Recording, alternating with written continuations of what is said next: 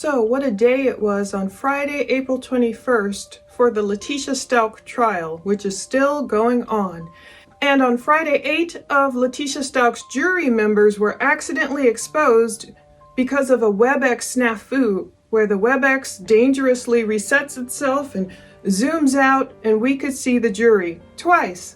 Also exposed on Friday were more of Leticia's lies, about 5 hours worth, during a video interview that took place on March 2nd, 2020, after Leticia was arrested. And we got to learn more of Letecia Stauch's Google searches, ones that included searches like, "I don't like my stepson." That would have been 11-year-old Gannon Stauch, Leticia's stepson. Let's talk about all those right now before we watch her long video interview. So even though it was only for a couple of split seconds on Friday, some of Leticia's jury members were still exposed. Although I love watching a bunch of other YouTubers stream live, this is one of the reasons I prefer to record mine first and edit them later, even though it takes plenty of time to do so, just to prevent dangerous circumstances like this. Judge Warner had already called that WebEx camera dangerous because of its ability to zoom out and in, and the court usually catches it. They're usually able to zoom in quickly on Leticia and her lawyers before the jury is even in the jury box. Judge Warner had mentioned what a dangerous situation that could be. But for some reason on Friday, in the middle of testimony, FBI agent Johnny Gruesing, love him, great voice, very calming. He's a great balance to Leticia's madness, as you'll see. For some reason, a couple of times during that whole testimony, it zoomed out, so we got to see the jury. I won't be showing any jurors' faces in this video, and that's why some YouTubers have taken or plan to take their hours-long live videos from Friday down just to edit out those portions, just to stay in line with the court's order. But on Friday, we caught brief glimpses of men and women.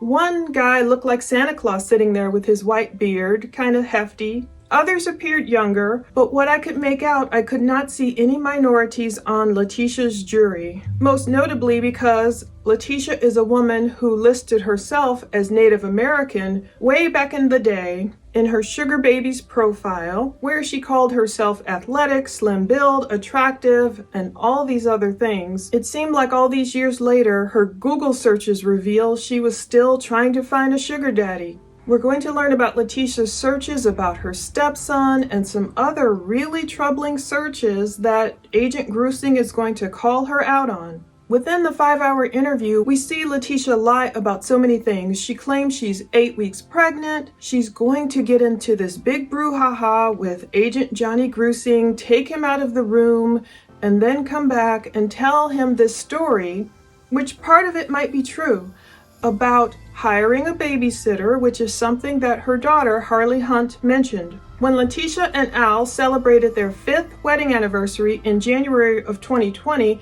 apparently they took a cruise. For that cruise, they hired a babysitter, and Harley Hunt, Leticia's daughter, always wondered, well, why didn't my mom just ask me? She was 17 at the time. She had already watched Gannon and Lena previously in prior years, so why not then? Leticia's going to claim it was because Albert, her husband, wanted a little menage of 3 sometime during that time. So Leticia throws this babysitter under the bus.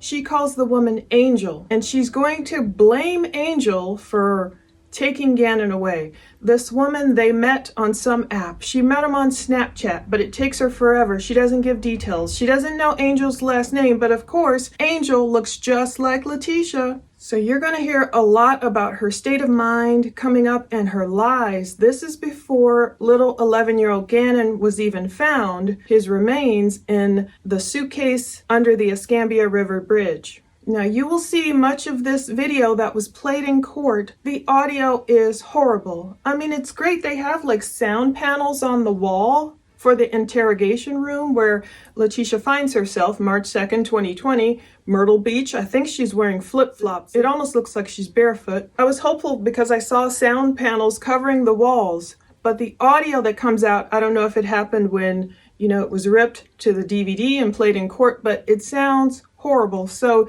You can hardly make out what Leticia's saying. That's why I left in all of FBI agent Johnny Gruesing's testimony in between and even in the video, because you hear his voice better, it's clearer, and his testimony makes a lot of sense, and it explains away a lot of the stuff Leticia is saying in the interview. So while this is going on in court, that's why I put her reaction right next to her own video testimony.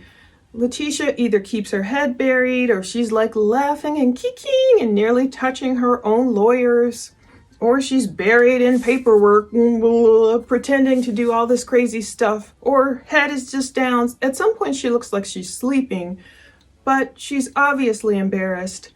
Earlier in the day, they had played a portion of another phone call from Al, and it's more of Leticia's lies. They're so insufferable. I wanted to have all of the videos and all of her phone calls published by now, but it does take a lot of time to edit all of this. But I know some of you want to hear this summary first, and then you want to go see the whole thing to watch it for yourself, so that's what I'm about to play. I think a lot of it is by design, the way Leticia speaks, her cadence and the way she kind of rambles and puts words closely together. It's weird how even in the video, Leticia's sentences can't be heard as well as Johnny Gruesing's words. He has a great voice and it resonates, but hers, it doesn't work as well. So glean what you will out of it, but you're going to hear her claim she was 8 weeks pregnant. She's going to point to that mysterious angel, the babysitter, claiming Albert wanted to have a menage of 3 for their 5-year wedding anniversary. This is either prior to or after they came back from the cruise. We've heard a lot of these rumors before in the groups. We've heard about it even possibly when Al and Leticia met. I don't know. It was probably Leticia herself in these groups spreading and promulgating these rumors, so we don't know what's true and what's fact. I believe what Leticia is doing is putting seeds of truth in all these wild stories, just to make herself seem credible, just to come up with some ideas. So Leticia told Gruesing this off camera that Al wanted this other female, and if we find this person, this mysterious angel from this app, we might find the person who abducted Gannon. So she's blamed so many people you can barely count. It's like Quincy, Eduardo. It's like she blamed Gannon for running away himself. She's blamed Angel. I don't even know whom else she's blamed. It's been so many people, just pointing the finger. But in this version, she claims that Gannon was playing with Angel's nephew, and that's why he never came home. She also claims that she's had 4 or 5 midterm miscarriages with Albert, which would be a horrible thing to lie about. I don't believe a word that comes out of her mouth. I do believe she probably had a horrible childhood and was victimized, but she's twisted it into something so evil. It's hard to have compassion for a woman like Leticia. She said, quote, "I've given my life to take care of these children." You'll see the portions where I put text on the screen to make it a little bit easier to distinguish when she says certain things. She says, "We don't believe in certain holidays like Halloween." She is really bigging herself up. I don't know why they keep asking about certain things. Maybe it'll come out in the wash later in the trial.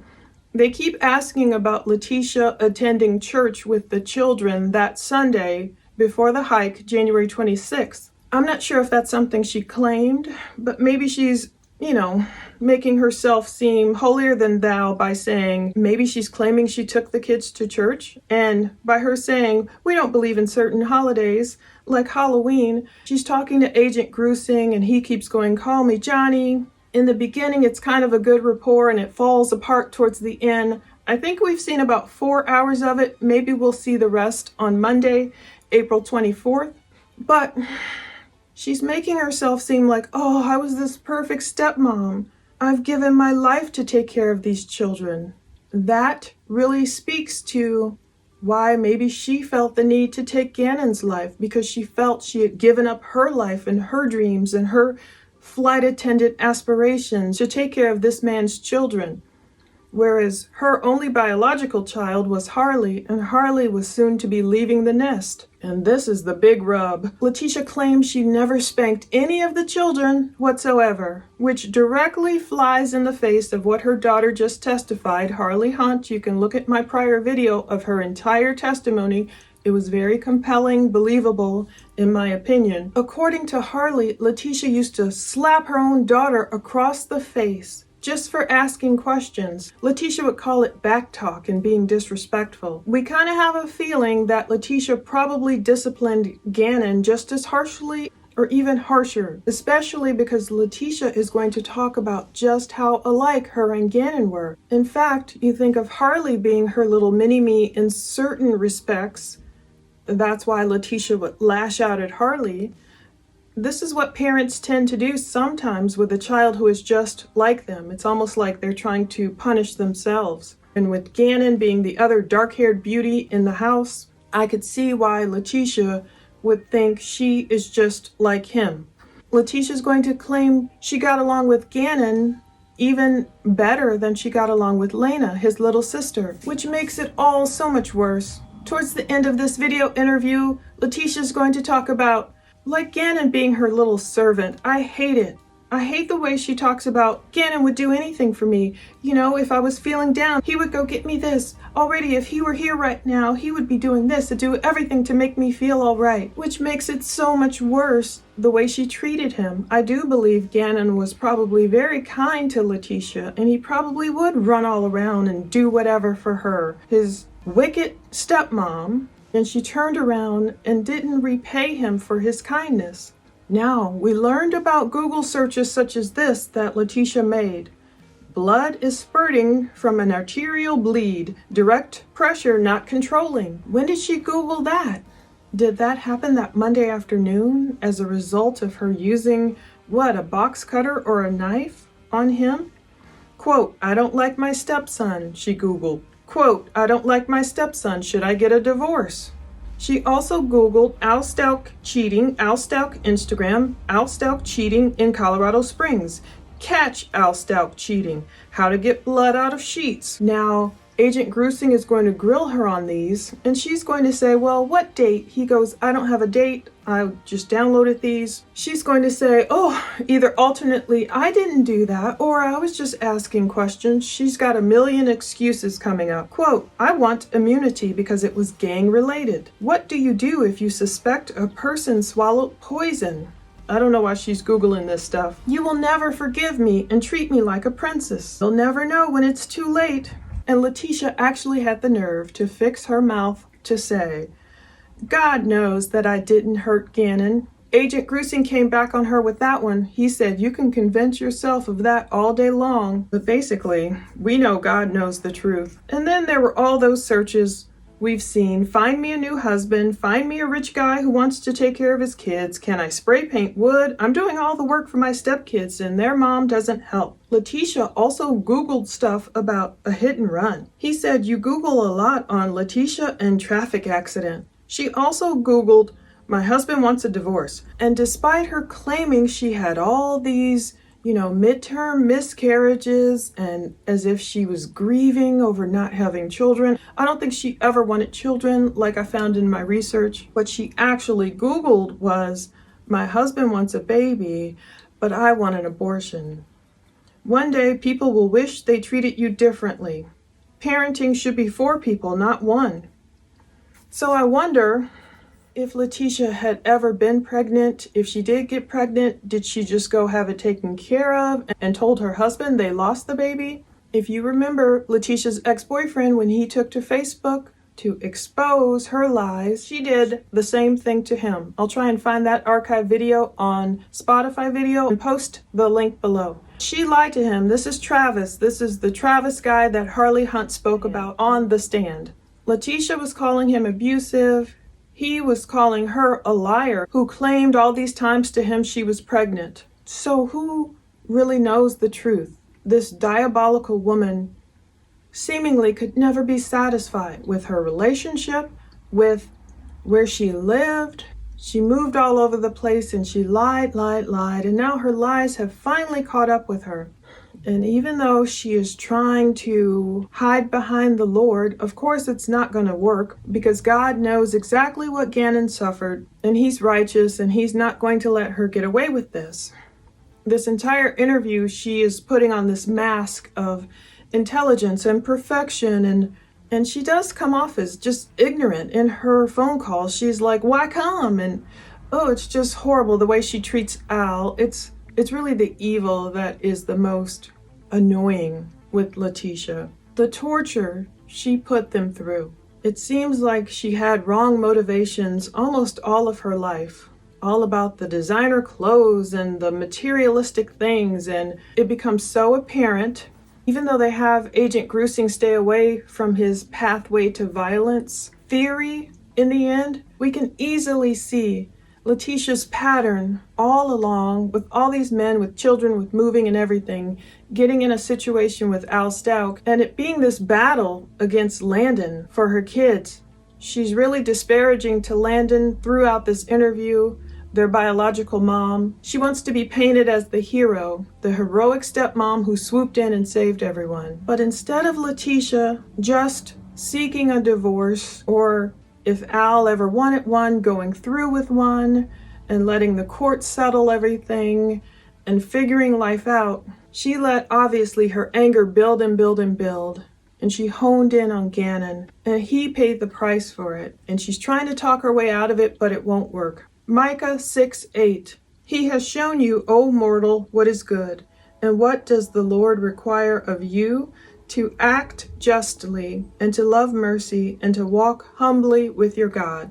Leticia should have known it's not just her lip service that's going to try and convince people that she's some Lord-loving, great stepmom who's just been put in a situation where she needs to go into WITSEC or the Witness Protection Program, or some crazy woman is out there or who did all this. No, she should have acted justly and walked humbly with God and not tried to lift herself up here and try and get away with murder, because she's not going to. Thanks for watching all this. Take care. At this time, I'd like to start publishing, and what I intend to do with People's Exhibit 354 is just keep Mr. Gruesing on the stand, play portions based on questions that I'm asking. Obviously, the whole interview is in evidence, Judge. All right, go ahead. Okay. Yeah,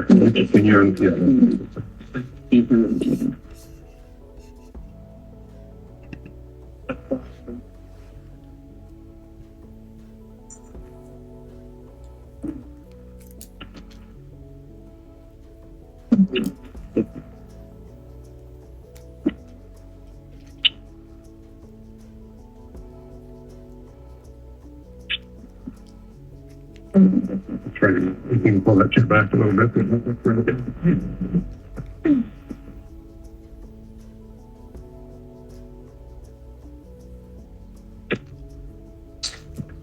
We are going to record this. And Judge, I'm wondering if we can check with the jurors to see, this one's a little quieter than the other recorded phone calls, if they can hear this okay. The other thing is, it sounds as though your plan is to play part of this and then stop it and ask questions during part of it. That's right. Yeah, I'll do this throughout, Judge. Okay. I think for the purposes of the record to remain clear, you just need to identify the timestamp where you're stopping. Yeah, I will. Yep. About as loud as I can make it. Okay, let's see.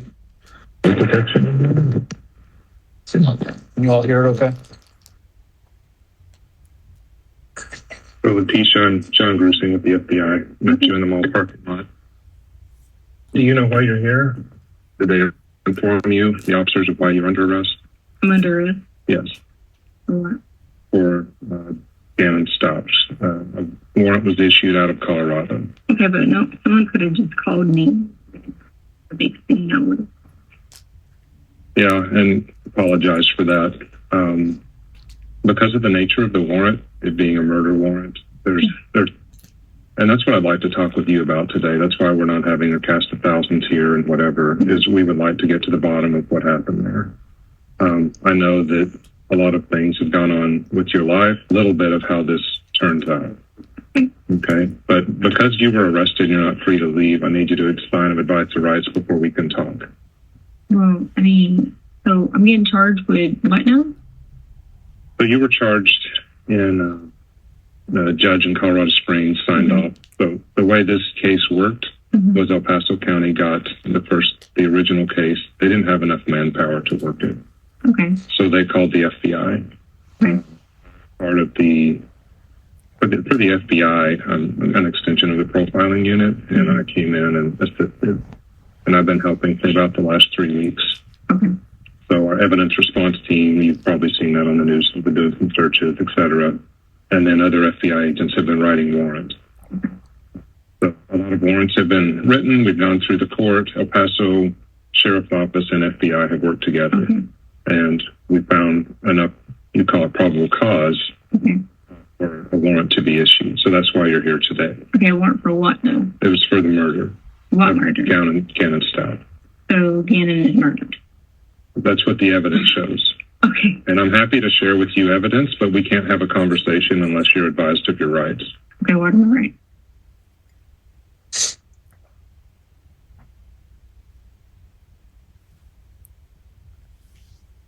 So this is an advice of rights form. I'll fill it out at the top. And you don't have to answer any question. Oh, I am. Okay, so I'm not going to force you to answer anything. If you want this interview to be done, it's done. So we're in South Carolina.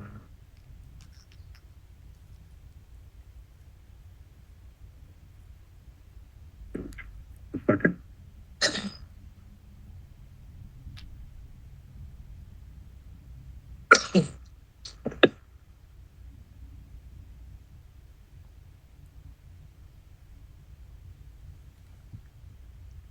So I'd like you to initial these as we go through them.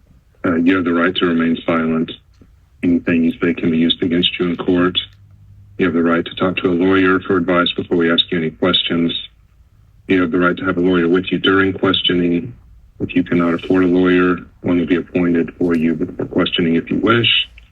And if you decide to answer questions without a lawyer present, you have the right to stop answering at any time. I'm not going to force you to say anything. Okay, so I had already had reached an attorney, but all the information. So it's up to you. I'm not going to force you to say. I mean, if you don't I want to, can talk to you, but I mean, the last time I asked for an attorney talking to them, I wasn't allowed that after I asked. that's not how this is going to go. This would be a You have more conversation. integrity being FBI than you would do that. I've got a family to protect, Okay, so I'm not so going to violate any You laws. don't mind doing that at all.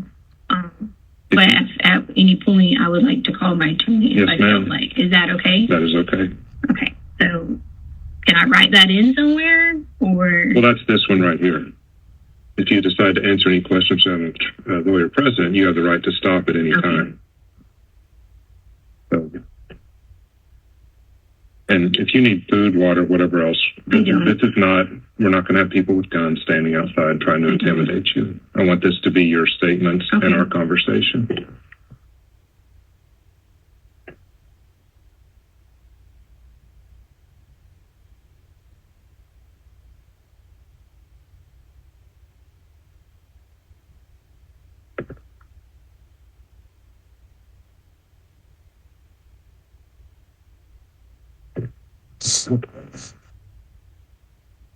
So I was thinking of a lot of things to say to you today because I've been helping, I've been involved. I've unfortunately worked a lot of missing kids cases. That's why they called me to do this. okay. A lot of time with Mark, who was the dad. Dylan, who actually was in Colorado Springs with mom. Mm-hmm. Went to go see dad. This was in November of 2012. Right. And then he disappeared. It's a lot like what happened here. What I think happened with Mark is friends, and Mark wouldn't let him go. Okay. And I think Mark got upset. I think Dylan did some things that irritated Mark. I think there was just a punch in the face sort of thing. Right. And things went downhill from there. Well, And I'm not saying I that's just what want to happened say with to you. you, I can help you because what you're charging me with is not, or whoever, is not the case. Gannon is alive, okay, and I can help you. Okay, great. But see, here's the problem. When I reached out to people about getting help, I said, hey, I need someone who's going to help me to help you guys. I couldn't get that from anyone at all. We're happy to help you. Okay, so I understand you might say you have like whatever evidence that you might say you have, but that's not a case. It did not hurt my child, okay? Need more assistance besides the FBI. You're probably going to need some DEA, probably need a lot of help. I'm happy to get whatever help. Okay. How do you know? But I can't help you unless people are willing to help me. And I did offer every opportunity to sit down and talk with not only my husband, but with Landon to try to come up with the best plan to do. I really did. And I've been begging every single day, please, please, please don't think this. Okay? I know you're expert in your field, okay? I know you may say you have whatever evidence you have, but it's just not true, okay? It's not true that Gannon's dead. I'm not going to sit here and say 100%. I can tell you that there's really things that wouldn't have occurred that I can help you guys with to know that. And it leads back to some things just being in the wrong place at the wrong time. That's the truth. Okay. That is the very truth. And every day that went by, I had to do nothing but not only protect myself, but protect my family in this, protect other people in this. And that's just what it's in. So I think our biggest problem is what happened at the house then. At the house? Yes. Well, there's nothing that would have happened at the house that has anything to do with what I'm talking about at all. That has nothing to do with anything. Because you guys have clearly put out this information about Gannon not coming home and then this and that and the other. And I get, like I say, you're experts. People with forensics are experts. But it's just not the truth. It's not the truth. And until I know that I got to get help from some people other than someone just having me in a room. You've got to get help to do that. I got to get help to give everyone what they need because I'm going to need my mom protected. Okay? I'm going to need my brother and sister protected. And most importantly, I'm going to need Harley protected. And on that same note, I'm also going to need other people in Colorado protected. And see, people say FBI can offer that protection. You can. How? If it involves finding an 11-year-old, then we can. And it means that we can have new identities. It does. Yeah. I've had to do that before. We call it an informant, but we can do it for. We can do it for the general public. Who else would you trust? I don't know what this means, sir. I don't know. There's nothing that happened at any house. Nothing that happened at any house that would have hurt, harmed, murdered, done anything to anyone. Okay? Wrong place, wrong time. You were in the wrong place, or Gannon was? I was. What about Gannon? We all were in the wrong place. Even my family was in the wrong place at the wrong time. Even Miranda, even Harley. Okay? All of us in the wrong place at the wrong time. And I swear to you on that. So, but I got to get just like you have trust issues, let me tell you where I am. Okay. So when with the FBI, when a child goes missing, if they're underage, right, then we can get involved, and it can be even a kidnapping. So if Gannon is moved from one point to another without his, will, then it's a child kidnapping. Right. And so that's what we're working with as. And with me as a federal employee, with me working a federal case, because right now it's filed with the district attorney, right, but the U.S. attorney can file it as well. Okay. Does that make sense? What do you mean? The U.S. attorney is the federal prosecutors. Gotcha. Right now it's on the state. When you're talking to me, we are recording this for your integrity in mind. Right. But if you'd rather not say something, if I would rather you just say I don't want to answer it instead of telling me something that's not true. Okay. Because there's something called false statements, which is it's U.S. Code 1001, to where if you lie to us during an investigation, that can be a year of prison time. Right. So that's why I said on this last one, if you want to not answer a question, I'm not going to push you. Okay. Okay. So with these people, taking Gannon or whatever else, if it's not true, just say I'd rather not answer that. Okay, because we're different than your local detectives and whatever else. It's not a felony to lie to them. Okay. Okay, so my goal, though, is to find Gannon. Right. And if you need protection, if there truly is someone out there, we can provide that. That's not me. Happen, though, I will need you to explain what happened from that night. Which night? The night that he disappeared. So I've stopped it at 12 minutes, Judge, just as a pause. In the beginning portion of that, Mr. Gruesing, when you're advising her that she's been charged with murder, it appears that she acts like she's confused. What was your impression of that? Yeah, so eventually she asked me, so Gannon's been murdered, but yeah. She makes a statement, you could have just called me. Yes. Was that basically indicating that could have just called her and she would have come in and talked? Yeah, and that's something I've heard multiple times over my career of why didn't you just call me instead of I have to be arrested for this? Were you aware that very early on in this investigation, she was resisting calls from Detective Bethel to come in and give an interview? I was.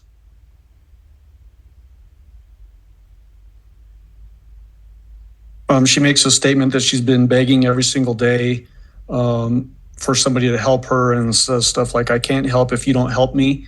What was your takeaway from that? Yeah, I think I could couple that with when she said that she would need even more help than the FBI could provide, whether it's DEA, and then she rolled into she needs secret identities for herself and multiple people. I think she was giving me a task that she thought I couldn't meet, and therefore she might not have to talk about difficult things. Is the FBI equipped to do those things for witnesses that need protection? We are. It takes a very extraordinary circumstance, but they could if they had to. Okay, so I guess the question is if that was actually necessary here, could the FBI have provided that? Yes. So you were the right person to talk to if that was the eventuality? I could get the right person for her. Okay. You're not omnipotent. No. I want to jump into the next section.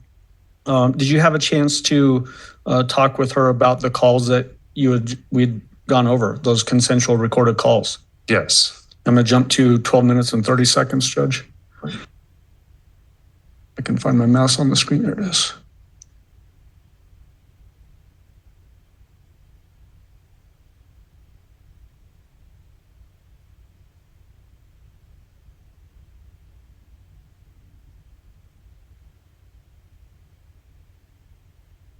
It's actually 12 minutes and 33 seconds. I can't get that 3 to cooperate with me. You mean like talking to him? Oh, okay. So let me just explain that to you. And you might think that's like super, like I'm not going to judge you here. Whatever.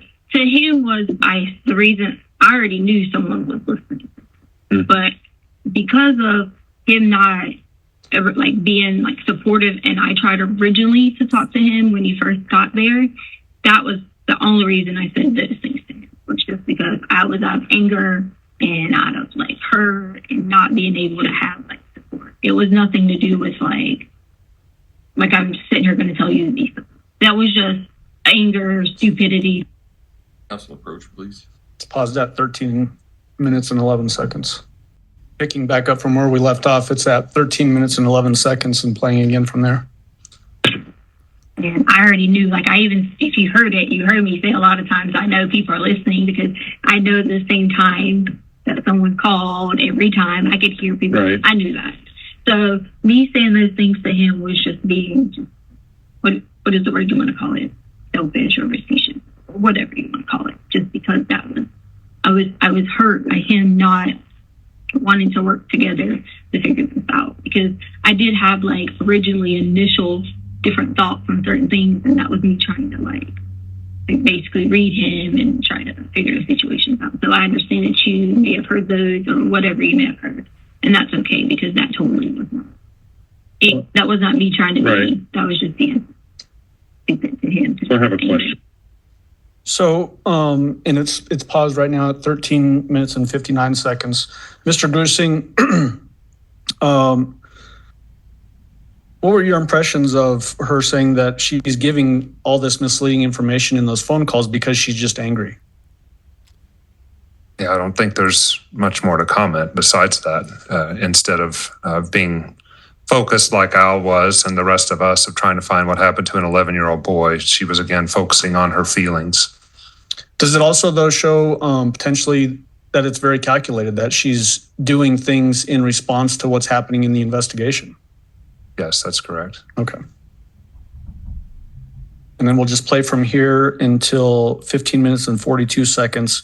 In this particular section, do you remember asking her about mental health and sound mind and those types of things? Yes. Okay.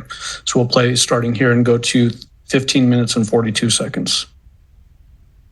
In regards to that, were you of sound mind? I mean, did you have, are you undergoing any treatment for anxiety or any depression or anything like that right now? I mean, like, you mean, like, I've had anxiety since I was like 16, 17. But like, as far as like undergoing like any kind of special treatment, you know, like sometimes I might have to take like a little rest. Right. But I didn't see like counselors or like anything for any kind of depression. And then plus two, like right now with already got medical records, I'm 8 weeks pregnant, so I can't take any kind of like I mean, I wish I could, because then it would help a lot with anxiety, but I can't. Okay. But so you were of sound mind when you were talking to Al. You were upset with him and upset with the situation of him not being by your side through this whole thing. Right. But then at the same time, like, I have to sit back and think, you know, in a person's brain, you hear 100 different things. You do get, do whatever. I just wanted him to know, because he knows, like, I've been taking care of our kids, like, for so long. Like, I'm not here to bash either one of them. They had a lot of different separate situations going on that I've always taken care of the kids. And so there's been times I've protected them from so many people, you know. So it's now paused again at 15 minutes and 42 seconds. Why are you asking these types of questions about sound mind and mental health based questions? Well, I spoke with the district attorney's office before the interview, and they suggested that I ask them. I don't always ask these of people that I'm interviewing, but because of the varying stories and because of the district attorney's office and investigators looking forward to trial, we wanted to make sure that she knew what she was doing while she was talking to Al during our investigation, and then while I was even talking to her at the present. When these types of investigations are ongoing, is the investigation goal to try to build a case that will plead out, or do you have to assume that it will go to trial? We assume that it'll go to trial. You asked her, was she sound mind during this time? Do you remember what her response was in that? She said that, well, I can't remember right after that, but she referenced the reason why she was doing what she was doing to Al was to make him come back to her in the relationship, basically. In that particular call, or I'm sorry, in that particular portion of the interview, it's at 15 minutes exactly when you ask about, were you sound mind? And she says, right. Yes. And then she goes into that description of taking care of the kids. Does this start to build in your mind when we talk about that pattern of behavior and then that pathway to violence that you talked about? I haven't gotten to the question yet. I was going to say, let's get all the way to the end of the first, and then we'll see whether it's leading or not. Does that information that she's giving you there build into that grievance portion of that pathway to violence? Yes. In what way? She was articulating that in her mind, she felt like she was a good mother and she was a good caretaker for Gannon, and that she had, over the phone calls, expressed multiple grievances. And we actually addressed that later on in the interview when we go through her phone searches. We go into more of the grievance portion later, but just that she brought up her being the caretaker initially is something that we addressed later on in the interview. Yeah. Do you remember asking her about what kind of dad Al is to Gannon? I don't at this point. Well, let's jump to that portion of the interview starting at 15 minutes and 53 seconds.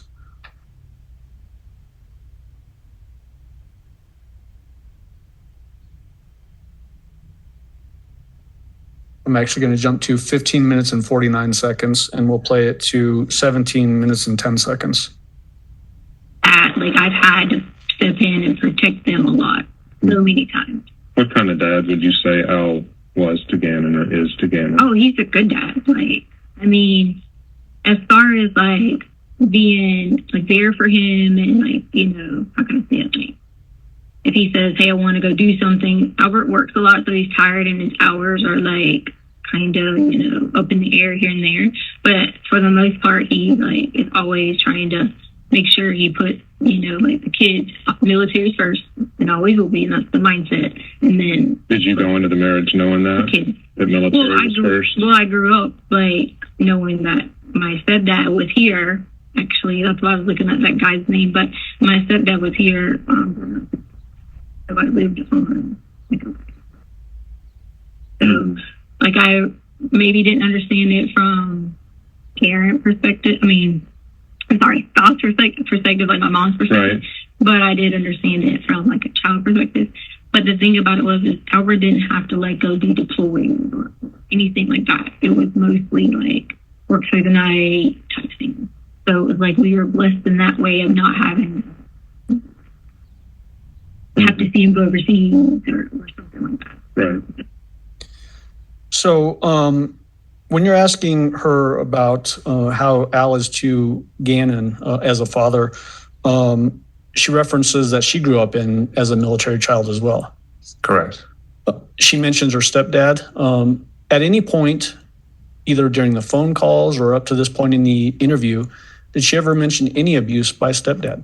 She did not.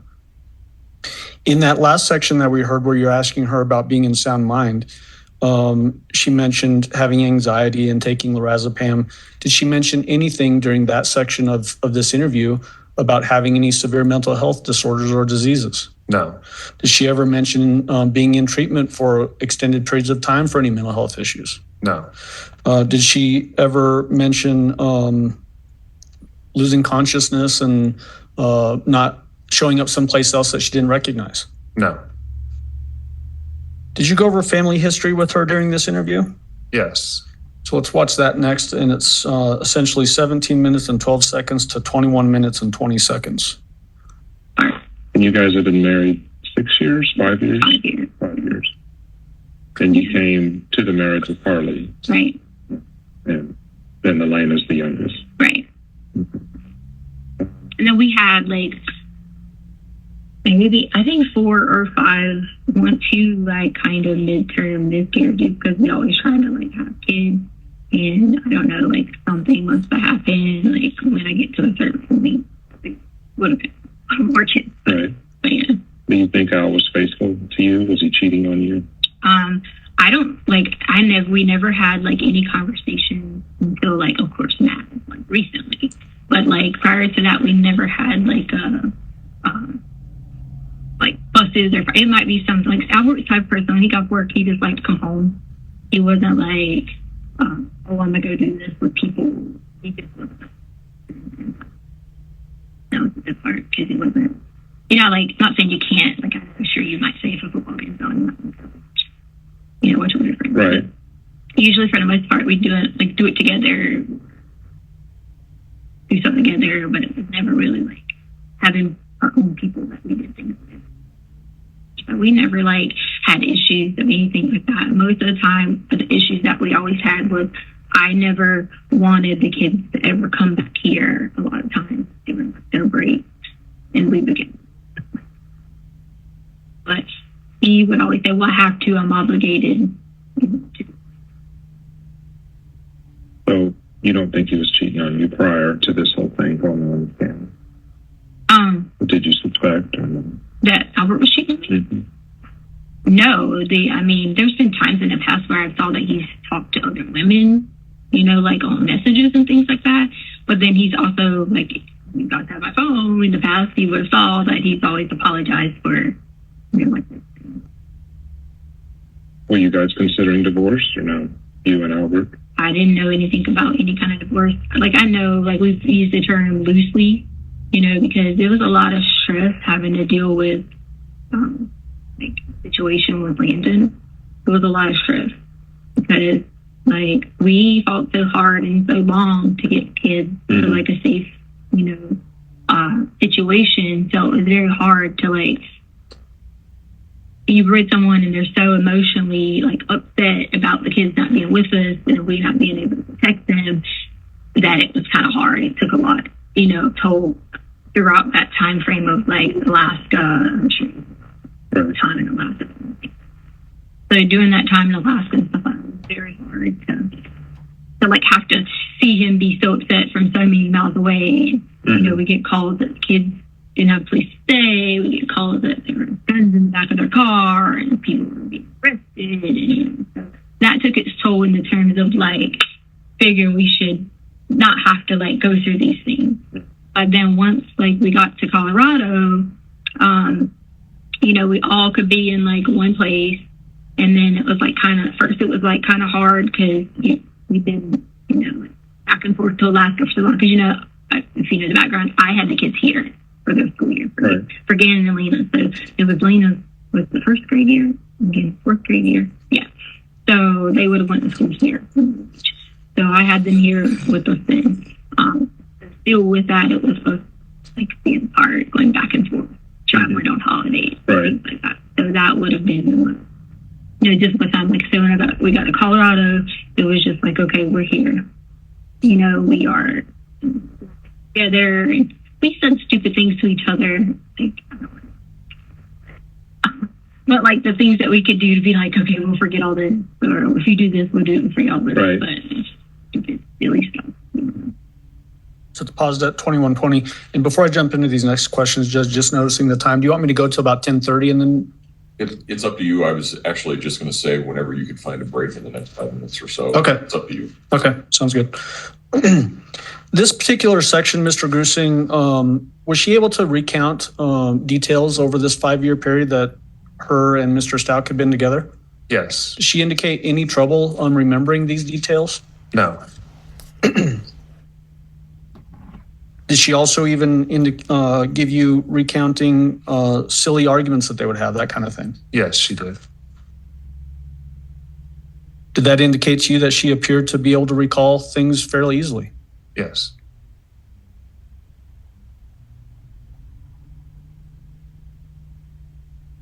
Do you remember talking with her about where she starts talking about people are being upset and she uses the words hard part? This is the hard part. Yes. Okay, let's go ahead and watch that section. And this is from 23:45 to 25:51.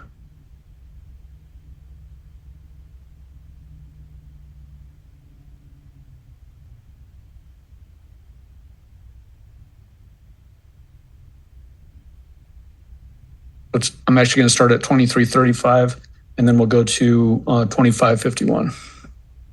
From a distance going through that, because I still deal with dads 14 years later who are looking for their daughters at bus stops and malls and whatever. So, and see, that's the hard part is like people are like, being upset. And I'm like, I haven't had the opportunity to like even just sit down and be like, okay, well, I've given my life to take care of these children. I have.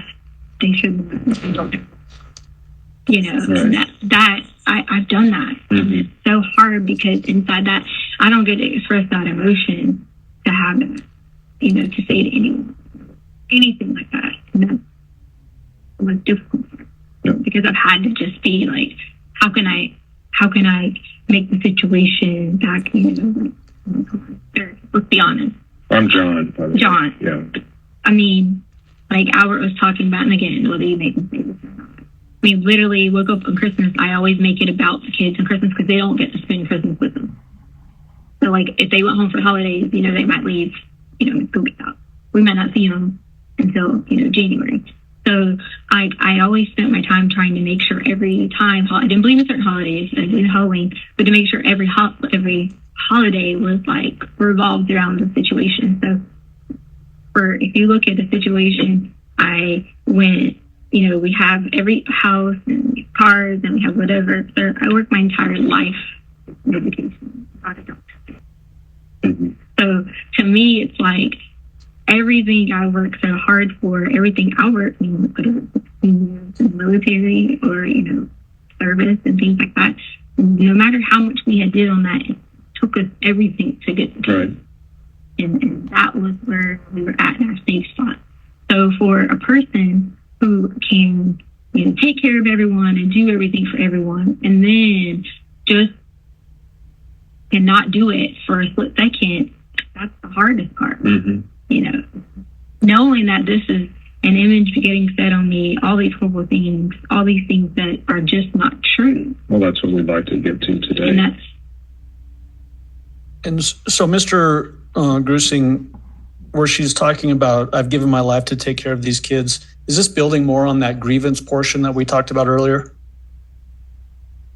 Yes, I was asking her about, I was talking to her about when kids go missing, how hard it is on parents, families, society, etc. And then she, talked about herself again, and then what she tried to do to be a mom. And yeah, I would see that as, and then she went from there to holidays, so she wasn't going where I would like her to go to see the gravity of us looking for an 11-year-old child. Is that another indication of trying to distract away from the main focus of what this investigation was about? Yes. Judge, this might be a good time. The next section is about 13 minutes long. So, Mr. Gruesing, in this next section that we're going to watch, which is 25 minutes and 55 seconds through 38 minutes and 28 seconds, you discuss victimology. Just so that the jury understands what victimology is, will you explain that? It's just simply the study of the victim. So for someone like Gannon, we just try to find out as much as we can about him to maybe lead us to what happened to him. Okay. We'll start that now at 25:55. But first, let's go to Gannon, because what we do is called victimology. Mm-hmm. Have you heard of that before? Sure. So victimology is we find out as much as we can about Gannon, the victim. Okay. And even if he's safe somewhere, even if he's not, knowing more about him, especially since you were the last person with him, helps us to try to figure out, like, say we don't have a suspect, somebody killed, but we have nothing. Okay. Then we will look at that person to see what drew that homicide there. Why did those two people interact at that time? Okay. And then we'll also do things like the subject, the situation, and the location. So something happened. Gannon's here. You have someone or something that did him harm, and then you have why the location. Okay. So we have those three things. And, we've looked through your house and, done the CFI stuff and looked at all the, body fluids all over the house and garage and whatever else. So that's all been done. I'm curious to see your challenges of Gannon here when you had to be a parent, and then there. Challenges, successes, whatever else. What special attention did he need? What can you tell me about him? Well, here he was younger, it started to turn a little bit hitting towards, like sixth grade. Uh-huh. So, like, here he was more so of like, let's see, not like at that time and situation here. Okay, so prior to that, we never got to see him except like every other weekend for the longest time. Okay. Right.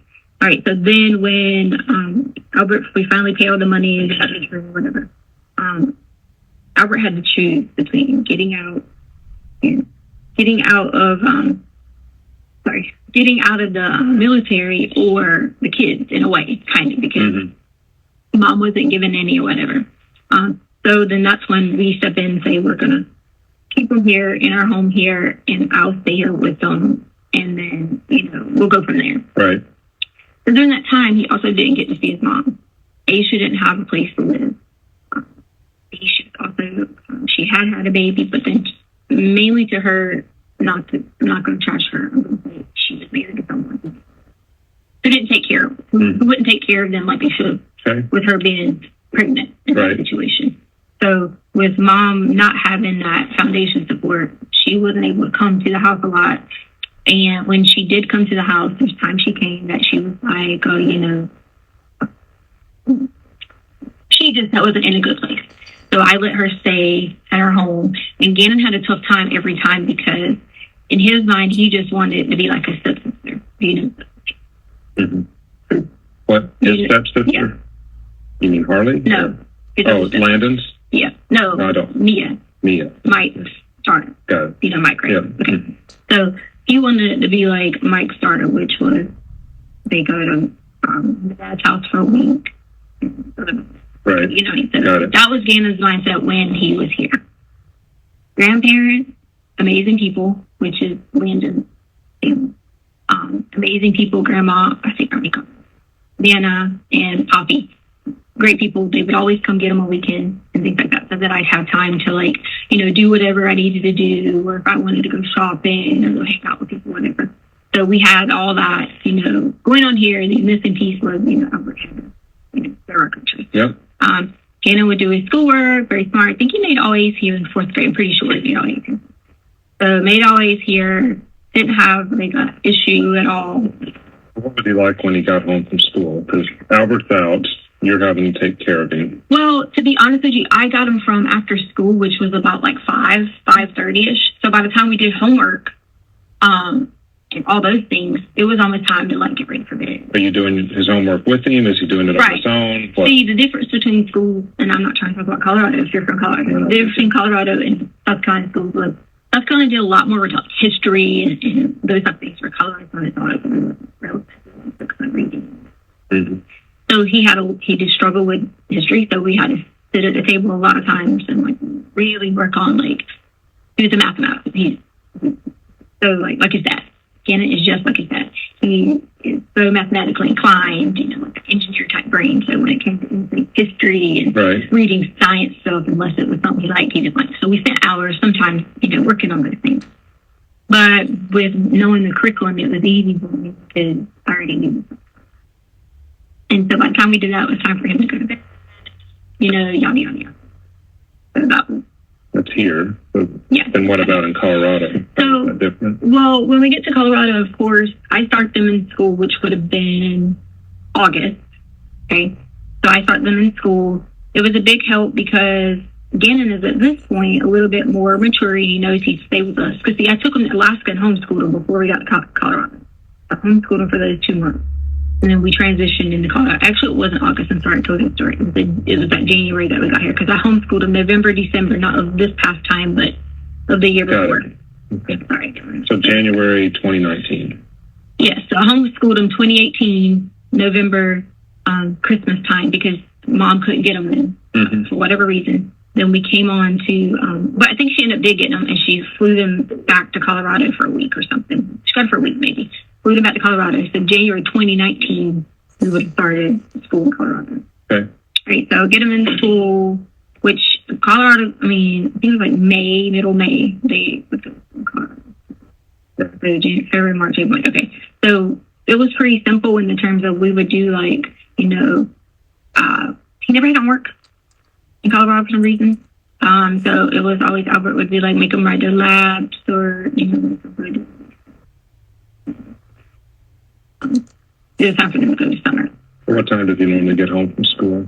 Well, around that time, he went to another school because this new school wasn't built. Okay. So it would have been like 3:45, 4 o'clock, maybe, just because it happened coming from across town. Mm-hmm.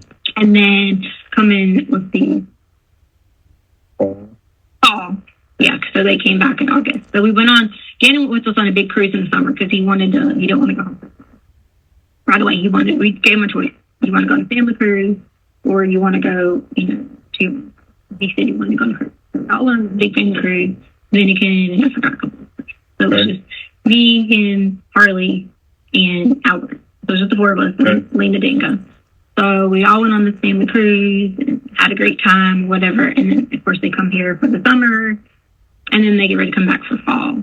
So they come back for fall, and at this point in time, I was working. Albert was doing like the shift, like 3-2. You had your teaching job and 3-2, 3-2. He was working and all these things. Okay. Well, Harley was working, I think, and starting Pike Peak College. So we were all pretty busy, like throughout the day, and then in the evening it was kind of like come in, grab this. But then I was coaching. So as I was, what were you coaching? Softball. So as I was at your school, at the high school. At the high school. So as I was coaching softball, I probably didn't get home sometimes till like 5:30, maybe sometimes later, just depending on if it was a game or practice or something like that. So honestly, a lot of the help had to come from either Harley doing a lot of it, if Albert was working, or Gannon had to independently, do a lot of it himself. How did he get home? Which we were teaching. At this point in time, they were in the new school. Right. So the new school, because we lived 1.5 miles out, the new school allowed him to take it. If not, they had the rest of the way they had it. Okay. Coaching was over, probably around, it's weird because they do softball, not spring, so coaching was over maybe around October. Gannon started having a hard time because he was wanting to go home for Thanksgiving. When I tell you Gannon, he loves his Nana. Like that's his. If it was up to him, he'll be at Nana's house all the time because he loves Nana. So he wanted to go because he has 2 little boy cousins. If you know, Gannon has 4 sisters and he doesn't have any brothers. Mm-hmm. So he, in his way, those 2 little boys are his brothers. Okay. So if he goes to Nana's house, he can spend a lot of time with his little cousins and then they can all just hang out. But he didn't get to go for Thanksgiving. Albert had to work. So I don't really cook. We've always eating out whenever it's my turn. So I just said, hey, listen, we'll go out to dinner. We did all this Thanksgiving, tried to make it up the best that I could because I'm not his mom, but he wanted to be there with the family, because the holidays and that's what he always used to. And then of course Christmas came around and same thing kind of happened at Christmas, but then we worked it out and we figured out a plan to get him home for Christmas. They went to Nana's for Christmas? Spend time with the family, yeah. Because Mom never had a house. So Albert said it's okay if they go and then they have to get Nana's house. And that was our biggest worry. Have you ever been here before today? Mm-hmm. Okay, so if you look on the boulevard and things like that, there's a lot of not the best places, and that was where they were staying at one point, when they would come. And so that was why they were no. Right. Okay. Yeah. So then, is Gannon responsible for taking his own? He has ADHD medicine, right? Does he do that on his own? Do you help him with that? Most of the time, how it worked is I got all lunchboxes ready, set them on, been in the house with the stove that's in the corner beside the refrigerator. We would set the lunchboxes out, snacks, and let them pick. And he always picked before Lena because he just knew that he could get it. If he beat her up, he could pick the snacks he wanted. Mm-hmm. So he would pick the snacks that he wanted. And I would lay if Albert wasn't getting them up, I would lay his ADHD medicine, his Vyvanse, 20 milligrams. I would lay his Vyvanse on. And so what form is it? Just tablet? Or? Yeah. Okay. Yeah, so I would lay it on the counter and he would know, come in and take it. How does he take it? Is it with water? Yeah. He doesn't even use water half the time. Okay. Right. He's been taking it since he was 5. Okay. So. Is there any other that he's on or no? Like Adderall or anything? No, I don't know. I think when he was 5, they tried one medicine, but the Vyvanse worked. That was it. That was the one. Any of the other kids on medication? Mm-mm. Hardly. No. No. What about you or Al? I don't know anything other than when I told you about Uh-huh. lorazepam. But see, the thing about lorazepam was they might give it to me and I might not get it again. 30 tablets, but it was only for panic attacks or things like that. As far as Albert, I know he has the gout, so I know I'm sure it's nothing that. But nothing that he could Gannon could mix up medications with or whatever. Like somebody else's meds or anything. Not that I'm worried. Now there's stuff in the counter from probably old stuff or Harley had her wisdom teeth taken out. I think Albert did, but I'm pretty sure he might have been smart to get rid of that stuff. I'm not sure. Mm-hmm. But none of us had any anything like that. So in that particular recounting of, you lead into asking challenges with Gannon. Again, From your perspective, did she appear to be able to recount things and have strong memory recall ability? Yeah, she walked us through his childhood, South Carolina, Alaska, Colorado, when he got home from school, what courses he did well in, what courses he struggled in. So, yes. Did it sound like fairly normal family life? It did. Did you ask about bath salts and the hike from Sunday, January 26th? Yes. So let's jump to that section. It's going to be from this point up to 4330. I'm asking you that because of the bath salt deal that he came up with. That was on the hike day, wasn't Okay, it? so the bath salt thing was just totally because they did this drug class, which is the same class that my fifth grade did too.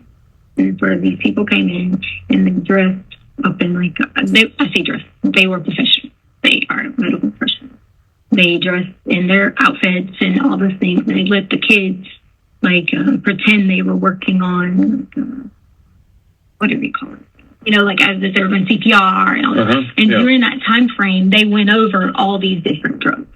So they talked about what your life is on crack. They talked about all these. It was very, very in depth for fifth grade. But at the same time, you got to think it was probably a good thing to. So was Gannon telling you about this, or did you find out from a teacher, or how did you find out they had this in-depth conversation? Well, I knew because they did it at our school first. So they did it at our school first. So it was something, once they found out they did it at our school and they saw all the cool pictures and things like that, other teachers wanted to know about it. So when the other teachers wanted to know about it, they, went around different schools and they signed I think Albert signed a permission slip, or maybe sent an email to the teacher or whatever, that it was okay for him to do. So was Gannon fascinated with the bath salt thing, or how did that conversation happen? Because I know that seemed to be important, during the hike and afterwards. Well, it was okay, so my parents, we delivered these. And we never knew what they were. We were told meat, we were told whatever. We don't know. But Albert would always talk to Gannon about anytime people had anything, drugs and things of that sort. He would always say, these are bad people, things like this is bad things. So right. Gannon already had some sort of base foundation about it, and because he had that sort of base foundation, he always had questions because right. That was always the thing. Is that he is baby Nova going to be? Is baby Nova going to be? And that was his main concern.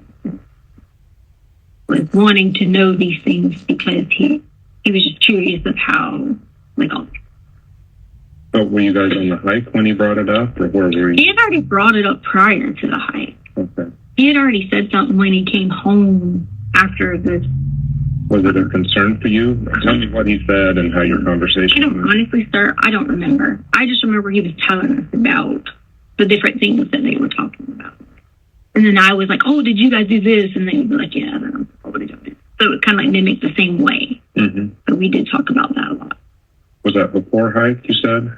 Yeah, leading up to it, before the hike, there was a lot of talk about it, for a little bit. And then, of course, the hike, I think he said a few things.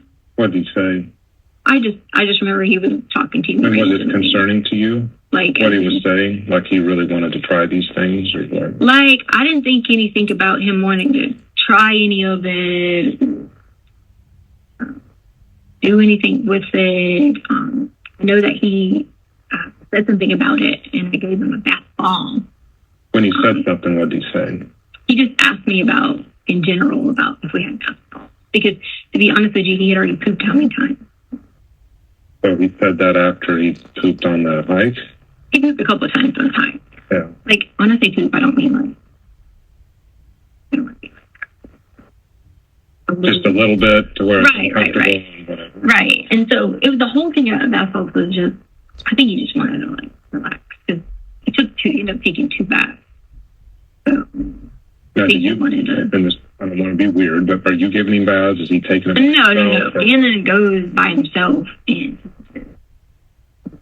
he's very like helpful, independent. Like I've taught him so many independent skills where he can go in there and just now he'll forget to like bring his clothes up or you know, simple things like that. But okay. So he takes 2 baths that night, or 1 bath that night, 1 the next morning, or I think when we got home we took 1. Me and Lena went to go get food. And then I think he had used the bathroom again. I took another one. I think me and Lena got the bath. And then she took 1 somehow. So, Mr. Gruesing, in that portion of the interview, we're talking about the hike and bath salts. Again, did she appear to have ability to recall those details as well? Yes. Is that markedly different than when you're talking about trying to get details as to what happened to Gannon? Yes. In what way? She's comfortable talking, and as you mentioned, she's giving details, and she can clearly remember what was going on, just even from her comfort in talking to me. And this is from what she's describing here is from the hike that occurred on the afternoon of January 26th of 2020. Yes. Did you ask her about what does it look like if her and Gannon argue? Yes. So let's jump to that section. We're going to jump to just a little bit ahead, 44 minutes and 45 seconds.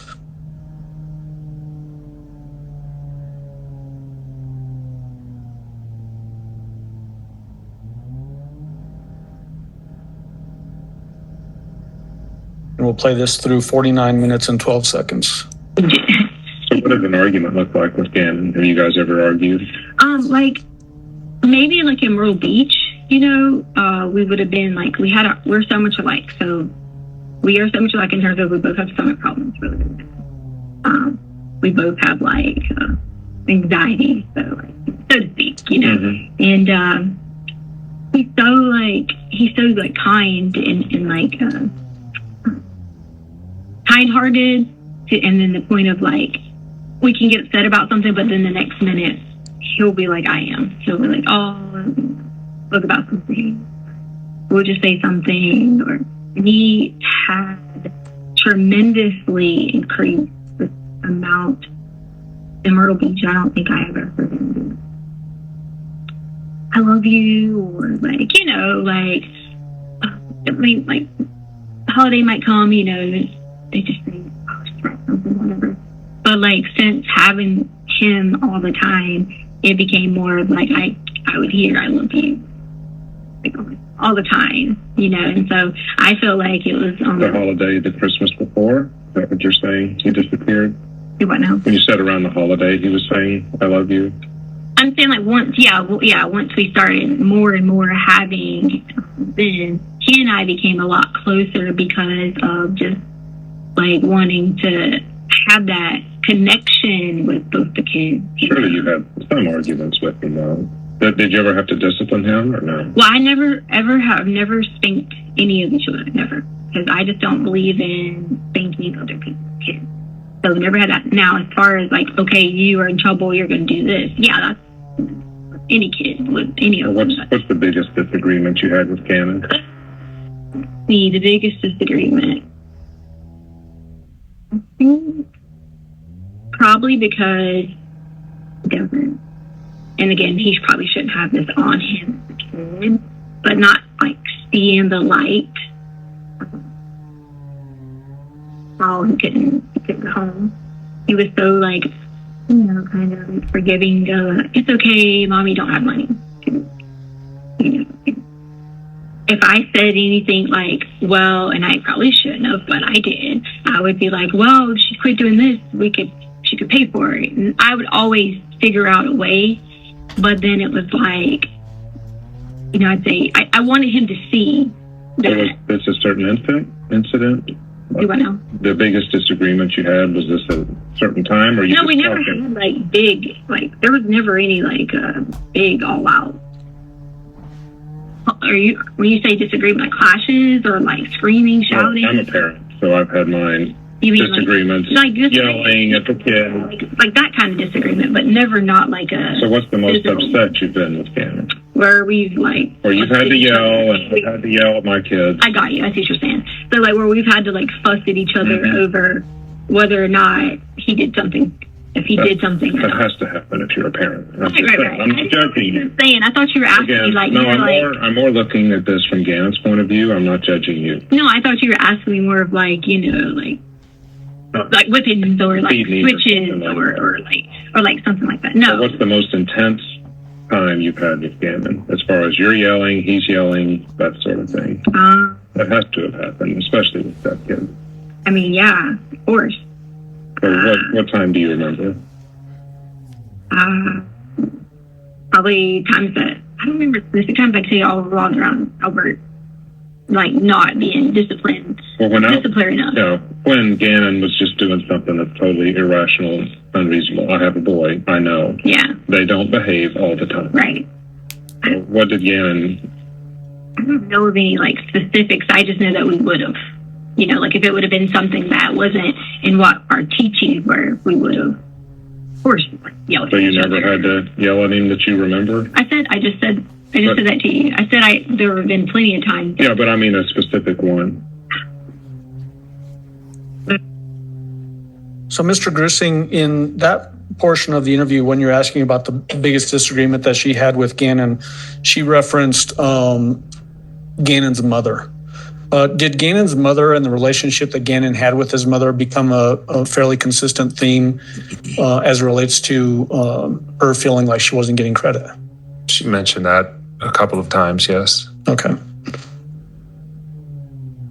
And in that particular one, she mentioned that he's very forgiving to his mom, and she, being the defendant, wanted Gannon to see that his mom wasn't doing the right things. Yes. Almost seeming to want to discredit Gannon's own mother. Correct. In Gannon's eyes. Yes. Okay.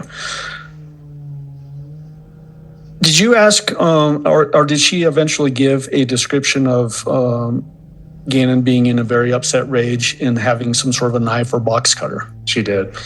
All right, let's jump to that section, and we're jumping ahead about a minute to 50 minutes and 10 seconds.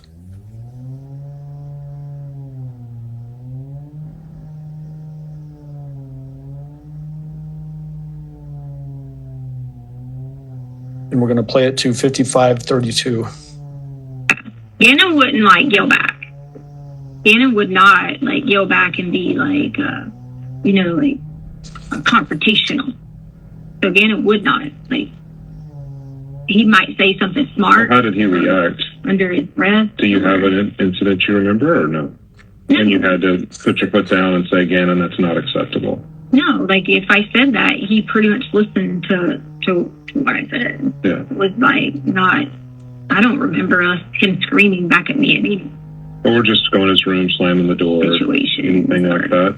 Slamming the door, room. Me? Maybe more so me like saying something that Albert might have been more of the if there was slamming doors or anything. Like going back again. Albert, you need to make sure he's not doing this, and then go from there in that situation. Okay. Like Albert was teaching him how to use a box cutter and like different things like that. And there were times that I might have been like, "Oh, Albert, I don't think you should have done this because he was acting weird in this way." But that would have been early in the beginning before we started getting into like counseling. But once he started getting, like. No, remind me the counseling. What was that for? Do what now? The counseling? So Albert said that he should get counseling through the military just for like all the transitions and being like in and out of school and like all the different things like that, just to make sure that his mental like well-being was fine. And Albert said that anytime he would, of course, counselors can't tell you, what was going on unless it was something, pressing. And of course, Albert would always come out and say that everything's fine, and then Gannon would come back and tell us what he talked about. But as far as like, did Gannon ever come at you with a knife or something? Wasn't there an incident? Well, that's what I was just telling you about. There was when I told you Albert was trying to teach him how to use That's the box cutter the box thing? cutter, yeah. So Gannon had this thing about the knife, and he was doing like this, and whoever told you that it was coming at me, that was not. That's why I'm asking you. Yeah, I'm getting the real story here. No. You know, you've got stories from everywhere, and you probably are not looking at me for mine. But that is not what happened. Gannon was in a upset, which the video was shown to the counselor lady, and Albert was so upset because he was like, "You should have let me get the video," or something like that. But Gannon was in more of like an upset rage because this was in the very beginning when he had to first transition to yet another school. Was this fall? No, so this would have been, I don't know if it would have been fall, but okay, so 4th grade, new school, home school, then they went to the first school in Colorado, and then the new school opened. Correct. So it was somewhere between that time frame of Gannon it was too much transition for him. That had nothing to do with him being mad at me or being mad at Albert or Landon or whatever. It was too much transitions for him that he was so upset, like. Where was he when he was doing this? Was he in his room? I feel like it was in the kitchen. I don't really ask me something that was a while ago. I don't remember. Yeah. I mean, were you threatened by Gannon doing that? Did it make you nervous? Well, I told Albert, I said it has a mentality. Like in my mind, I said it has a mentality of like he's going to want to not hurt himself, or not just specifically hurt someone in general, but specific, but in general. And so, like, I was a little worried because I thought he had so much anger and aggression for what was going on. Because it honestly was, Albert hadn't even got there yet, I feel like. Albert had just either got to Colorado or hadn't got there yet. Right. And so he had to go from being with his mom back to me, and then Albert wasn't there. Mm-hmm. And then it was, okay, like, I got to start new school, I got to make new friends, like all those things. How did you handle it? How did you calm him down? He was typically always... I'm specifically with the box cutter thing. How did you calm him down? I don't know if it was a knife he had then. I was just saying, like, he had been using a box cutter, so that's how I was teaching him. Right? So I remember I took his amiibo. He loves amiibos. And I took his amiibo, and I just threw his amiibo out the front yard. And I told him, I was like, the amiibo's gone, we're never getting it again. And I made him call his mom. Mm-hmm. And so I don't remember what we exactly said, but I know she was basically saying, like, you better listen. She gets upset and sends me a message. I send her a message back, and we were both, like, mad at each other, as in me and Landon. And then it was kind of more of like, okay, it's calmed down. But this was a year ago, mm-hmm. So that was the gist of that. It was, he needed outlet. Okay. He needed that counseling. Well, that helps us. So pausing you at 55 minutes and 32 seconds. Again, she's showing a good ability to recall different events that have occurred during her time with Gannon. She is. She says that there's some video of some knife or box cutter incident. Did you ever see such a video? I did not. Do you know if one even actually existed? No.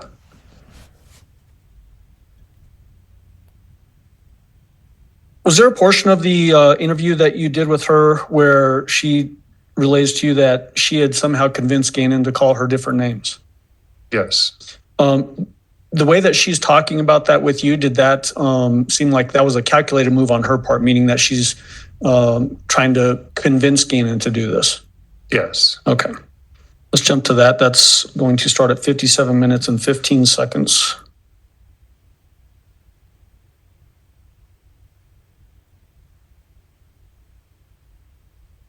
And we'll play it through 57 minutes and 47 seconds. Sir, it's so hard because... John.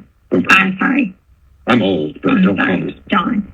It's so hard because if I get up in the morning and Gannon would even say, you want me to take the dogs out so you can have 10 more minutes of sleep? And I convinced him into changing my name. Mm-hmm. So I had to go on board of like calling me a different name. I didn't ever like my original name, so I had to go on board of calling me a different name.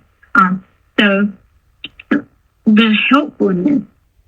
So as it relates to those that different names that she's referring to, the reason that she gives in the interview was because she didn't like her original name. That's right. Did she ever talk about that in any other time, either on those phone calls that you were a part of, or even during this interview, about how she would go as a different person or a different name? Not that I was a part of, no. Did this appear to be, the way she's describing it, a voluntary act on her behalf to get Gannon to call her a different name because she didn't like her original name? Yes. Did you ask her about the candle incident and the fire in the basement and keeping Gannon home? I did. Why'd you ask about that? We as investigative team were very unclear on what happened with the candle incident, and she ascribed a lot of injuries to Gannon, including burns on his arms, blood, that sort of thing. So I wanted to see how she would talk about it to me. Okay, so we'll jump to that section next, and we're going to jump to 1 hour and 1 minute and 20 seconds and play through 1 hour, 26 minutes and 58 seconds.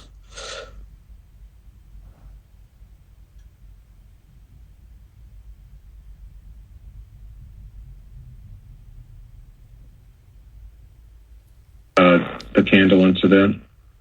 Can you tell me about that? Okay, so Gannon wanted to, I don't remember if he wanted to stay up 30 minutes. I can't remember. There was something he did that allowed him to earn some extra time. There was something he did. But Albert had grounded him from playing the Switch. So he wasn't allowed to, play a Switch or whatever. He was only allowed to, wanted to watch the movie. Right. Well, on the hike earlier that day, he was so helpful with me. People think he was sick and he's still whatever, but I have serious stomach issues and still have to operate. But he was so helpful with taking care of the dogs and stuff. And I had told Gannon that, so that Sunday.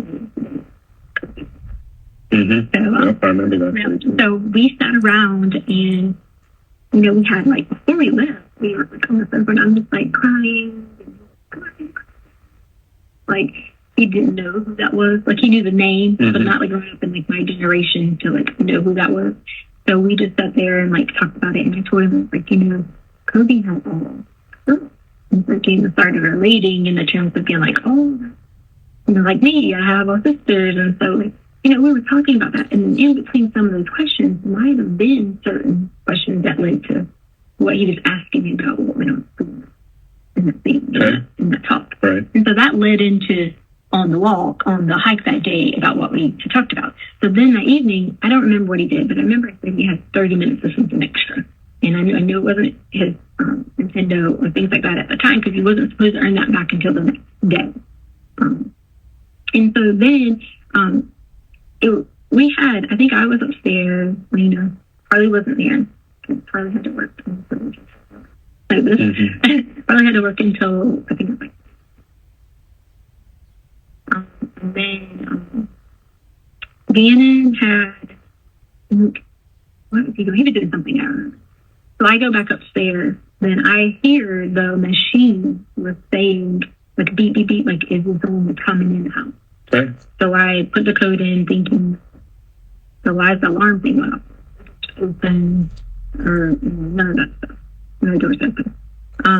So then I go back where Lena was at, and I think she was faking sleeping, but not really. Mm-hmm. And then, but she had the cover over her head a little bit. And so she was doing whatever. And so then I hear the thing saying fire. Does it actually say fire? It said fire. Okay.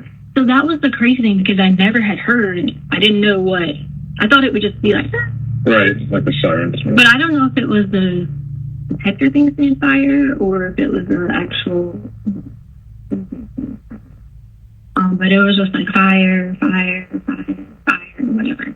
So then I run back in there and I look and I don't see anything, I don't see anything that was downstairs, and I don't see anything. And it was still going. So I grabbed Lena. I'm going to tell you exactly wrong, but I'm pretty sure I grabbed Lena first. I grabbed the dog. I think that's how it went. Don't quote me on that. But I'm sure it was in that order. So. Yeah. And we run out to the truck. Either I open the door. I don't remember. Somehow they get to the truck. Okay. And then I run back downstairs because at this point I already know that there's smoke. And so I run back downstairs and Gannon was awake but not awake. Like, you know how you can almost like be asleep but not asleep type thing. So he was in his bed? No. He wasn't in his bed. Where was he? He was on the sofa. On the sofa. Right. So he was on the sofa. And so like when I pull the cover, I pull Gannon with the cover. And so at this point in time, then I put the fire that's out. So what did the fire look like? It wasn't like huge. Where was it? In the carpet? On the sofa? I feel like it was on like one of the covers. On the covers? Was the cover on the sofa though, or was it on the floor? I don't remember. I just remember it was in a small location. It wasn't a big enough fire to. What color was it? Do you remember? Was it yellow, red, orange? I don't remember. Wasn't in a color to like. Wasn't Because I think blue burns the hottest. And then you have stuff. If stuff gets involved in the fire, you have a yellowish or reddish color. I don't remember. Don't remember? I don't remember. Can you show me how tall it was? Like, do you remember? It wasn't tall. Wasn't tall. I don't feel like it was that tall. I mean, but my tallest might be different. I don't want to. Still, a fire's going to freak you out, right? Right. Yeah. So when I pull the cover, I pull him with the cover too, and we run out. Did you put out the fire or no? I know that we took the covers, both of them. When he sees what's going on, we took the covers and like we smashed down on it. Yeah, because my only thought was oxygen, put it out. Right. That was all I could think of. Put it out, whatever. Did it take much? Sorry to interrupt. Did it take a lot to put it out or no? Or did you just smother it and then move? Or was it something in between? Was there what now? Something in between. You know, I'm not trying to put words in your mouth.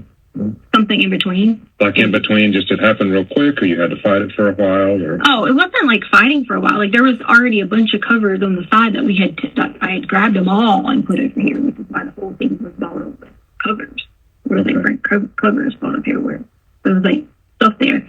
And then I run and he's running behind me. So as I'm running up, he like trips or whatever, but he's right behind me. Mm-hmm. So then I think I exit back out the garage, I feel like. The truck was in the garage? No. It was out front. Oh, I'm saying like I think I exited back out the garage. Because I feel like I just ran back to that door. I'm not 100% positive. I know we ran out. Then Gannon runs right out behind me. And when I turned around and I'm saying something to him because I'm like, hey, because in my mind, I don't remember if I had gotten the dogs, even though I had already had grabbed the dogs. And so like I don't remember what we were saying, but we were all in a free, whatever. He jumped in the passenger side, and I'm in the driver's side of the truck. Okay. Lena is in the back, and at that point, we drive off. So we drive off for, I don't know, a minute. We drive back, but there's no gas in the truck. So was anybody burned from that? So Gannon had... You or Gannon? Gannon had little burns on his arms from that. And then, but at the time, Gannon always lays with like his, either like his underwear on, or like something like that. So at the time when we ran out, I feel like, did he have a shirt? I don't remember if he grabbed a shirt or grabbed another cover. But I knew that he had some burns on his arm, but I know they weren't bad, like burns that were bad. They were just like, you can feel it or whatever. Were they discolored then? Was it skin reddish, pinkish? What was it? Did you see it then? Or No, it was not till later that I really like paid attention and should have been like, okay, well, because I did later on on it, but so yeah, so like his arms, and then we get in the truck or whatever and drive off. So then we come back, and so I'm of course, and like I text Harley, I text Albert, what had happened, and I said, this is what happened. Tell Harley this is what happened. Don't panic when you come back. Because the house at this point in time we get back in smells like nothing but smoke. Mm-hmm. And so nothing but smoke at this point in time, and it was just like I couldn't get the smoke out.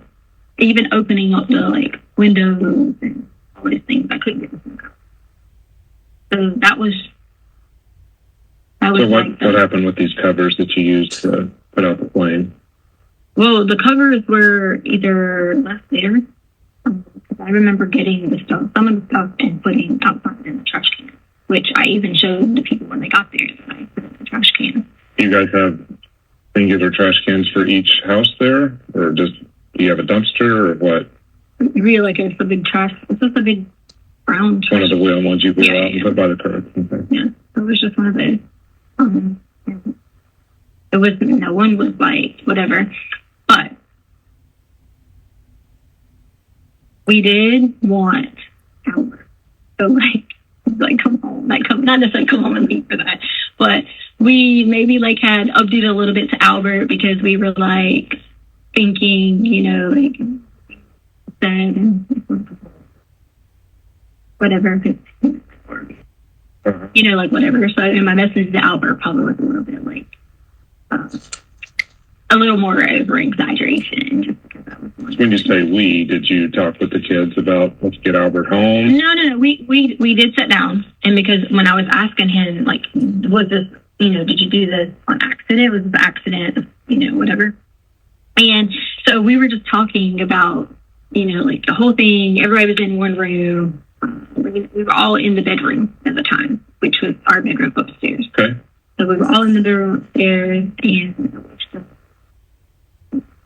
talking, and, you know, whatever. And I said, I got to let your daddy know. And then I was not going to tell him. That was the original thing. I was not to tell him. It was just to fix it and not tell him. Mm-hmm. Because then I was like, if I just do that, then we don't have to worry about it. Right.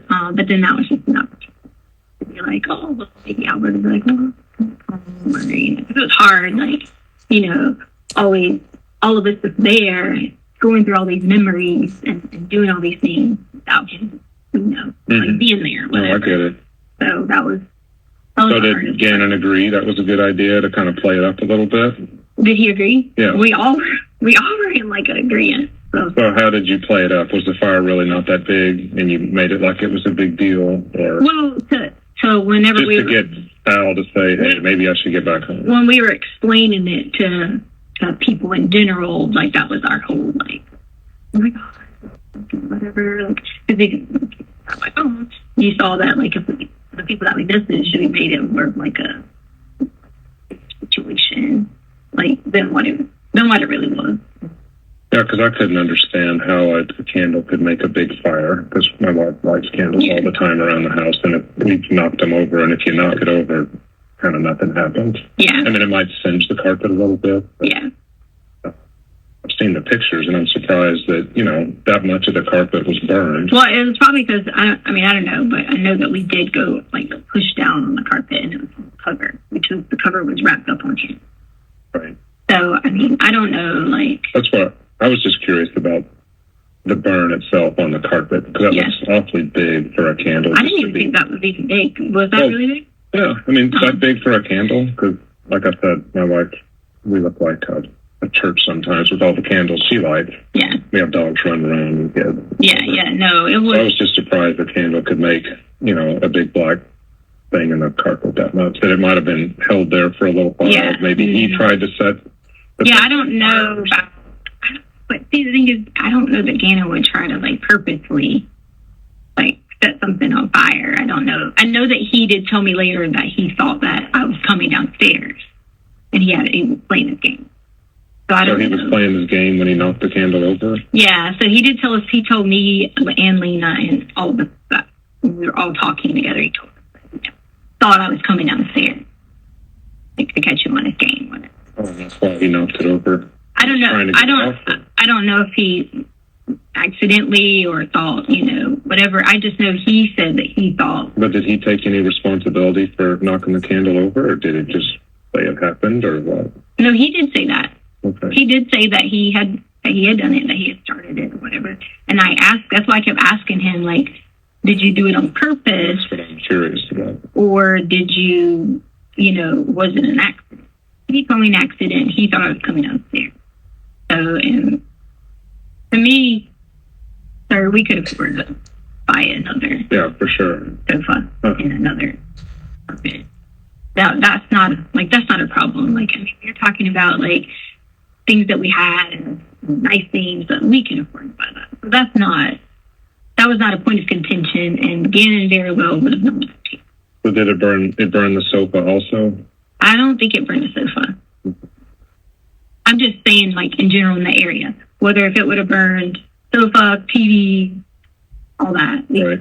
Did he light the candle? We could afford to do it. Candle? Do you know? The candle was, he had already lit the candle because the dogs were, and so he had already lit the candle, which we Does allowed. he normally do that? Yeah, we allowed him to he could light the candle if he wanted to. He was allowed to open like packages that came. That's where Sonny Albert taught him how to use like the box cutter and stuff like that.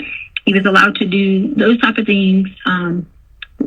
As long as, you know, he was usually within reason, like, okay, I'm not going to go light, you know, like, or something like that. When I was little too, like I did the same thing about curious about matching, but we had already given him enough of, you know, like safety talks about, like Albert, when he talked to him about using the box cutters and knives, he always showed him the right direction, you know, not to just go to like, cut them from boxes and stuff. So he had already had these, you know, talks about the correct way to do these things. Well, it explains those two. So I've got the bath salts, the candle, and now the foot injured in the garage. Tell me about that. The foot injury. Sorry, before I go there, so we don't forget, you said peeling these later. I just remember that on Monday his arm had a little bit of peeling to it. And that's when I said in my mind, and like I told the other lady here, that I did at that point say, I probably should like think about if later on after I put stuff on it, I need to think about if it gets worse, you know, monitor the situation, you know, like those type of things. Did you put stuff on it or no? Well, we had took that green aloe stuff and we had took and put the dog had just had get bit before, so already had that little wrap stuff. Okay. And so we had already done that in that situation. Did you put it in both arms? I think it was the right arm, I feel like. And then when did you do that? Was that Sunday night, Monday morning, both? I think it was Sunday night. No, actually it wasn't. It was through the night because we stayed up late. So it would have already been Monday morning hours, like into Monday morning hours. So why were you guys up late? Because we couldn't breathe. The smell was so like it's like stuck in the house from the smoke. We couldn't breathe. And I don't want to do So where did you guys hang out until you could breathe? We slept in our room, and then we opened all the windows downstairs. Okay. And all four of you slept in? So Lena, Harley, me, and him were in the room for a while. Then Gannon went to yeah. So then Gannon went to Lena's room for a while, but then he was in his room by the time he woke up. So I don't know if he got open. What time do you think you went to Lena's room? But after midnight? Sure, I don't know. When did you call him in sick? It was pretty early in the morning. Well, we didn't. What happened is all I did was I called and asked about his stomach. It was nothing to do with anything to do with the fire. My question was, I'd already given him Miralax, which was like, you know, so we had a prescription over the counter. I say whatever it is, prescription Miralax, Serene or whatever. And I had already given him that, and so then also had X-Lax. And I thought, you know, at what point can I not? Like, how much is enough? If I can't get him to pass this, at what point is there enough, or can I go ahead and do it like an enema? Albert can tell you, I've given him an enema before, and like things like that, because it gets so bad and they're just so big and they get clogged up. So that was the concern about how to get him to pass that. Because like for me, I have to I can drink 10 scoops of Miralax. And it won't affect me at all. Yeah. And so I didn't want it to be where it was. The combination is different in my stomach because, like I said, if I take 10 of them, I'm okay. So he's having the squirts, and he started having those in the hike, but he couldn't pass that whole evening. Is that right? Right. He would get out, but couldn't get the whole thing out. And that was sometimes if he finally, and then when he It finally had to be gets painful, one out. wouldn't it? Or, For me, I lay in the bathroom and I'm in pain. Yeah. Like whenever. was he telling you he was in pain? Well, he sits on the toilet. His common thing is that he'll sit on the toilet and just sit there and sit there and sit there. So as long as he's got something to focus with, Gannon's pain tolerance is very like high when it comes to just sitting there and focusing. Mm-hmm. So I mean, he So he spent a lot of time in the bathroom that evening, just sitting there. yeah, off and on the bathroom. And we got kids meals, but he came out and ate his kids meals. Better, so I assumed. McDonald's or what? No, we Carl's Jr. Carl's Jr. Yeah. So I had originally said Burger King, but that's not Burger King right there. That's Carl's Jr. Got it. Carl's Jr. Yeah. Yeah. Because I never go to Carl's Jr., but we got 2 kids meals, and I think I got Lena went with me to go get it. So he ate the kids meal when we got back. But he still hadn't passed yet. Well, if he ate, he had done something. He had already used it some because he wouldn't have eaten. And had you given the Miralax before the meal then? I had already given him Miralax throughout the week. We always had this thing where if I went in there and took one of my shots, like of say berries or something like that, he would take one too. So it was common for me to be like, okay, here, mix, and Albert would always say, go mix him up one of the drinks because we put in orange juice. Well, he didn't like juices as much unless it was like Kool-Aid juices. So it was a common thing to always try to give Miralax to regulate the system.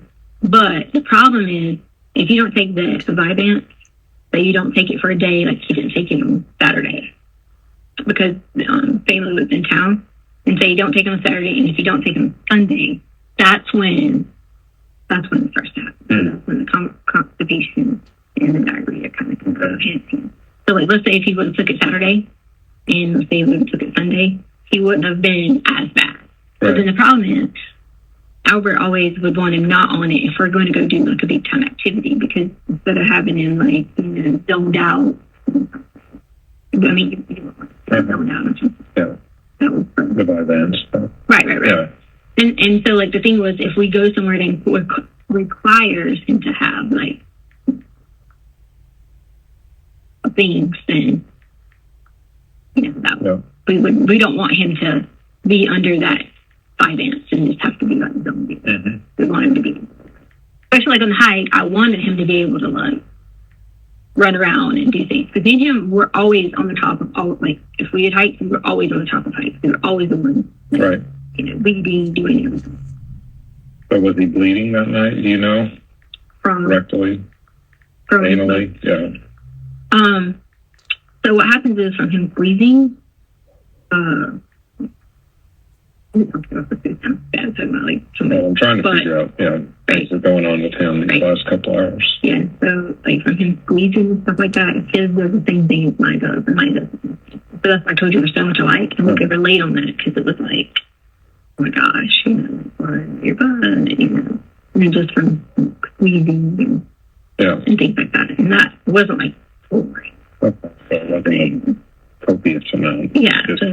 Because of him struggling with that all night, or that evening into the night. You don't know when he eventually felt good?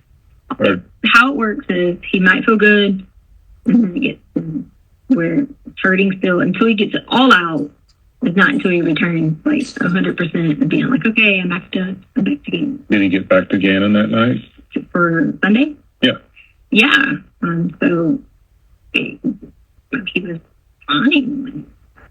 I thought he earned extra time to be able to stay up and stuff. Yeah, but I thought, was he not struggling with this after the candle incident? Right. Like what happens is, I mean, if you want to call him a GI person, but he gets where he's okay, and then a little bit more okay, and a little bit more. They happen every once a month-ish, where he goes through those episodes of stomach and mind those things. So when you guys were up in the bedroom, how was he? You mean like after the flame and fire and smoke? He was upset and like crying because he thought he was going to lose his switch, like for a long time. Like he thought, that biggest thing was, I don't care, we'll just do whatever. I knew whatever.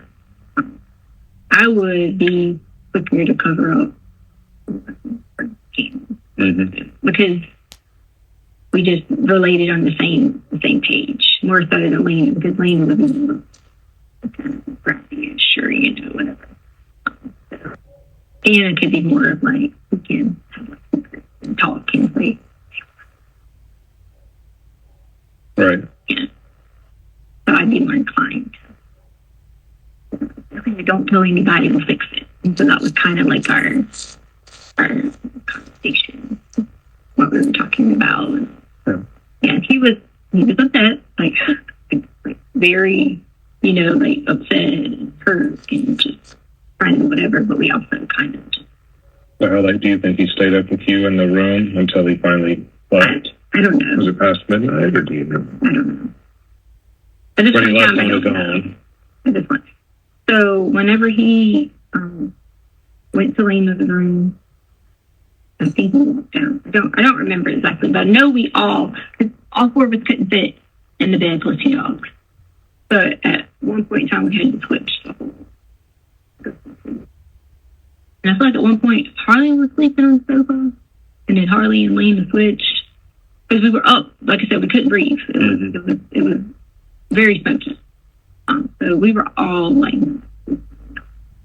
when Lena went to school, I'm pretty sure she probably went to school. Like exhausted. Right. Because like a. So Lena was real sleepy, but she went to school.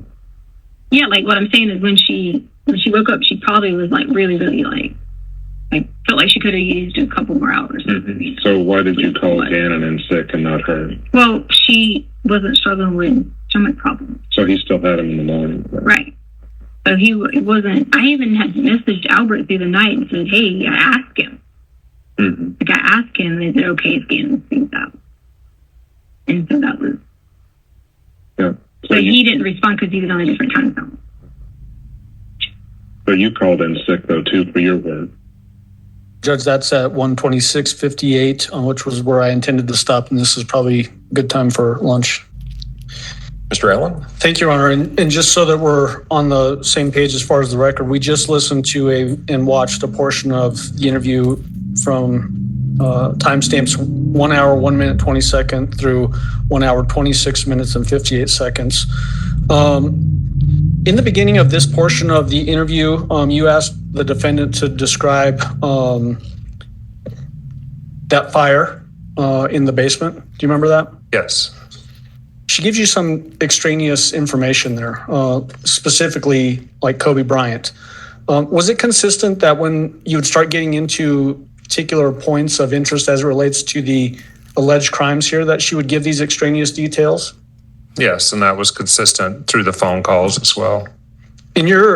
From your perspective, was that another distraction attempt to sort of create these tangents off of the main path of what you're trying to drive towards? Yes.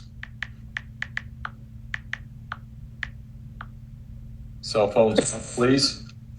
Apparently the cell phone wants me to repeat it, Judge. I don't know. That's the year or whoever.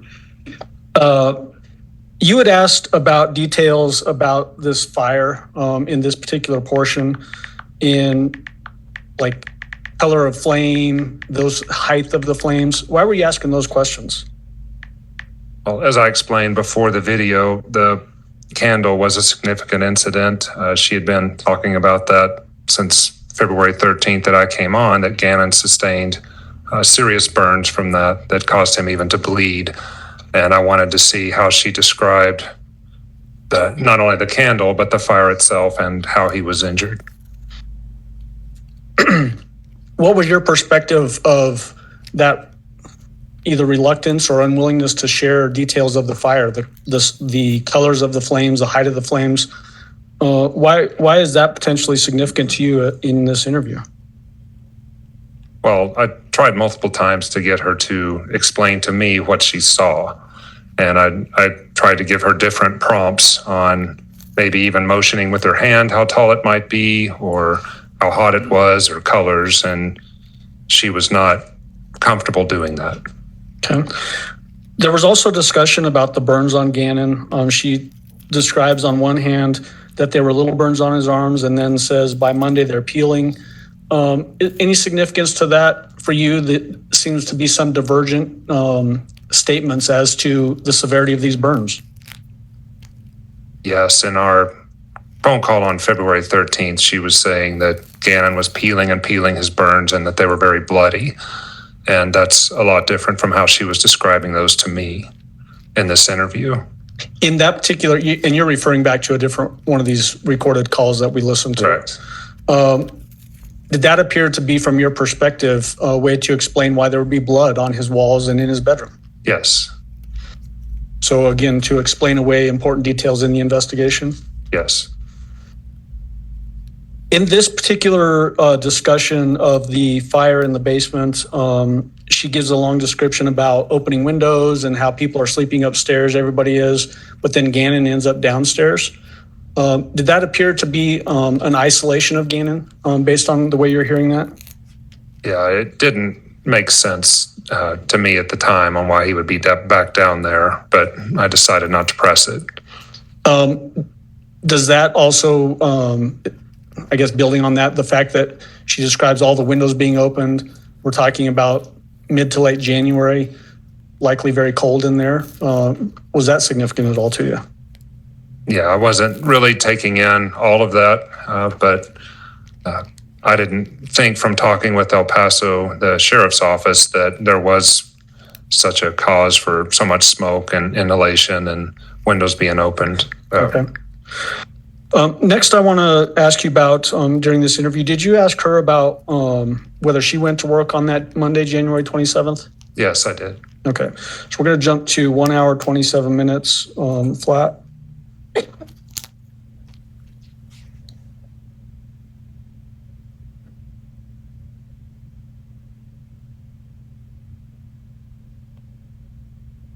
And we're going to play from 1 hour, 27 minutes to 1 hour, 29 minutes and 42 seconds.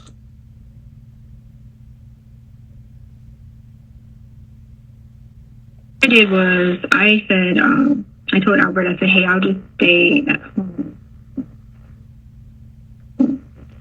Exactly. But the plan was I wasn't going to go. But that was, like, the plan was I was not going to. So starting, when was that a plan? I think it was like December, so I was just going to try to use like days, whatever, because I didn't want it. Right. What did you tell your school as far as why you didn't show up that day? For that day, I didn't talk to them about anything that day. Your school, you didn't? That day. Did you just not show? Or when you got classes waiting on you? Or? No. So what happened was I transitioned to, I was like, okay, I wasn't going to be a teacher anymore. And I was like, okay, I have to do something until this, like, the whole flight attendant thing starts. So I had to do something and just not have money or whatever. So I got on DA.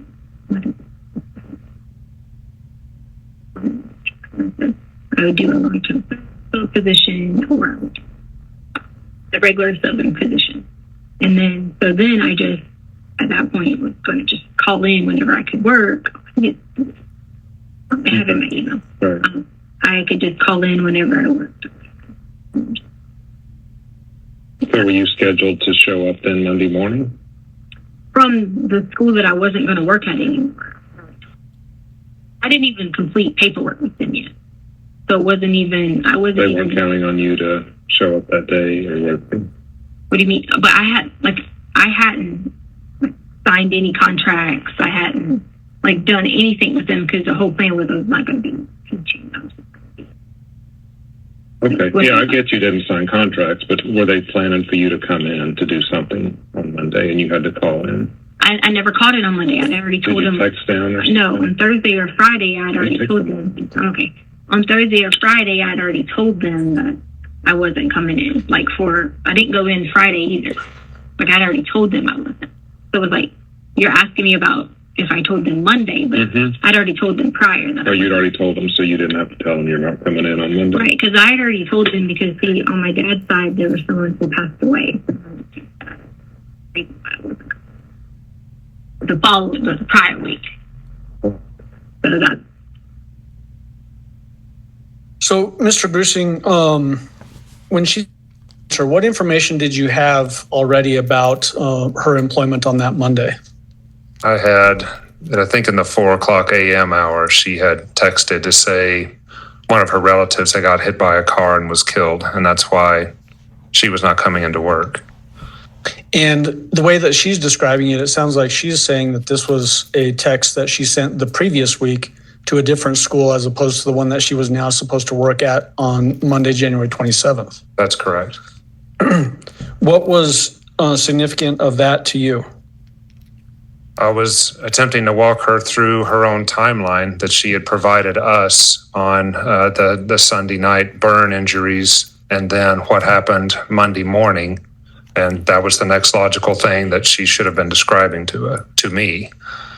And then, like you said, she put it back on either Thursday or Friday. Okay. The reason that she gives in that portion of the interview is that she didn't want to go back into teaching, right? Yes. Did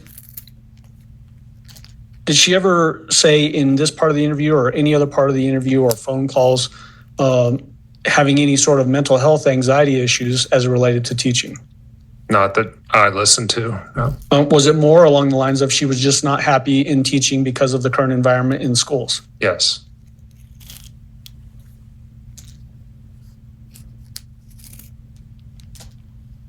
Following that portion of the discussion, did you ask her to give you a statement about what happens on Monday, January 27th? I did. Does she then, in her answer, is this where she asks you, I'm going to need some help from you? Yes.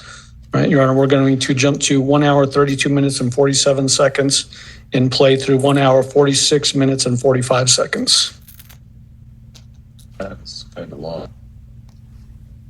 Thank you, Your Honor.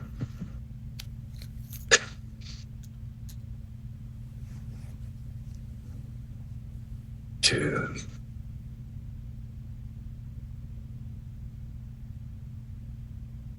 So tell me about the next morning. So now you're at home, Gannon's at home, Right. Elena's at school. Tell me what happens now. Right. So this is where I need help from everybody. Yeah. And you can get help. Like I said, I've had some high-level informants that have told me some horrific things, and we've had to relocate them. We can get different names. But to do that, to kick that in motion, we need to know the story. We can't just say, Right. oh, someone got really important information. Right. Well, that's where I would need someone to help guide me through this, because I want to help more than anything.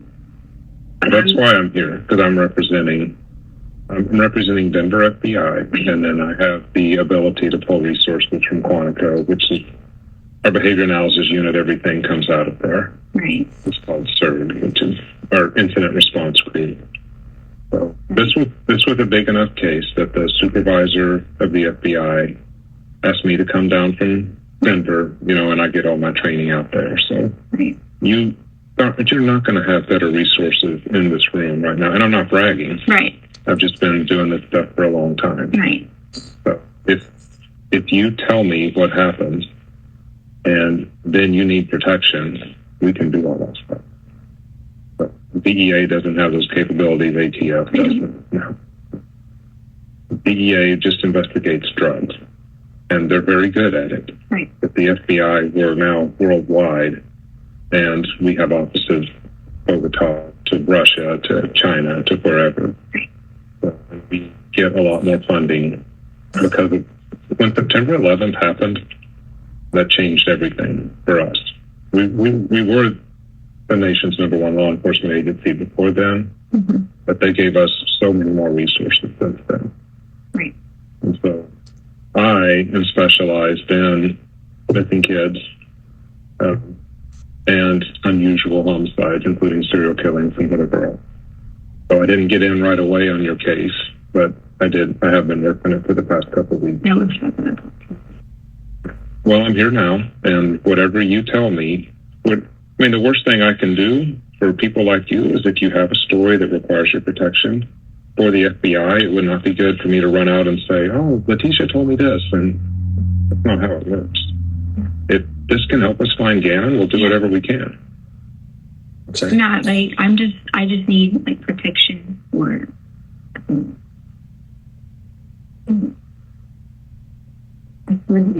Okay. Well, you can get that, but we have to know the story first. So how am I supposed to get help talking to someone first before we talk to you? Because I'm willing to do that. So here's your deal. If you need help, and if you want to go through the court process, that's fine. We leave, and then you work through the court process. But then it just becomes the whole focus of this, Leticia. Right now, you're the only one. You're the last one. You're the last adult with him. You're the last adult we know about with him. You have not told anybody anything else to lead us. We have been trying to work with Al to say, what does she say in that? Yeah. You know, and the Quincy Brown thing and Yeah. whatever else. I was mad at him about all that. But a lot of it was keys to help you guys. But it should have been. I could have just reached out to someone to be like terrified for myself. And it would have been. Also, what I can help you with can also help you with something else you might already work with. I'm just saying, Well, Leticia, you've got to give me something here to work with. If you want to go through the court process, like I said on here, the last question, if you want to stop at any time, you are more than welcome to stop and say. but it says you can have one present to talk to you. Yep.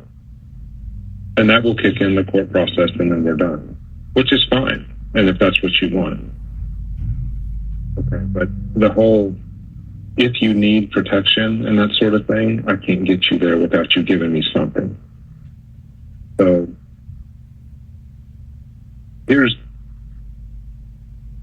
I listened to all the calls with Al, and I've seen the crime scene reports. Mm-hmm. Okay. What happened in the bedroom was not Gannon slinging his blood on the wall. Well, that's totally like not even to do with anything. Yeah. That's why I'm so like upset about bedrooms and all those things. Because I understand you're an expert. I know that. But I'm telling you that I'm gonna need like protection. That's it. It's not me. I'm not the person. So, but if you're not the person, the charges won't be different. Okay, if you allowed someone else to come in and do the things to Gannon that we know happened to him, you're just as guilty. I didn't allow anyone, and I don't know of anything like you're talking about to be happening to Gannon. I do know that there's something I could tell you that can help you or help me, help everyone.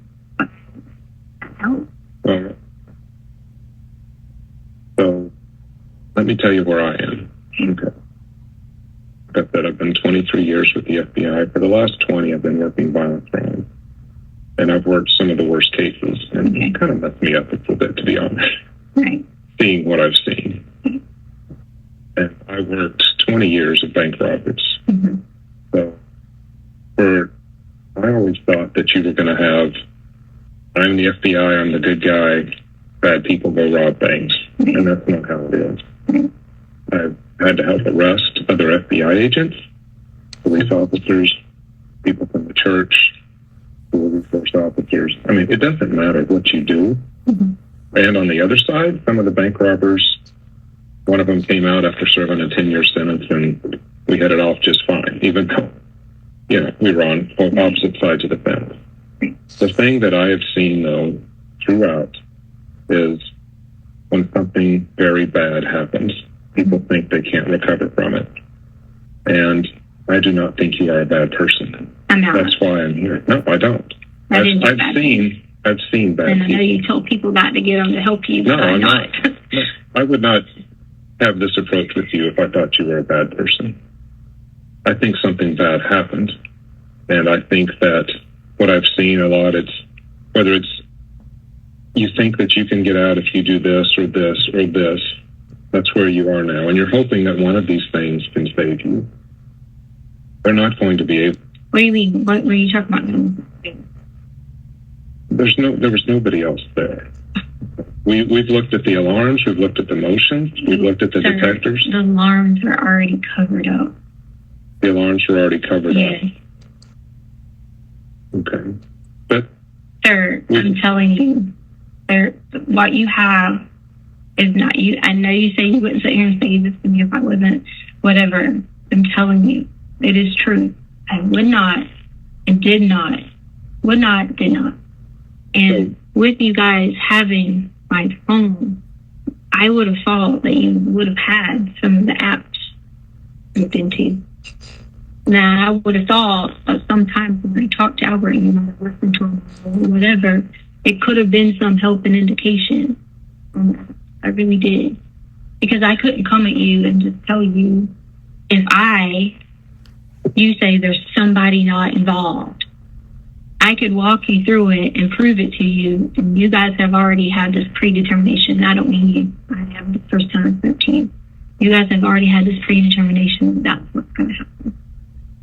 It's already in your mindset. yeah, because we have no other evidence pointing us elsewhere. So if there was a shred of evidence, Leticia, that pointed us to some other person, we would be all over it. As soon as Quincy Brown came out of your mouth, it doesn't take long. So, 100% he's in Mexico right now. Yes, we do now. Okay. Mm-hmm. All right.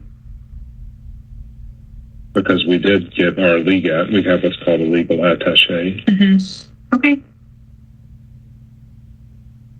Yeah. Where that alone, and I get that you're saying you have someone who looked into that and knows that, that's where I know in my heart that I can't trust to get help. That very least.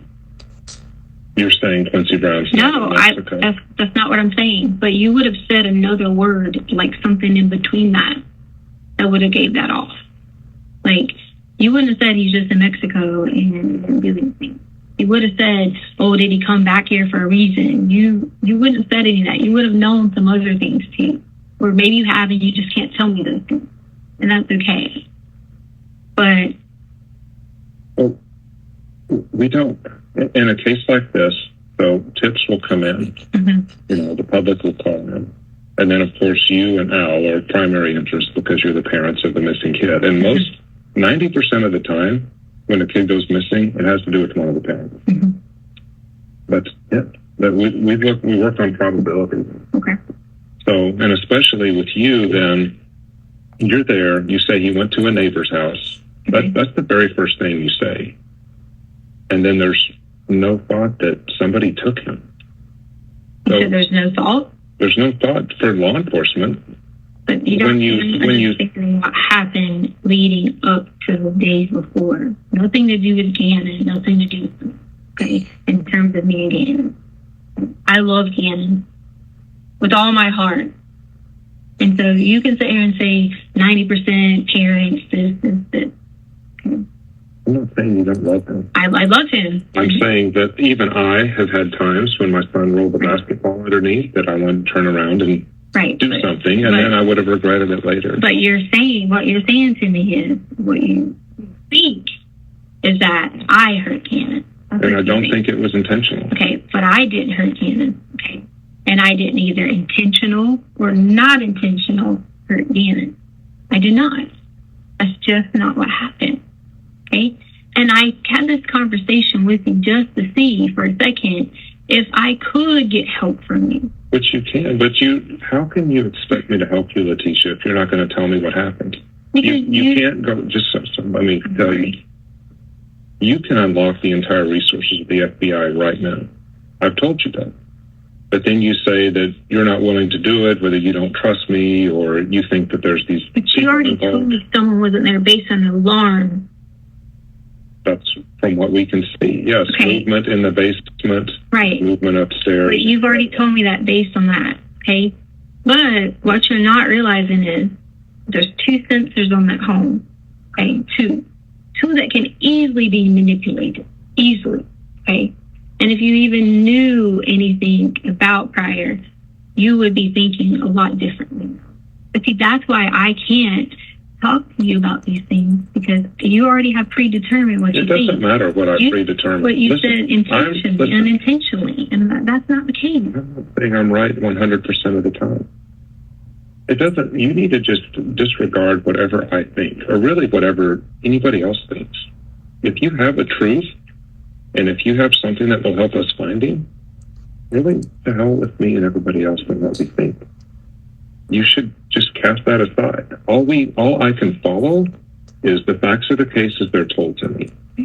And so for me to go somewhere else besides the facts, I have to then go back to the facts to check it.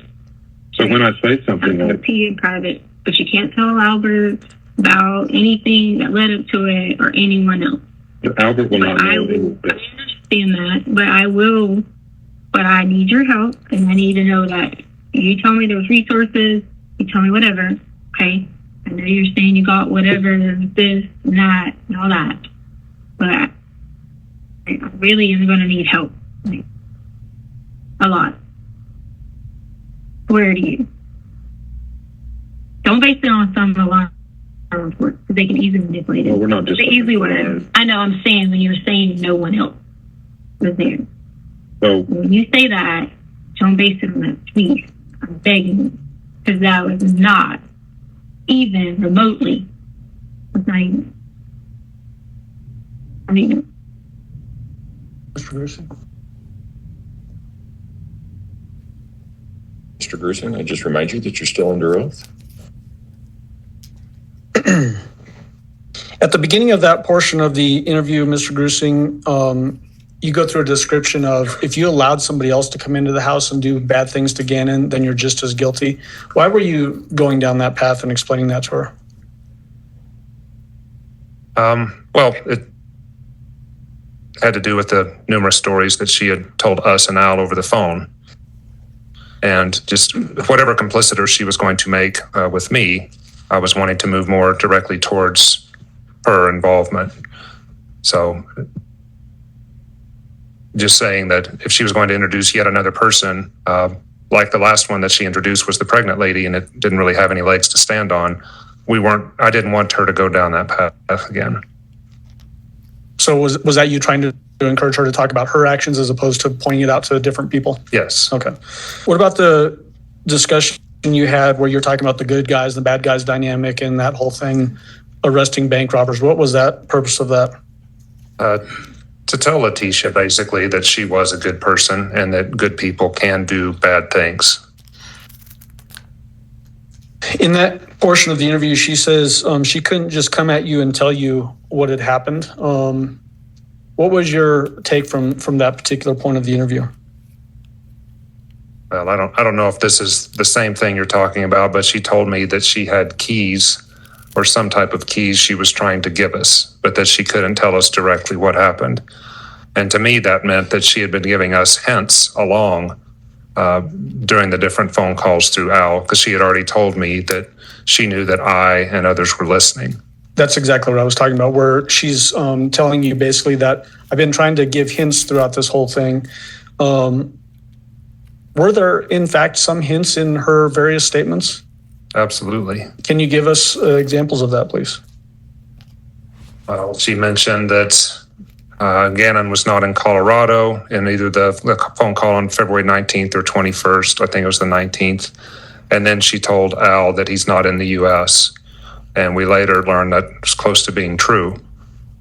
She also, as we've spoken of numerous times, described the injuries, and she was even describing time periods that we were interested in, like the night before the 2 trips to Costco and what had happened in between those 2 trips. And then when she would come home, what happened after she arrived back at the house. And yeah, so when you compile them all together, she was describing a lot of what had happened separately through the investigation being done by El Paso County Sheriff's Office. And when you talk about that it was almost true that Gannon wasn't in the United States, are you referring to where Gannon was later found on the essentially banks of a river that flows into the Gulf of Mexico? Yes. Okay, down in Florida.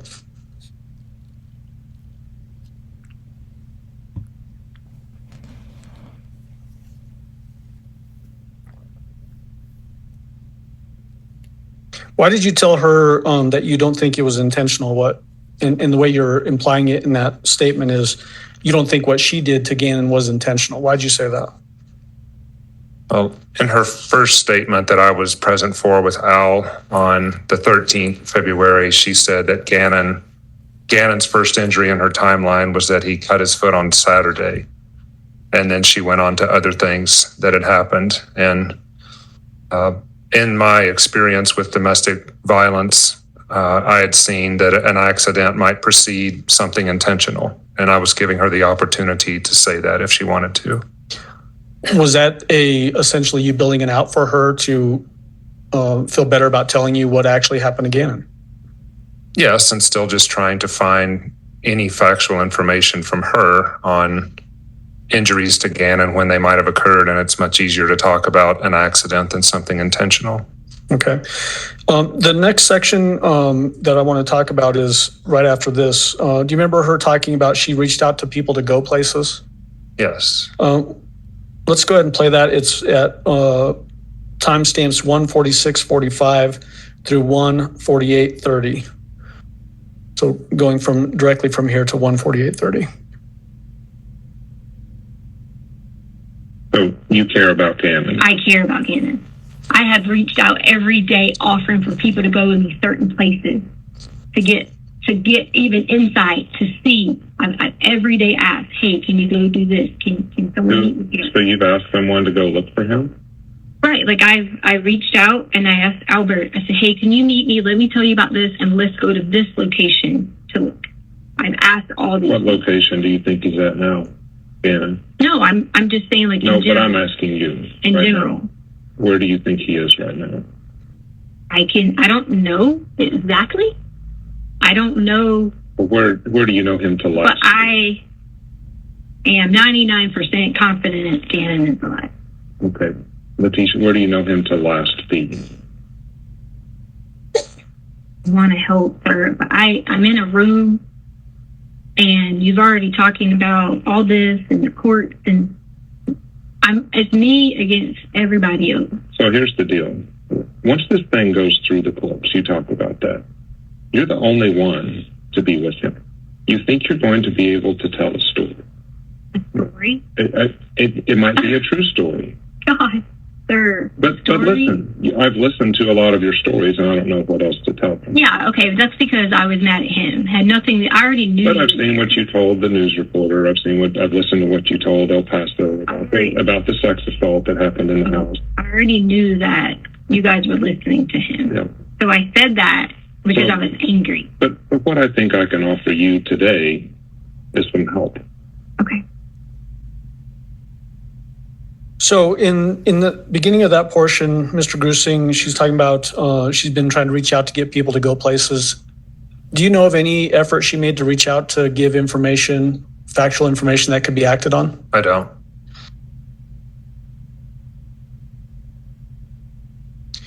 So in this, basically in this interview, do you also go through a portion where you're describing that you're looking at her stories and they're just not making sense? Correct. I'm going to jump to 1 hour, 51 minutes and 40 seconds and play 1 hour, 56 through 1 hour, 56:24.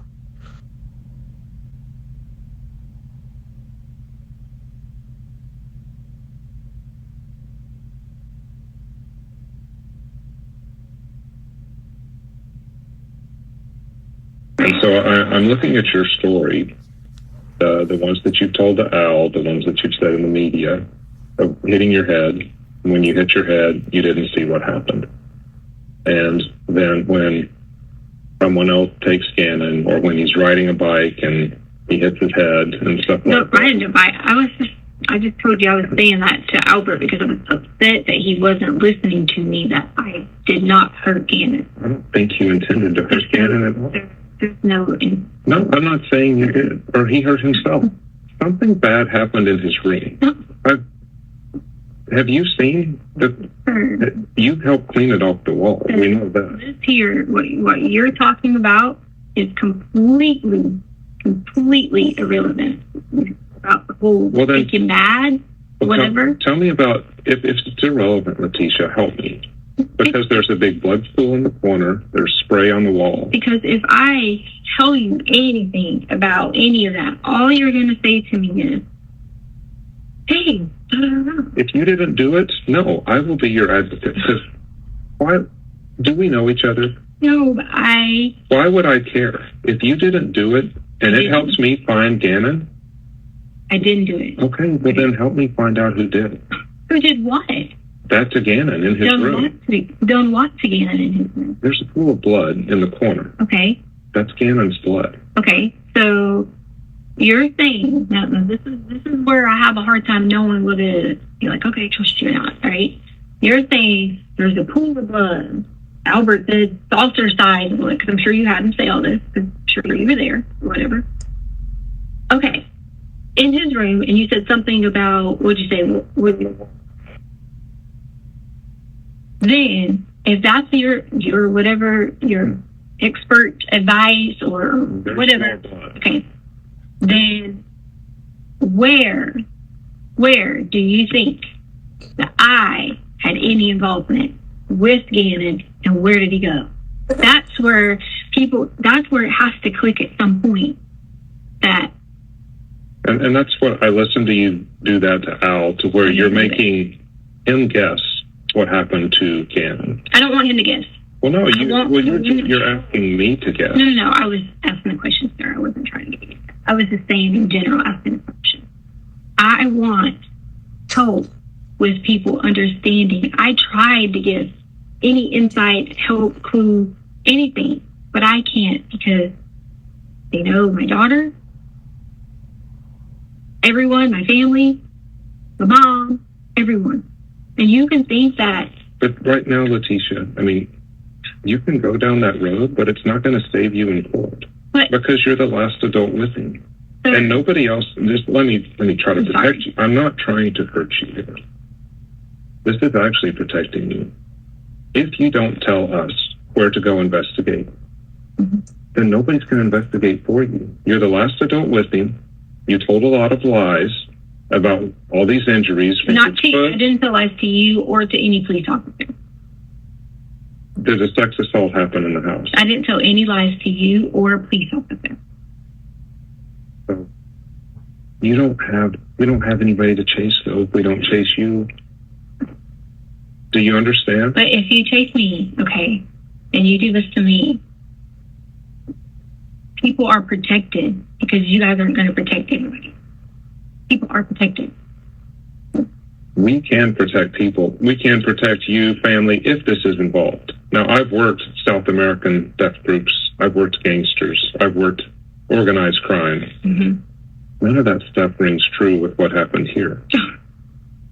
I mean, how is a very organized gang going to come into a house in Colorado Springs? Who said it? A house? Why does it have to be in the house? See, that's where he last was. Are you going to make me guess where he was then? No, I'm telling you. You're not going to listen to me. You already just said his last was in the house. But you're going back to you care what I think.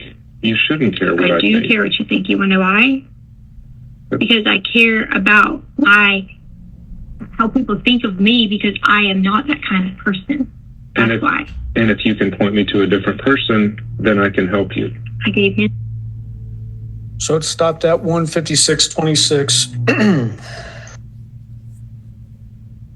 When the discussion about the riding the bike and Quincy Brown came up, she stopped you and said, basically she gives a description of, she was just saying that to Al. Do you remember that portion? Yes. Was that her basically admitting that what she had told in that particular story, that Quincy Brown, that whole thing was not true? Correct. What about the portion of the discussion where you point out that, are you trying to make Al guess? Or are you trying to make me guess? What was your intent of making that distinction there, and what were you trying to get to?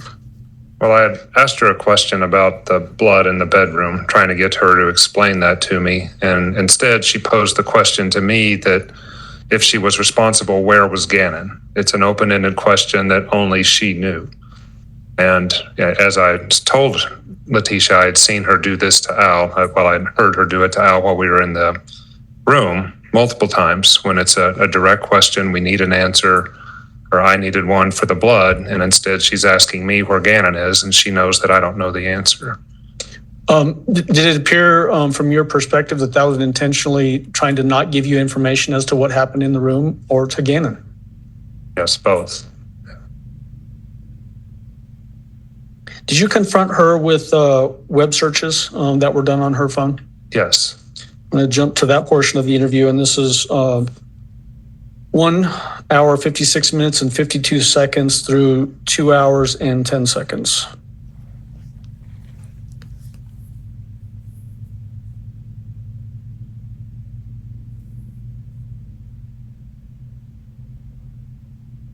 Because in here I even have what you entered in your phone, the stuff that you've entered and deleted, like blood is spurting from an arterial bleed, direct pressure not controlling. Do what? I didn't look this up. It's from your phone. Blood is what? Spurting from an arterial bleed. No. Somebody did from your phone. I don't like my stepson. No. I don't like my stepson. Should I get a divorce? Stalk cheating. I'll stalk Instagram. I'll stalk cheating in Colorado Springs. Catch I'll stalk cheating. How to get blood out of sheep. Out of sheep? Mm-hmm. I want immunity. The blood out of sheets was because we always had always nosebleeds. If I ever looked up blood out of sheets, it was nosebleeds. And I figured it might be something. I didn't ever look up anything about an artery or something unless it went from something else. It's on your phone. And I never looked up anything about my stepson unless someone else did it. The reason I brought up gangs is you looked up, I want immunity because it was gang related. And this sounds like find me a new husband, find me a rich guy who wants to take care of his kids. The new husband is just because Albert already knew that was about the lady Debbie Sherrill who wanted to find a new husband after 35 or something. He picked me about Amazon. And like a lot of these can have nothing to do with this. It doesn't. I get it. Can I spray paint wood?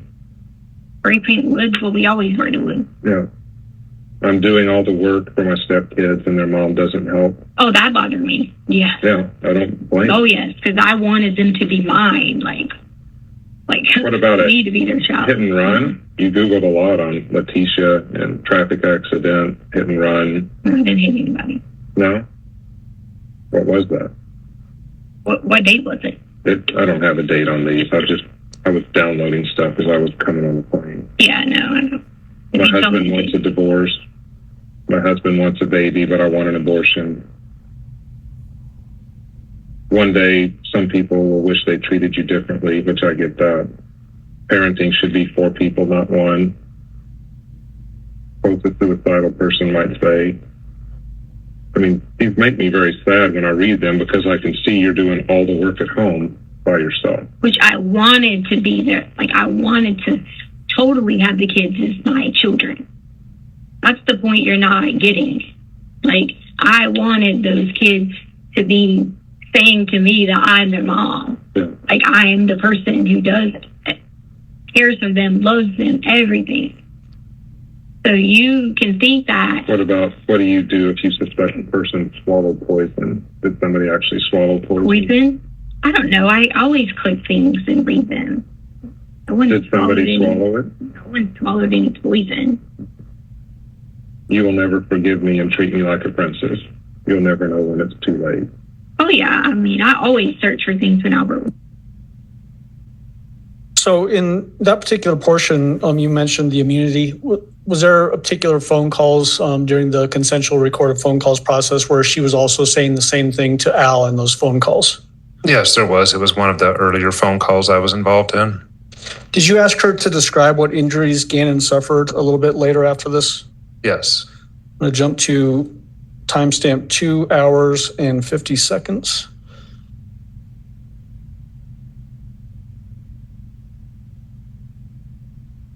And play through 2 hours, 8 minutes, and 55 seconds. Everything. If you're not willing to go with who took Gannon, can you at least tell me what injuries he suffered? The true ones. As far as the cut foot, was that a legit injury? Yes. And where did that happen? Oh, he was outside in the garage. And when he was outside in the garage, he was running to go help me take the like, hey, take the trash out, come back and help me get stuff out the car. And then he stepped on something, which I left the blood there. Like, I left it. Like, because Albert said, don't touch that fine wood or African wood, whatever kind of wood it was. What did the piece of wood look like? Okay. And it's still there in the garage? I had to drive over them all the time. Like, I always had to drive over the pieces of wood. Right. But Right. you didn't take that out of the garage? Just too big. You couldn't fit it in anything. You couldn't fit the pieces. The long boards that were in the garage, you could not fit. I left. Okay, so there was the piece of board that I threw in the back of our truck. And then there was the two long boards that were sitting there. So the board that was about like this size and the board that was the long boards that were sitting here. I left the long boards because that was supposed to be the fancy wood and I didn't want the wood or trying to get the blood off of it. The other piece of wood was the wood that I threw in the back of Albert's truck. And what was that? There was a bunch of pieces that were laying around that from that night, from us running through there. It was like little pieces. There was a piece about this size, maybe a couple pieces. But And that you threw it in the back of the truck? That bigger piece? You said bigger like this. It wasn't that big. Okay. Yeah, it was cheap wood. Like, I knew it was not the wood that he would be freaking out over. So from Sunday, he did hurt his foot from Sunday. And how badly was it bleeding? It wasn't. I say Sunday, Saturday, I'm sorry. From Saturday. Albert had just left, like, to drive to the airport. He wasn't even gone. Mm-hmm. He had just left to drive to the airport. Okay. So did it require a Band-Aid? Or? Whenever he always does something, he tries to be like, he's not like laying over, it's like, oh, I need a Band-Aid or whatever. Gannon would literally walk around with toilet paper in the middle of his toe, and it would have blood or whatever, and just run everywhere to his room or whatever. So what did you do on this occasion? We literally took the paper towel, that's why I just told you about the toe, and put it in between. So it was in between his toes is where the injury No, it was like wrapped here. Okay. We had it wrapped. And I don't remember if we got a Band-Aid, to be honest. This is what Gannon. So that doesn't sound like a big injury. Well, it wasn't. I mean, there was a big injury. I left it on the wood because I said, I'm not going to clean his fine African wood. What did it look like on the wood? Drops? Streaks? Well, what I did originally was I was trying to take water to do it, but then I realized if I put cleaner, then that wouldn't do anything but cause the wood to damage, because Albert always wanted to build things with all the wood that we bought. Sorry. And if I use those pieces of wood and all that stuff. Did you ever use that shop vac to clean up anything out there? No, I never used the shop vac. The shop vac was never, I couldn't even like move anything with the shop. Anything that would have been used with the shop vac would have been Albert, other than the times that we brought it, which would have been weeks ago, and we did spring cleaning or fall cleaning around the house, in the corners. So that would have been the shop vac. There was nothing I ever did and vacuumed up something with a shop vac. Right, like, that helps me. like any of that. Right. None of that ever happened. So the burns on the arms weren't that bad. The cut on the toe or the bottom of the foot wasn't that So bad. we still were able to go hiking. He was able to still go Right. hiking. It was bleeding on the board. But we not didn't after that, not over the house, that sort of thing. Well, he had the piece of paper and went down to his room, Yeah. like wrapped around his foot. So, I mean, if anything, there could have been drops of blood or something. No. What about the wound to the head that you talked to Al about? So Albert was like trying to get me to say whatever, because I'm sure you guys are having to do that. I just that's what he was doing. So Albert was trying to get me to say that, like talk to him about, like or whatever. So I threw out some stories to Albert because he was making me so upset. Just like everyone not understanding that intervention. And there's someone intervening in it. And that's where people didn't understand and want to say anything. So I just started rambling stuff to Albert. And I even said to you guys, hey, I know you're listening. And it was just to whatever. But do you know what that sounds like, though, to a dad who's missing a kid?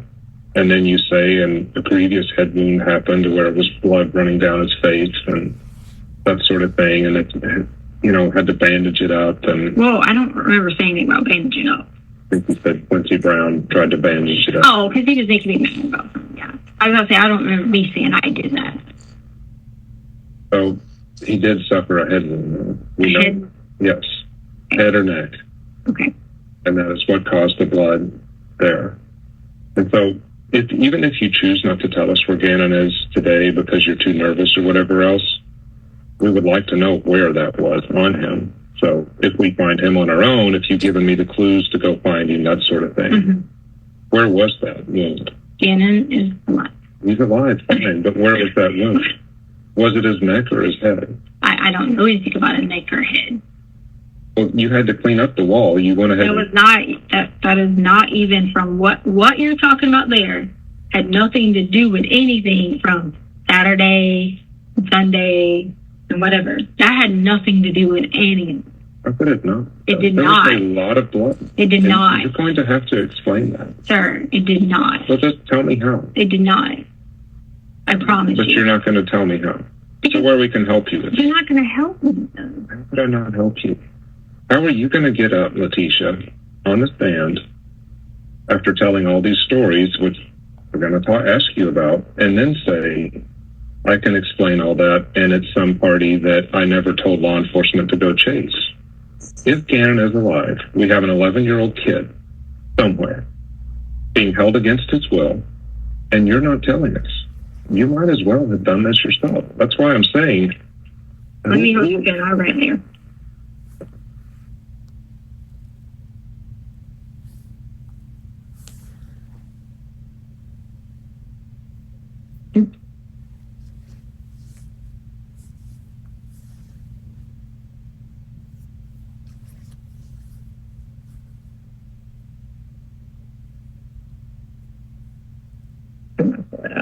It's fine.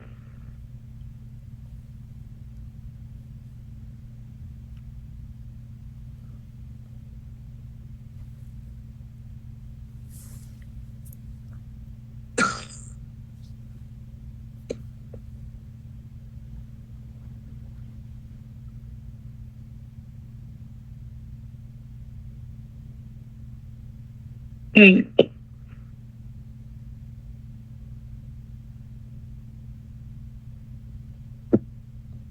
So I've paused it at 2 hours, 8 minutes, and 55 seconds. What did she write down in your notebook?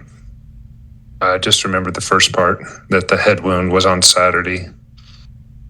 You remember it saying, and had nothing to do with this? Words to that effect, yes. What was your take on that? That instead of saying it on the camera, she wanted to write it down in your notebook?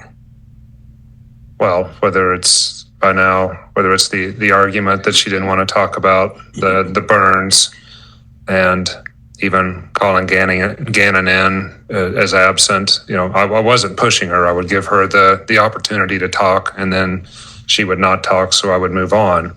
And now that we're to the blood and what happened in the room, I think it was too difficult for her to say it out loud with the head wound. When she's going over the wound to the head, and then she actually says she just started throwing out stories because Al was making me mad. You remember that portion? What were your thoughts on that particular part of the interview? Well, that was consistent with what she was telling Al on the phone calls. And Al would continue to push her like, we need to find Gannon. And then she would say, what about our relationship? So she would move from finding out what happened to Gannon to her feelings. And that's what she was doing here again. Is this also an example of her blaming others for her behavior? Yes. Did you ask her about blood being found in the back of her Volkswagen Tiguan? Yes, I did. Okay, we're going to play that portion next. And Judge, just as I'm watching the time, is there a time that you want me to shoot for a break? 3:10, Okay, something like that. I'll just watch the clock on that. All right. This next section picks up from here and goes through 2 hours, 10 minutes, and 57 seconds. About the blood on the back of the Tiguan. Pick one. Mm-hmm.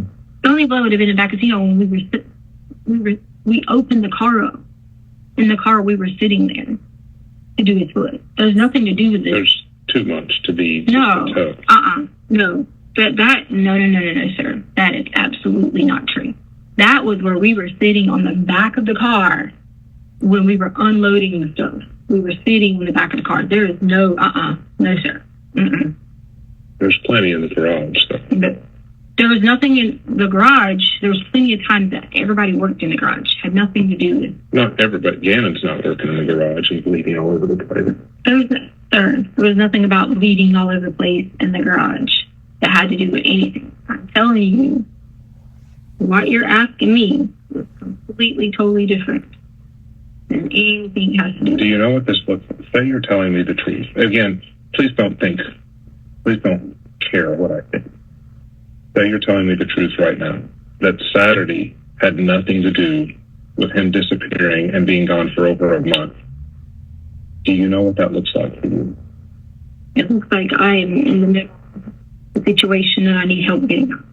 But you're not willing to tell me how to help you. So now you're saying that Gannon had a really bad head wound on Saturday. No, I didn't say that. That's not what I said. The head thing was Saturday, right. And the amount of blood there? No, that's not what I'm saying. I'm saying what you're talking about completely different than what you're saying. Correct. Yeah, but this doesn't look any better for you because now you haven't told Al that he has a head wound.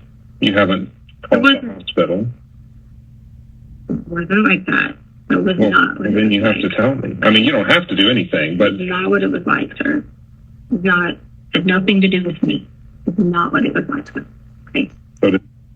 So in that particular portion where you're asking about the blood on the Tiguan, had you been made aware of when she showed up to the El Paso County Sheriff's Office for an interview and the condition of her car? Yes. What information did you know about that? But the car had been washed.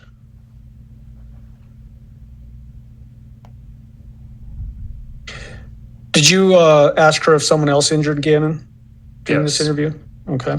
We're going to jump to that portion. It picks up here and goes through 2 hours and 20 minutes and 06 seconds. Someone else injured him on Saturday.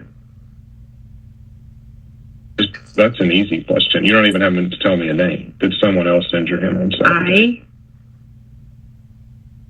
I wanted to be friends, but I didn't have friends.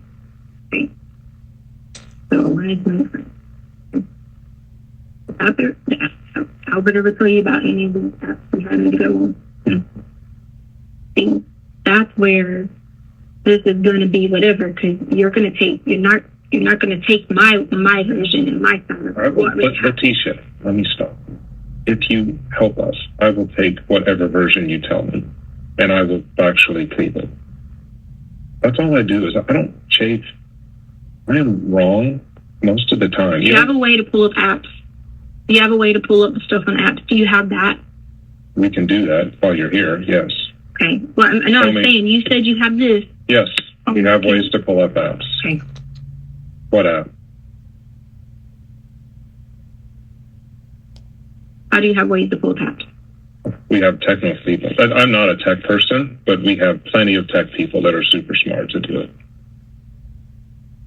If you tell me what to do, we can do that while we're talking, take a break, you can go to the restroom, whatever else. We can solve this thing right now. Why come I just can't talk to you without a bunch of people? Then we can talk right now. Yeah, but come on, there's people here. Yeah. What do you want me to do? You tell me what you want to do, and I will have you. I want to talk to you to tell you about leading up to anything. I want to talk to you because I want you to find Gannon, and I believe in all my heart you will help me. Not lie to me. I will help you. Not try to say, oh, you're telling the story and throw me somewhere. Okay. So is he alive? Let me finish this and I'll answer the question. I understand what you're saying about federal versus local, whatever. Okay. So the first thing I'm going to want to talk to you is that I don't want anything said before held against me if I provide you with 100% the truth to help you. That'll work. This is the first time we're talking, and it's for a reason. You haven't talked to the feds yet. Right.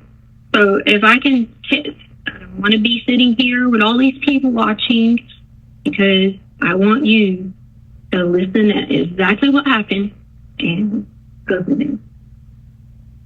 Okay? Okay. And that's not, I know you're trained to do this and interrogate people and all this. I want nothing more than for Gannon to be okay. That's all I want. I promise you. That's all I want. Okay. It. And I will take whatever resources, whatever help you want me to go do, even if it means take myself in the middle of somewhere where someone wants me to go to get him. Make sure he's okay. I would do it. Because I love Gannon. And I love my family. And I love the ground that everybody walks on. Albert, Harley, Lena, Gannon. That is my family. So, I know in the end, you might think you got whatever by this and forensics and whatever. And I'm not arguing any of that. Very smart to know that you're a smart man and not stupid. But I need the help, the resources to not be attacked anymore. To know that something on stupid app was a silly mistake. Okay? so you brought someone in. So I'm not. I know, I get it. So, I'm representing law enforcement from Colorado. Okay. And if you tell me something, even though, we've started a recording now, or whatever else, and if you say we won't talk unless we turn off the recording, that can happen, but I'm going to pull in all those resources. No, I want you to pull in resources. I'm not denying you to say pull in the resources. I'm looking at you from mother to a father. I have been scared because I don't know what's going to happen. Not with because I did something. I wouldn't have told you that there was random people, intervention, or all these things if there wouldn't have been. Okay? I wouldn't have done that. I wouldn't have done that. Mm-hmm. Could have easily just been like, hey, if there was truly what you guys had thought about, I don't think you intentionally done it. There was an accident. Common sense, well enough to know, stick up the phone and say an accident happened. I'm not stupid, okay? Might be freaking out because I don't know how to get this help, but I'm not stupid, okay? And that's looking you dead in the eye to tell you, I did not hurt Gannon at all, okay? Swear to you. So if you're willing to give me the opportunity to talk to you, I don't want to be like watched by people. I don't want to be, whatever. This is a separate recorder. This is mine. Right. And so does the murder channel. Yeah, they do. Right. Right. But I need the help. You'll get the help. Okay. All we're focusing on is finding the help. Okay. And that's what I want. I don't want to look at you look at me like I'm just this bad person who doesn't want to find our child. That's not it. I just don't, when it came at me as an attack, okay, because that's what originally happened, okay, and I get it. Damn, this is their job. And guess what? They're probably parents too, right? So they have to do their job, right? Mm-hmm. Okay, I get that part. Okay. You can ask me about any of these, whatever. I'm sure it was something I saw somewhere, and I don't never looked up anything about some stepchild. I've looked up how I haven't got help, and how I wanted help, and how I wanted to be the person that they always were. Well, I didn't even want them to go home. I didn't even want them to have to go to their mother at all, because I had to see the pain and agony out of it, worry. So you're going to take my character based upon whatever. That's just part. Listen, when a kid goes missing, we don't only look at the person, we look at the entire neighborhood, we go through people. We go, everybody's lives is turned upside down. And I'll tell you right now, if any of this is since then, of course I looked at what people said. If people said something about the FBI, I Googled FBI. You worry too much about what we think. If you will get us there, we can protect you. Okay, so then I talk to you. And I don't talk to Myrtle Beach Police Department and all these other people. I talk to you and I explain to you. Okay? Because You already saying you are charging me with something. It's already been Okay, charged. that's what I'm saying. You're already saying that. Okay. So how do I know that when I give you this here information? But that's what this recording does. It protects you because I've already told you we will do this. We used to not record things, but we do now. And the only people sitting in there is the district attorney and some of the El Paso people. Myrtle Beach has nothing to do with this. They helped us find you. Right. So they have to be involved in this. I understand it. There's nothing against Myrtle Beach. Myrtle Beach is not in on it. Okay, well, If someone else took Gannon, if everyone we can else is find in it. here, I don't like that. I want to be able to have an emotional, raw conversation. Let's do it now. I can't. I mean, we can't go anywhere. Where do you want to go? Because I know people are sitting here. Nobody's sitting there. Okay, someone's watching from there. They are in the other room. It's the Okay. district attorney. Do you want me to tell them they can't watch? No, I want to talk to someone in a raw, real conversation that you can see truly in my heart the situation. That's what I want. That's what this is. No, it's not that. But how can I make Who is that it? The district decision? attorney from Colorado? Yes. Yeah, see? I can ask them to leave the room. No, it's not about leaving the room. It's about I'm asking for, instead of going through all, this, whatever, sitting here wasting our time or whatever, I'm asking. I'm taking your word that you're going to help me and you're going to provide the resources from wherever you said you have them. Before I do that, So, in this portion of the interview, starts out with you asking her about did somebody else injure Gannon, and then she went on the discussion about apps. Do you remember that portion? Yes. And you asked her to give the name of the app, and then it led to that long tangent. Was that another distraction attempt away from potentially things that may help? Misdirection, yes.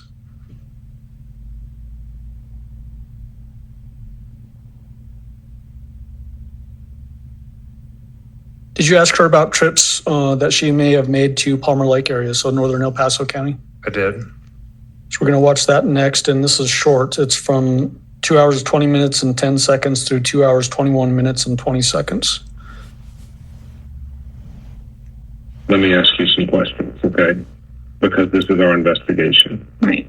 You're taking all these trips up to Palmer Lake, multiple trips, different cars, renting a car. Okay. How are you not involved in this? First off, I didn't ever get the drive to rental car anywhere because immediately once we, let me go and correct on this now. Once we got the rental car or whatever, the National Guard was there. Everybody was in the house. We went in Albert's truck the whole entire day going to Come and Go and all these places. So I never drove the rental car anywhere.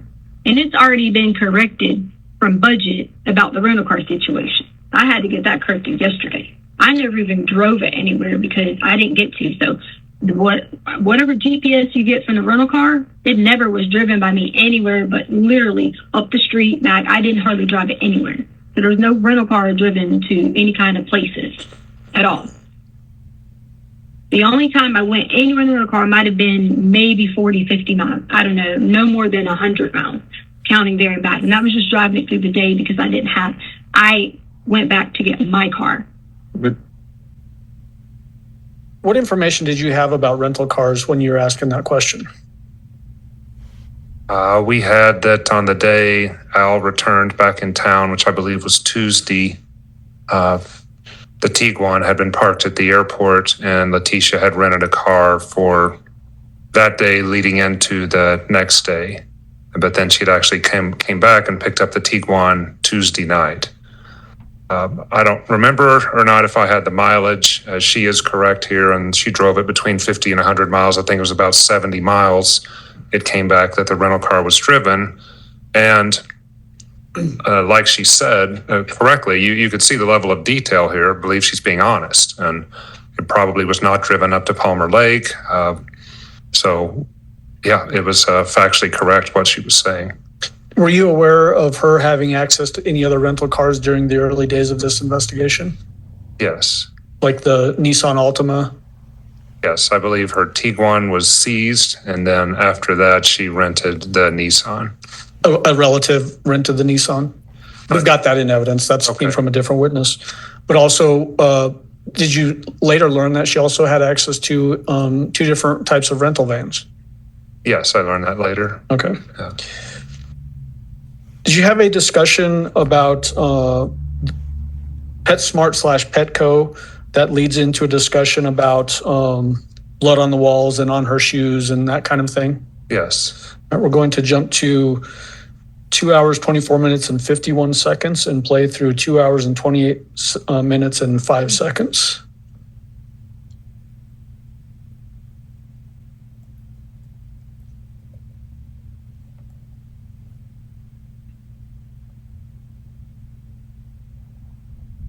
Because everything that I've looked at in this case, when you see the blood spatter on the wall, you see a big pool in the corner. Okay. You see your shoes that we collected with Gannon's blood on the bottom of them. Okay.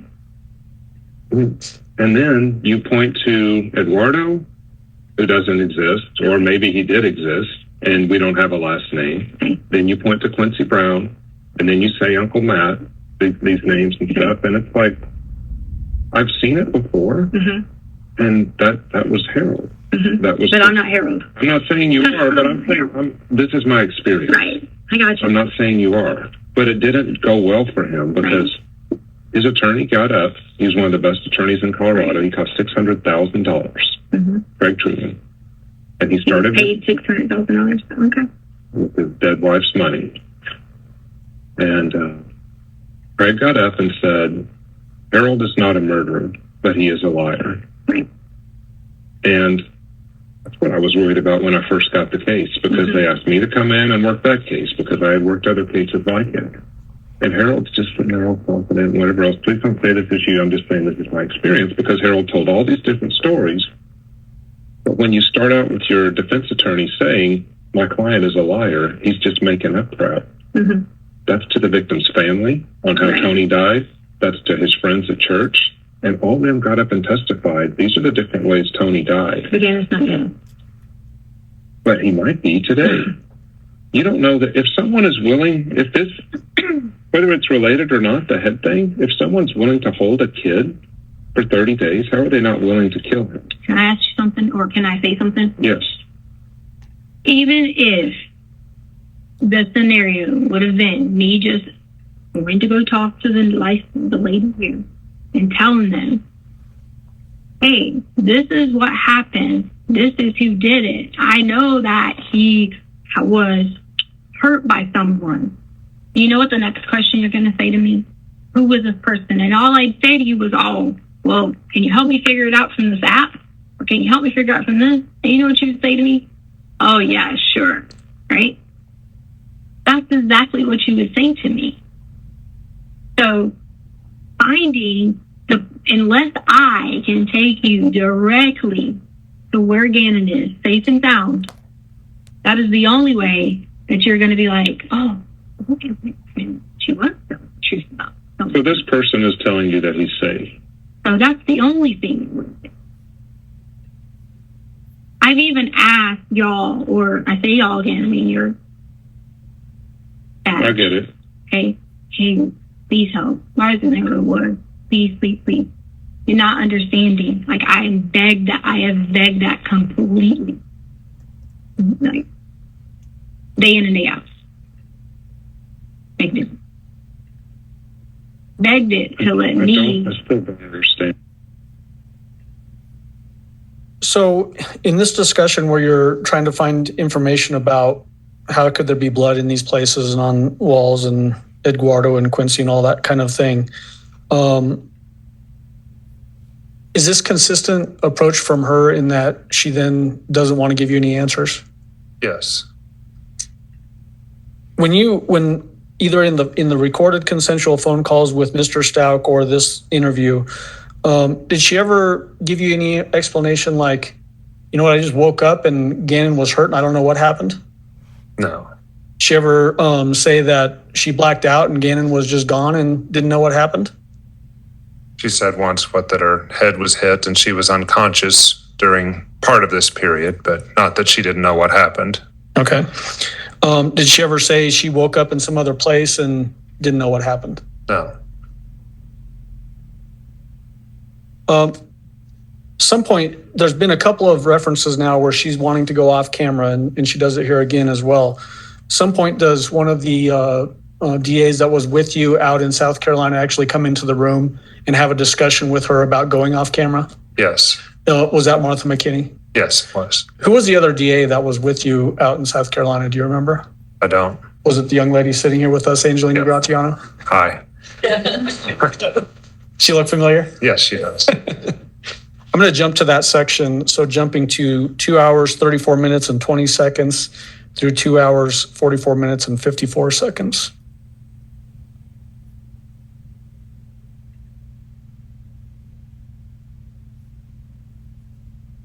And before I jump, as I'm typing in that timestamp to get to that exact point, is it shortly after this where you actually leave the room for a little while and have a discussion about, can we do this off camera thing? Yes. And when you did that, was that leaving her in the room, the defendant in that same room by herself for some period of time? Correct. Did she do anything unusual inside the room during that time? I recall. Starts talking in Spanish or anything like that? No. Okay. So we're at 2:34:20 and I'm going to play through 2:44:54. That's about like 20 minutes. Yeah, it is, Judge. And Mr. Gruesing, you can step down. Thank you. I think going forward, how many more of these do you have to play? Well, the whole thing, like I've told you before, Judge, is Well, let me rephrase let me give you some guidance. I think if it's going to be longer than about 10 minutes, Mr. Gruesing can step down. oh, I see what you're saying. Yeah. I can just make notes of when they're going to be longer like that. And then this should get us to about 3:10, Judge. So Okay. maybe we can take the break right after this one.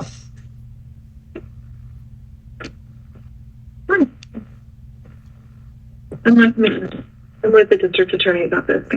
Just so you know, I looked behind there. This place is under construction. There's no one back. I can make you back there if you want to look.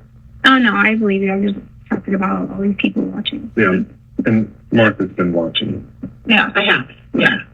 John said you wanted to talk to me. about protection. So I don't have any trust in anyone.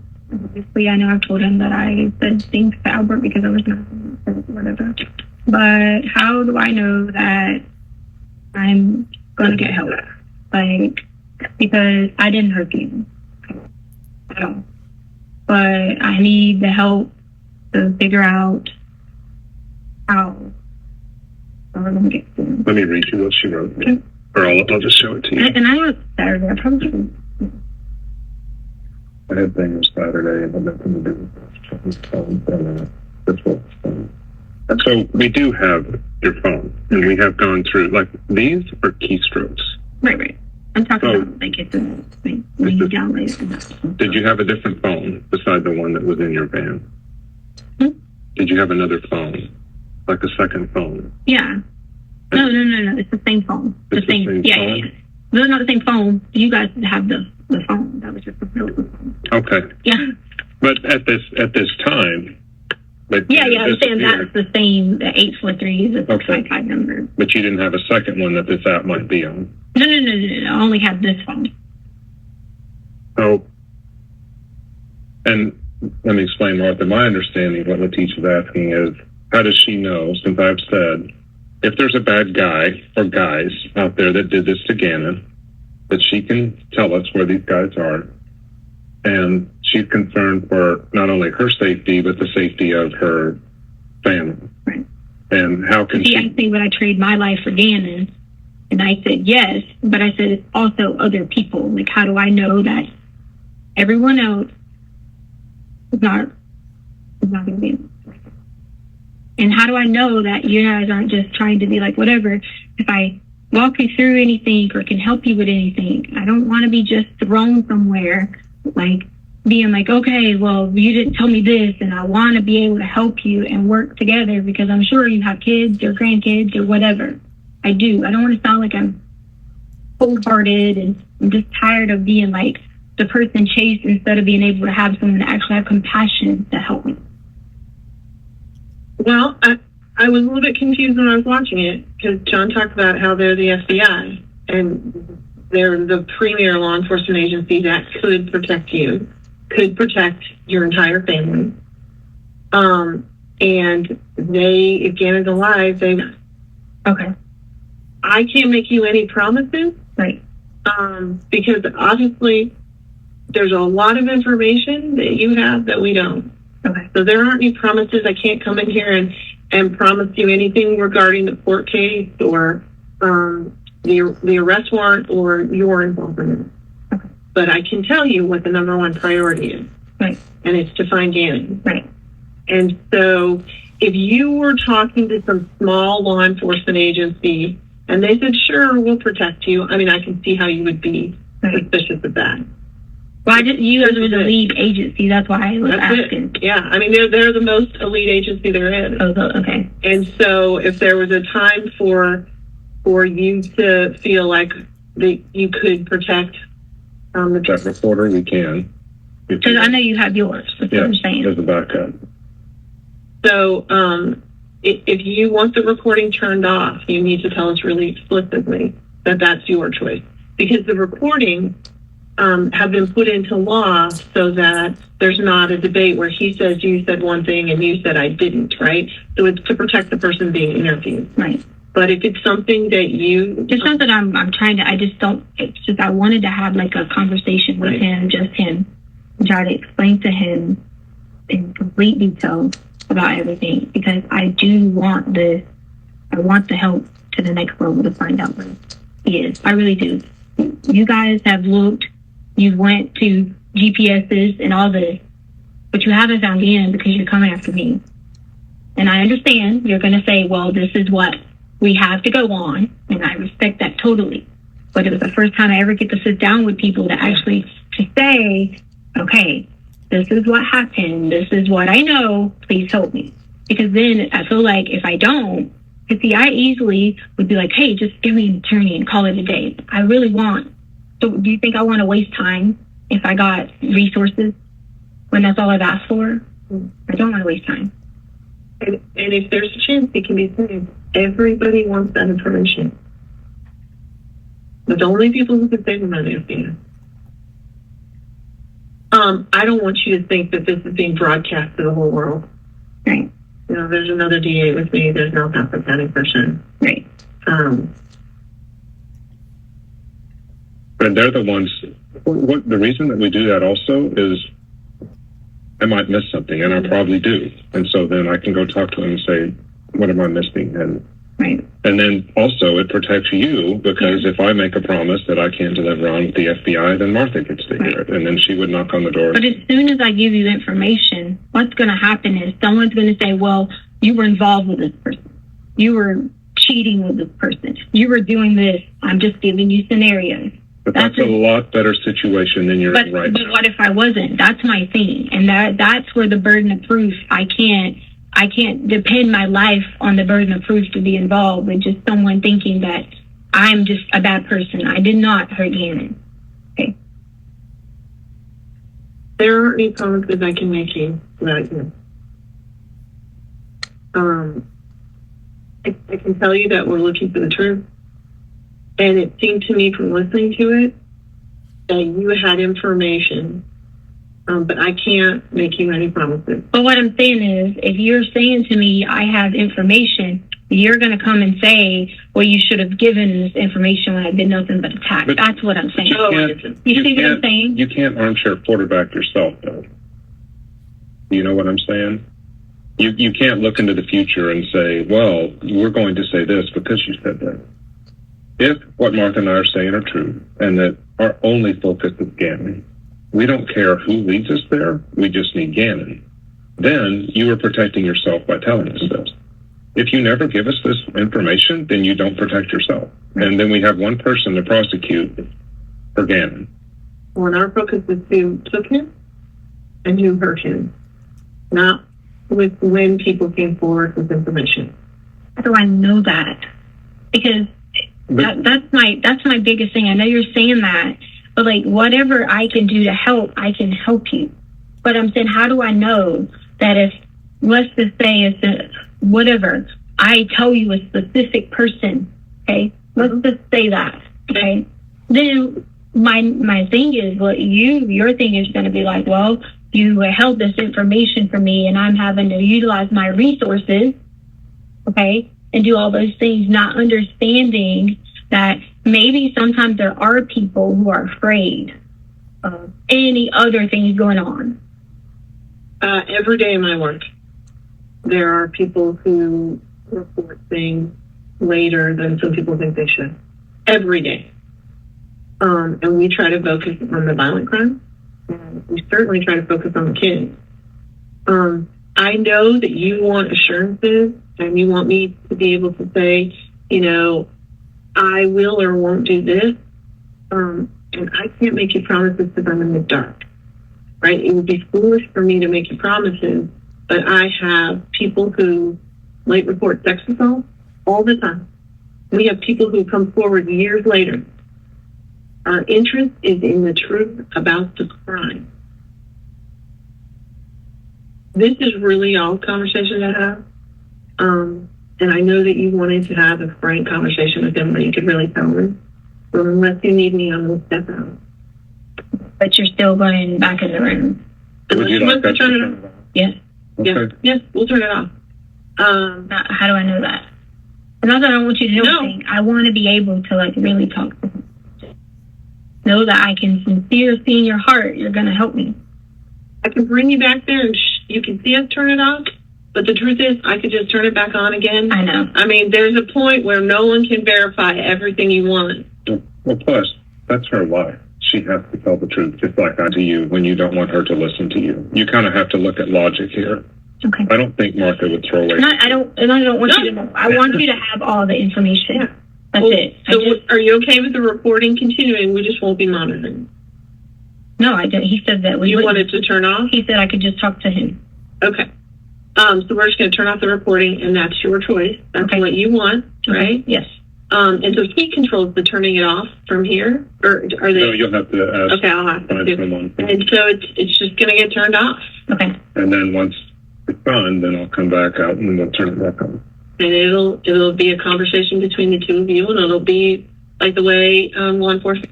All right. Anything else for me? Yeah. I'm gonna go get him. Turn it on. No, it's fine. I just. So that's that portion, Judge. Do you want to take the break now or go a little bit more? Let's go a little bit longer. Okay. Mr. Gruesing. Okay. Okay. Yeah, let's go a little bit longer.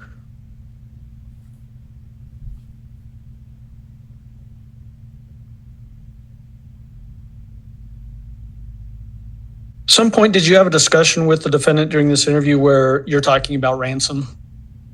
Yes. Why was that part of the discussion? She had brought that up. I think it was on February 15th that Quincy Brown was demanding a ransom. And also, since we were talking about a group possibly having Gannon, I couldn't see another reason why someone would have him. He would still be alive without them asking for something in demand. But why bring it up in that particular interview? Why confront her with that? Just to change tactics a little bit and see if she will move somewhere else, really. Okay. In that portion of the discussion, were you also talking to her about in ransom cases, kids don't actually turn out to be okay? Yeah, and maybe I'd worked one ransom case, if that. We don't see that very often. Normally our rule is the 24-hour rule, the 48-hour rule. The further away you get from an abduction, the less likely the child is going to survive. And so now we were at over a month. Does that same hold true for a missing kid? So the longer you get away from the point that a kid goes missing, the chances of survival go down as well? Correct. Did the defendant bring up who she describes as an FBI agent named Barbara? Yes. What was your take on that portion of the discussion? I did not know a Barbara who was involved, and I asked the Colorado Springs office if there was a Barbara working in the case, and they said no as well. Okay.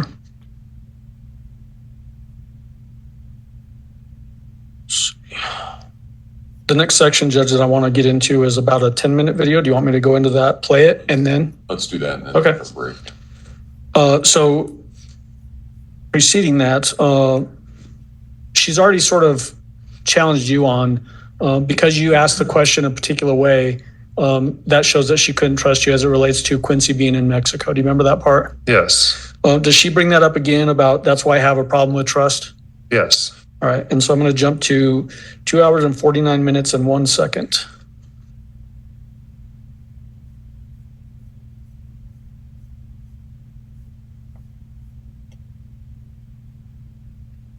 So this is a 10-minute section, Judge.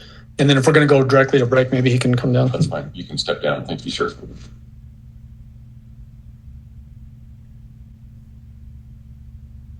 And then it happened February 5th, I think. So what happened was I got all the messages when I logged back in for my iCloud. I got all the messages that were like just sitting there. And so I took that message and I forwarded it to a people, and I sent it to Albert. And I said, hey, I said, can you get someone to like look into this? I said it could be just people, you know, sending random messages, or it could be creepers, you know, like people, whatever, being stupid, or it could be just in general, you know, the actual person. And so no one ever said anything to me about it. Then I get the Snapchat. Okay, so that. Let me interrupt you for a second. Leticia, there's an 11-year-old kid. Again, we have to go back there. 11-year-old kid, injuries in the house. Now we know that. Aiken. And you don't come to law enforcement? This was a law enforcement person. No, there's no Barbara. I mean, how did you get in from, except through your friend? You had Amber from the FBI. Right, but she said that she worked with the FBI and she was going to send information. She said that she worked with Amber. I swear to you, if you call Amy, you can get the number from her to find out what Barbara, who the Barbara lady was. And she was actually emailing her today. But if you told them back then and you trusted them with that information, this is why why are you not today? Because no one has helped. I tried since February 5th. The 5th. Today's March. That's why you see I had such a problem with trust. It's because I was there when you were talking to Amber, though. That was your chance. And Amber. Yeah, that's the legit FBI. So then, is that what happened when I was talking to Amber? I got a message back from the attorney who said not to talk to you guys because you guys, A, weren't the lead agency or something like that. And then B, not to say anything else unless he was present. That was when I was trying to talk to Amber. But why wasn't that with Barbara then? Because I gave it to my friend Amy, who had this relationship with Barbara, like trying to check on her. See, and again, this sounds like a lot of your calls to where you're pointing fingers in different directions, but never giving specific things. Right, I gave Right now, I mean, if Gannon is somewhere and you can get us there, and he sent proof of life or a picture of Gannon or whatever else, it makes no sense for some man to have an 11-year-old child. It wasn't that. It was because we thought it was someone playing games. And if someone was playing games, we were trying to say that person would have been like obstructing or whatever. That was the whole point. Not somebody had him and they were like, here, come get it. My point was that we thought it was someone, hey, here's someone playing games. Could you find out who this person is? Yeah, but do you see where that's going? And all your talks with Al.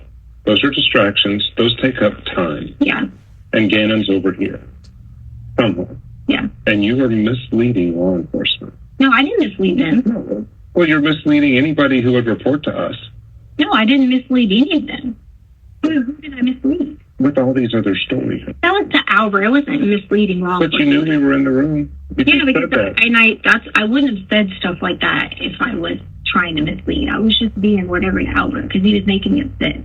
That's all. The dad of a kid is not finding his son. Because I'm also the stepmother who helped him get the kids, and he wouldn't have gotten them without me. So yes, he wouldn't have. You're willing to do that to Al, though. No, I already had apologized to him and said that was awful to say that to him out of anger. I had already done that. But before we kick this thing in motion about all this protection and whatever, Why haven't you said one thing, though, today? How in the world would he suffer a head wound on Saturday that required... I didn't say it was a head wound that required a thing. I said the head thing you're talking about when I said something to Albert. I said the head thing you're talking about. That's what I said. So the bike accident thing? You already trying a bike? No, the head thing talking to Albert. Never mind. I'll just wait until you are ready to talk to me with from beginning to the end, because I already said that is completely irrelevant to anything of what you're talking about. Completely irrelevant. I told Albert something else that was just story to be whatever to him, and it was wrong, and I already had apologized. So to the Albert. things that you told Albert were that he was peeling these burns. Was that happening? I'm not going to answer any more questions because you're asking me about things telling Albert out of being upset. There was nothing happening that I was telling Albert. Nothing.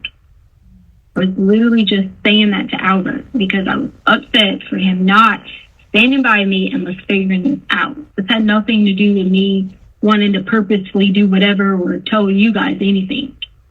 That was not what it was. But, it was me being upset with Albert. Let me go back to a kid missing is about as bad as it gets. Oh, yeah.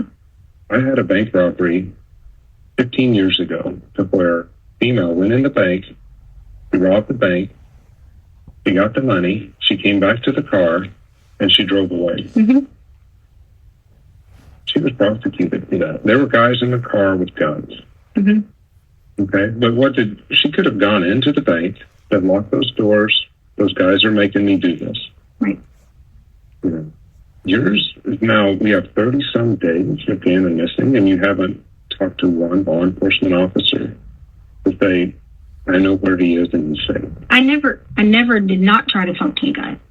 I never did not. No one ever, when I felt like I was getting like a completely like bam, farted by El Paso, no one ever reached out to me from FBI to like have a conversation like you did. No one ever did. And you don't feel comfortable talking to El Paso, why? It's not that I don't feel comfortable talking to them. I just feel like from point A to point B, they have taken this approach, and you made even a comment about like, you know, about this. Right. Because that's the approach that they've taken, as if it's just a person who is not alive.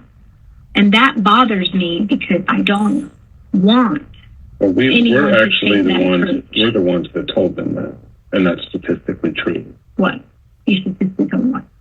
From Gannon's age, Mm-hmm. and from the amount of time that he's been missing, he is most likely dead. But what I'm saying is, as a parent, is that maybe because you're like used to saying that or something, but is that something like as a parent you would want to hear? No. But would you rather hear a lie? Would you rather hear statistically he's probably alive? When it's about I would say it's less than a 1% chance at this point. But why? Him being 11, they would have asked for something. If But why? kidnappings don't happen without a demand or Mm-hmm. without it being a parental deal. Parental deal or a demand. Yeah. So you're saying that nothing else, nobody intervenes ever. Ever. I've seen one at a time, and again, I've worked violent crime in Denver for 20 years, a little over. And I saw one kid wander down the street. He had autism, and this was up in Brighton. And a guy took him in the house. He had him for a day. The guy was mentally disabled as well. So we had two things happening at once. We had a kid with autism who just started wandering. And then we had a developmentally delayed adult who was just playing video games with him for 24 hours. But we ended up, the public said, there. And I remember knocking on the door. He had made little blankets for the kid in there. The kid was playing video games and nothing bad had happened. Right. That's the exception. I've been to where kids have been dismembered, 10-year-olds. That's awful.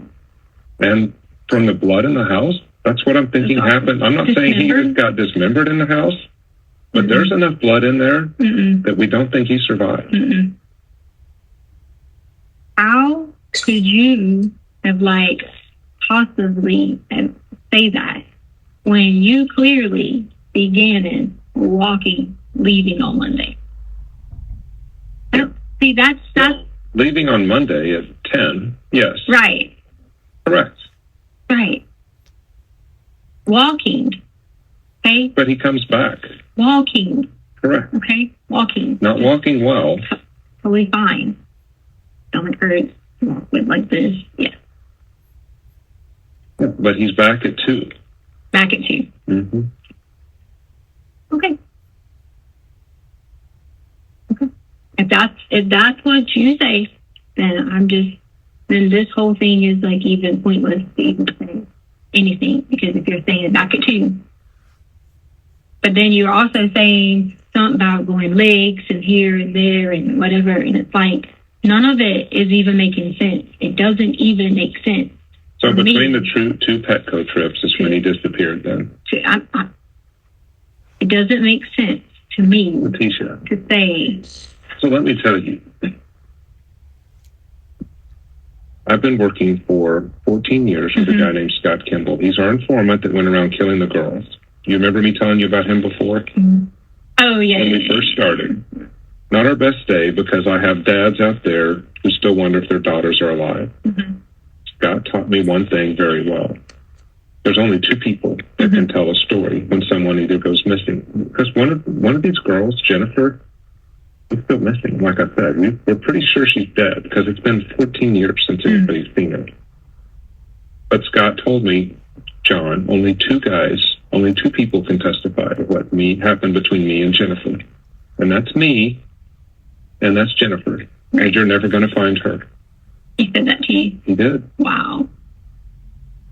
So I've got to answer to his dad for the rest of my life. And I'll probably be answering to his dad after I retire, because Dad has my cell phone. Dad calls me on her birthday, on the day she went missing, on Father's Day. How was he able to say that to you? Because he's like, there's no other witnesses. So when I take a guess, and that's a guess that he came back home, that's because people that looked on the video said he probably did, or, I don't have the information you have. And I hear you do that to Al by saying, oh, so that's what you think. Well, none of us know. You know. Because I have. That's 3 hours. Oh, wait a minute. Did I stop at a minute too early? I think I did. My eyes are getting bad. We got 1 more minute. All right. That way. If I don't be that way, then no one's going to help me. I didn't hurt Gannon. I didn't. That's fine, but right now you're the only one that was with me. But I didn't hurt Gannon. But how are you going to get past these charges without help? How does that work? Without help? Without you telling me. Like, again, it'd be like I told you the story about Jennifer. If somebody knew where Jennifer was, and they're not telling me or Bob Markham, the dad. I didn't say I knew where Gannon was. You said you know he's okay. No, I said as a parent, I'm never going to sit here and look at you and say, he's not okay. That's not what I'm going to do, because I didn't do this. So why would I look at you and say that? Like, I'm dead looking at you in the eye saying, I would never as a parent say that. No way could I ever say that. Because I love Gannon. I did not hurt Gannon. I told. All right, now it's really 3 hours, 1 minute, and 35 seconds. All right, ladies and gentlemen, we won't take our afternoon break until 3:35. In that last section, and also in the section where the other DA was in the room, appears that defendant used misdirection again. Again, was that fairly common throughout this whole thing? Yes, and she was very effective at doing it when we brought the district attorney in, and she couldn't promise Leticia something. That was yet just another obstacle that we had to overcome to get to the questions we were asking. Similar to the idea that if she would put conditions out there that maybe even be difficult for you to meet? Yeah, the witness protection, the DEA involving other federal agencies. You know, she had a very organized way of thinking about how I might not be able to do the things she's asking, and thus she might not have to answer the questions. When the misdirection would be employed by the defendant, was it around specific points of interest in the story of what happened to Gannon? Yes. Such as what? Well, right now we were trying to figure out who had him to get the identity of that. And that was where we were focused. And then instead of giving a name, she would give conditions. But looking back at the phone calls, she would do the same thing with Al. It was a condition of their relationship status first before she would give a location of Gannon. Do you remember her making a statement right after what we just watched where she says, "I'm not the one"? Yes. And you then go through a description of extradition to Colorado and being in jail. Yes. Okay, we're going to play that next, and that starts at 3 hours, 1 minute, 41 seconds through 3 hours, 3 minutes, and 33 seconds. I'll just play it directly from here, actually, because it's only 6 seconds later. Most of these happen. They happen in the house with parents who love their kids. I get what you're saying, okay? I understand. I appreciate what you're saying. I appreciate all the work and time and dedication you put into all of these things to have this. But I am not the one. But then if you're not the one, you're going, so do you know what happens from here? What? You go to a local holding cell. Okay. They hold you for 24 up to 2 weeks until you get extradited back to Colorado. Okay. You're in jail, Leticia. And unless you tell me that somebody else did this, you're the only one that did it. No, I didn't do it. But I'm telling you. But I didn't. But that's what would be horrible. Is if someone else did this and you're going to let them skate because you're scared? Not letting someone skate. What could you possibly be scared of at this point? I'm not letting. Do you think I would sit here and let someone skate if I could take you directly to the person right now? Why do you think I would need resources?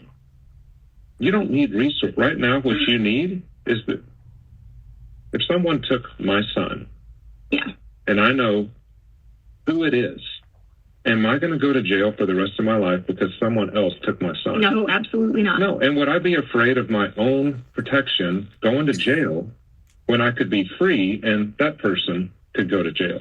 That doesn't make any sense. There, even if I walked you to the person, she just sit there and said, "Oh, I can't make any promises." You can't make promises. Which is better? To go to jail for the rest of your life and hope that we find the person, or to point us to a person? If I'm in your position, it makes no sense. Right. What could you be scared of at this point? Reprisals? No. The fact that you don't have. Apparently, you would have found some of this already if you would have had the resources. That's what scares me. So stopping it at 3 hours, 3 minutes, and 33 seconds. After you explained the extradition, you said you're the only one that did this. Does she then use misdirection again to get you off topic and move you away from trying to press her? Yes. What about what's your impression of that very end where what scares me from her perspective is you would have found this if you had the resources? What's your take on that? It's what I explained to her earlier, that she's expecting me to know answers to the questions that only she has the answers to.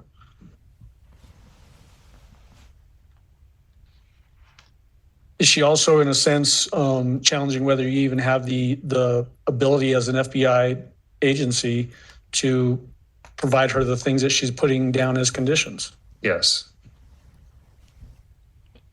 Did you confront her by saying right after this, her story makes no sense? I did. So I'm going to jump to that section. It's 3 hours, 3 minutes, and 49 seconds. And it goes through 3 hours, 4 minutes, and 59 seconds.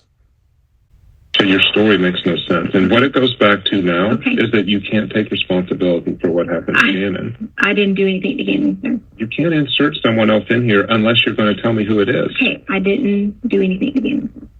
That's fine. But then you would tell me who it is if you I didn't do anything to Gannon. Did he do it to himself? Okay. I didn't do anything to Gannon. I'm not asking you if you did. I'm asking did Gannon do it to himself? Do what to himself? The head injury, the neck injury, whatever that was that caused that pool of blood down by the bottom of its bed. You know that the sheets and all that stuff, the blood seeped down in. And what now? The blood seeped down through that corner. Through the sheets into the mattress. I have no idea what you're even talking about.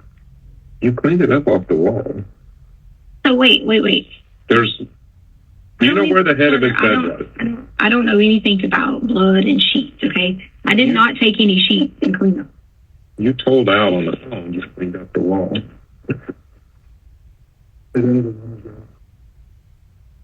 So now paused at 3 hours, 4 minutes, and 59 seconds. You start to confront her about the head injury and the blood and all that sort of thing. Did she use misdirection there again, directing away from the head injury? Yes. What was significant about that to you? By this point, none of my questioning was effective with her. So every time we would go to one of these and she would misdirect, the significance just was that I was going to have to change course yet again. Again, was this happening as you're trying to dive into what actually happened to Gannon, but then she diverts over to the sheets? Yes. What's happening here where someone's come in and said something to you and then you're getting up to leave? So Leticia had requested to talk to me off camera, and the police department could not turn the camera off. So they had decided to get us a separate room, and myself and Special Agent Cohen were going to speak with Leticia off camera in this other room. And so is there a period of time where the room is just empty while you're off with the defendant in some other room? Yes. Okay. So we're going to talk about that. And so I'm going to play it until both of you are out of the room, and then we'll pause it again. Okay.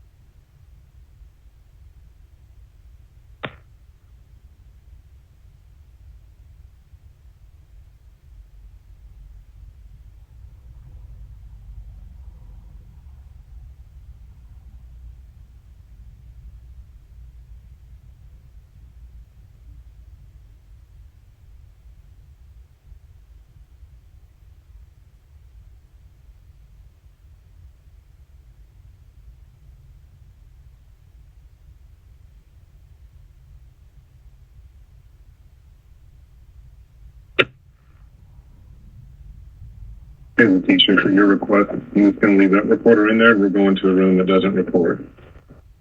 Are you sure you don't need to go to the restroom? I'm good. Bring that to you need anything to eat? Take your water with you just in case. Okay.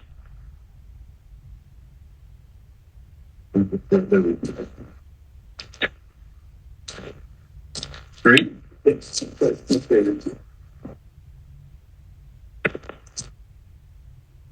So before we get into this off-camera discussion that you had with the defendant, that little portion where she was inside the room by just herself, did you see anything in there that caused you concern as to her mental faculties? No. Did she appear to be acting normal to you? Yes. Okay. This off-camera discussion, let's talk about first the process that was undertaken here. Who was involved with it, first of all? Well, Myrtle Beach arranged for us to have another room to talk with her in. I believe chairs were already put out. It was a lot bigger room than this one, from what I recall. And myself, I introduced, or I guess Special Agent Cohen introduced himself, and we just sat in the middle of the room to see what she had to say. And when you say Special Agent Cohen, you're talking about the guy sitting here? That guy, yes. That guy? Should we call him that guy from now on? How long would you say that portion of your interaction with the defendant lasted? I recall about 30 or 40 minutes, maybe. Was she talking to you in that room much the same way we've been seeing in this recorded interview? Yes. Can you give the jury some idea as to what that means? It was more of needing protection that I recall. The primary things I remember from this was that this person or people that she would saying was responsible for Gannon might have been associated with an app that was on her phone, and that Al had wanted Leticia to participate in a threesome. And this person that was part of the threesome might be the person responsible for Gannon's disappearance. When you say these people, is she pointing her finger away from herself saying these people, or is she saying these people that are inside of herself? No, it's another person, and why I say people is when she's talking to me, it sounded like a group. So I'm leaving that just kind of open, but she was referring to this threesome as like it was another female who was involved, that if we find who's in this app, we might find the person who abducted Gannon. And when you're saying app, you're talking about, was she saying an app on a phone? That's correct. Okay. And when we're talking about these other people, just to be very clear, is she saying that these other personalities that are inside of her own self, No. other persons or personalities? No. Okay. Did she describe in that portion of your interview, this off camera, a different way in which Gannon suffered a head injury? Yes. What was that? I believe it was the pushing the beds together. Okay. Did she describe that as occurring on Saturday night? So that would be January 25th. Yes. Do you remember her giving you any description as to her looking at and assessing that injury? Yes. Leticia said she looked at the injury, assessed it, and said it wasn't very egregious. Did she include specifically that it didn't even need stitches? Yes. Did she give a description as to where on the head that injury occurred? I don't recall at this point. Okay. If you saw your report, would that refresh your memory? Yes. Okay. Hold on just a second. 117219.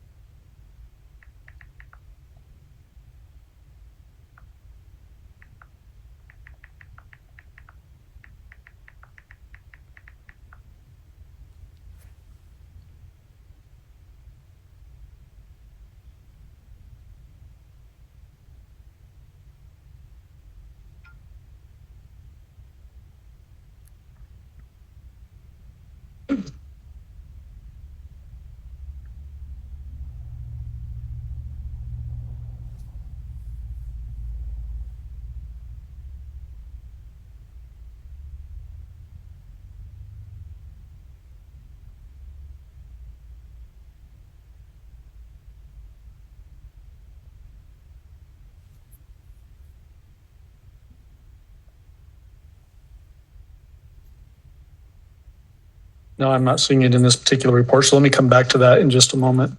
Did she talk to you about taking a SIM card from her phone? Yes. What did she say about that? Yeah, I don't remember that either. Sorry. Okay. Well, that one is definitely in this report that I've got in my hand right now.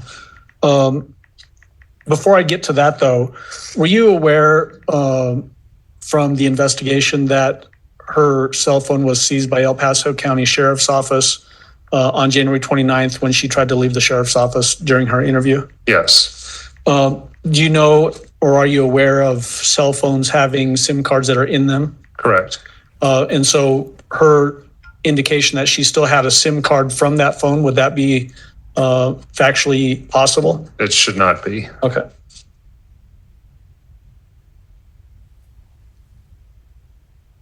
I'm going to show you again. This is 7218.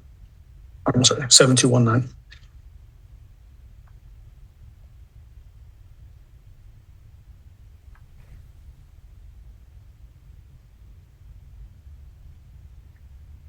SIM card sections here. This is pagination 11-7220, page 3 of 4. Look at that when you're done. Okay. Did that refresh your memory? Yes. What did she say about the SIM card? She said that it was the SIM card she had previously, but she had placed it in her friend's phone. Okay. Did she describe getting a bunch of messages then at that time? Yes. Was this another distraction in your mind? Yes, it was nothing that we thought was possible. I don't even know if the investigation was able to verify it or not, because that happened after my involvement. Okay. And then going back to that head injury issue that we were talking about earlier, where I asked if it would refresh your memory to see the report. I just didn't pick up this one page. It's 117218. May I approach and have him review that page? Or... Okay, go ahead.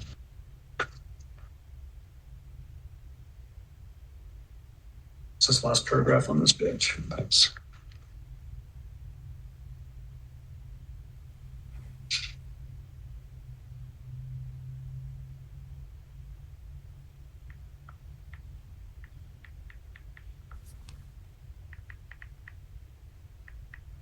Okay, Did that refresh your memory? it did. Where did she describe that head injury that was caused by pushing the beds together occurring on Gannon's head? She said it was a gash in his left temple. Did she also give a full assessment of other injuries during this portion? No. Okay. Was there some discussion here about Angel and Petco? Yes. What do you remember her saying about that? Well, we discussed Angel later, back on camera, but I remember Angel coming up as a result of this app and the threesome that happened. Is Angel was a female who may have been involved in Gannon's disappearance.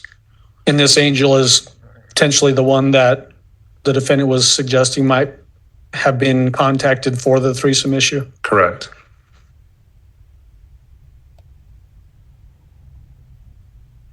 Shortly after that portion of the discussion, do you come back on camera with the defendant? Yes. All right. I'm going to retrieve that page of the report from you.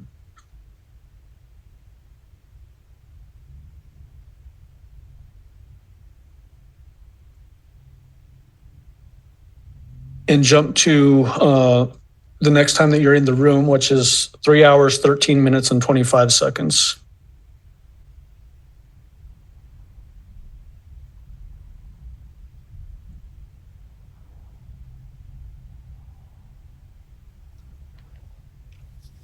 Is this immediately after you get out of that separate room that's not recorded?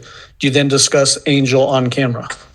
Yes. Is that what we're about to watch here? Yes. Okay.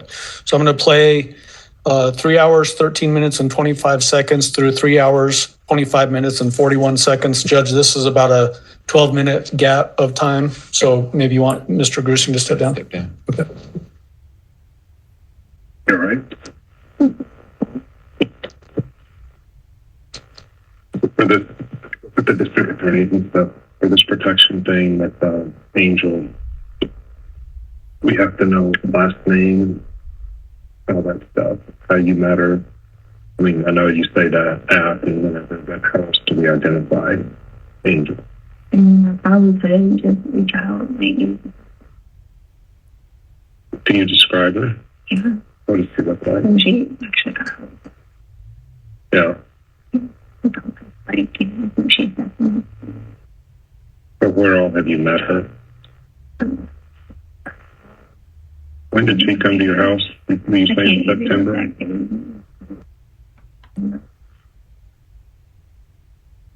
And then who all did she babysit?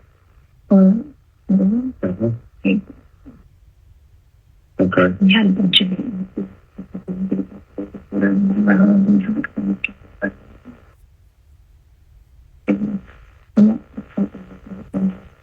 quite a few people that were here.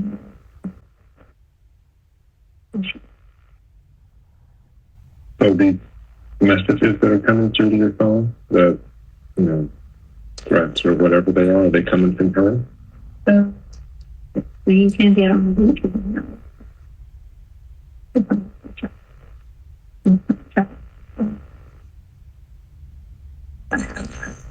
What is her Snapchat name? I would need to have my phone. But do you remember?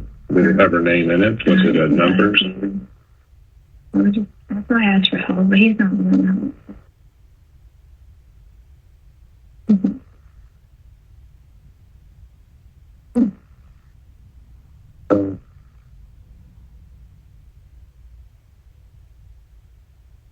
To tell you back what we talked about, that I don't. And if I'm not going to get any help, then I'll just have to get help. I trusted you to talk to you. Well, we went in there, I know. and I don't know, Leticia, if it's just the way you're used to communicating over a long period of time, but when you're asked a question, you don't really answer. You kind of go in a little circle. So if I said like, where did you guys see Gannon? And then you say, well, it's supposed to drop off, Yeah. So we're just used to asking you a question and then you tell us an answer. It's just, I just don't, I've always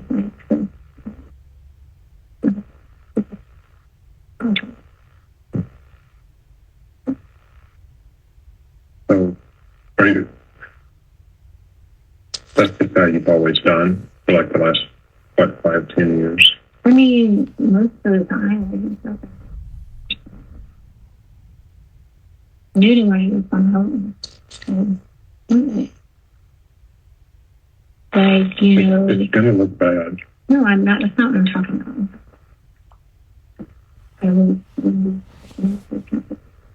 It's not even going to look like that. Here's what it's going to look like: is that you were the last one with Gannon. Nothing on this angel thing we can't authenticate any of that. When you say it's all off camera, like with the Black Impala in the parking lot, we have cameras for that whole place, and we don't see you meet with anybody. Well, can you show me that so that I can show you what direction? But you would know where it is. Where did you meet? What direction? Because I'm not from Colorado. So I can show you. That you're talking about what direction? Because where it would be at, then maybe you could pull if he's wanting to pull a camera up in another place. There's lots of places you could pull a camera off of. That's all I'm asking for. That's offering help. Yeah, it's. Well, but Gannon goes into this car. I mean, this is the person that you trust. I do. Right? That's the thing. What am I supposed to do? So then why would you go home and say that he's here, that he's now gone away? You're leading. I never said he was here, not gone away. Well, that he was at the house. Yeah, but do you see where I'm going with that? Why would you make up that story to law enforcement? That he was going to a friend's house? Because if her nephew was a friend. I mean, I don't understand how that's a problem. Angel's nephew was a friend. Oh, that's right, that they had played together. But did she live in your area? Mm-hmm. Where did she live? Mm-hmm. Again, I'm country. If stuff will come through, people living stuff, saying stuff. But the people, are they different people from Angel? I mean, are they acting on her behalf? Because that doesn't sound like a friend to me. Obviously, if they're not helping with your child, they're not friends. But how do you think that makes them trusting people? If he doesn't make them irresponsible, trusting people, trusting someone. Do you know who tells the story from here on out? Your story? I asked for help.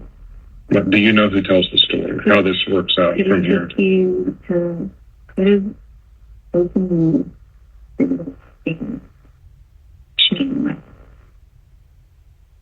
There is an Angel. Well, just like we found Quincy Brown right away, we can find Angel. But if there's not an Angel, that's the last story you're going to tell law enforcement about Gannon. Sure. Well, but I mean, we'll get your warrants for that threes thing, whatever else. We'll go interview this Angel. And if it's like what I think Quincy Brown is, then Angel's just going to... I will help you. Okay. I tried to get you help. When I gave you the wrong information, I tried to get you. But I think I can help you. How is that?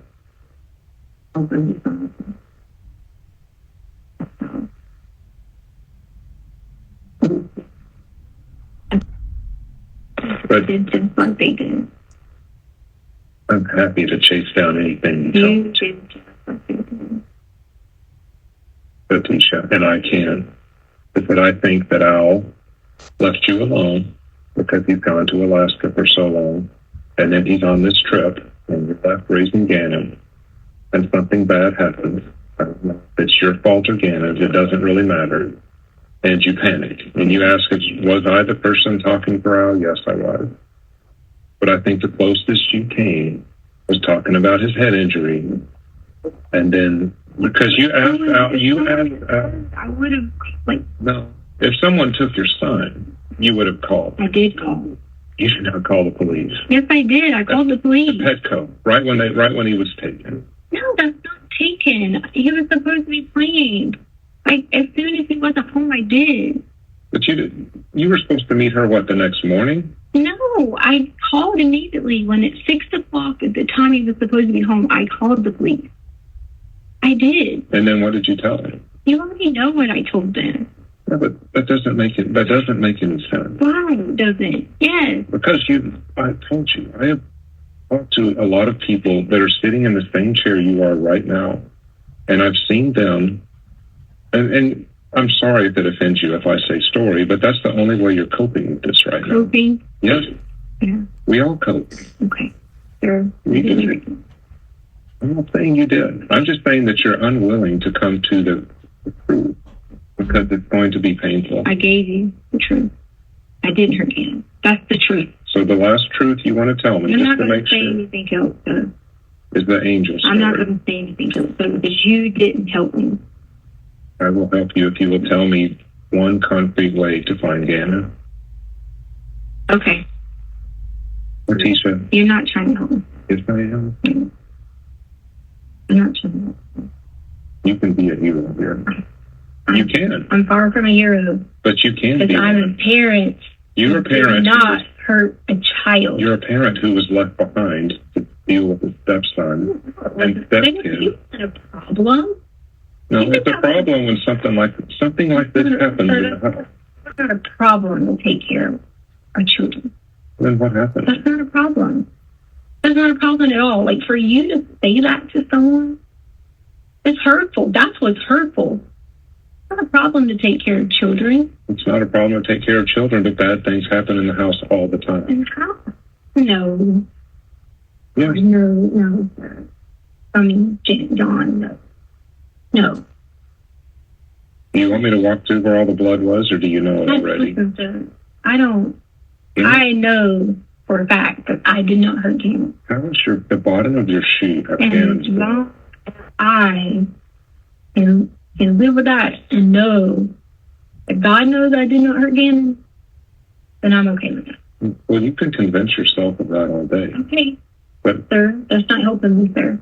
but is there a way for me to help you? Even if Okay. you're trying to convince yourself it didn't happen, Okay. is there some way for you to say through a third party?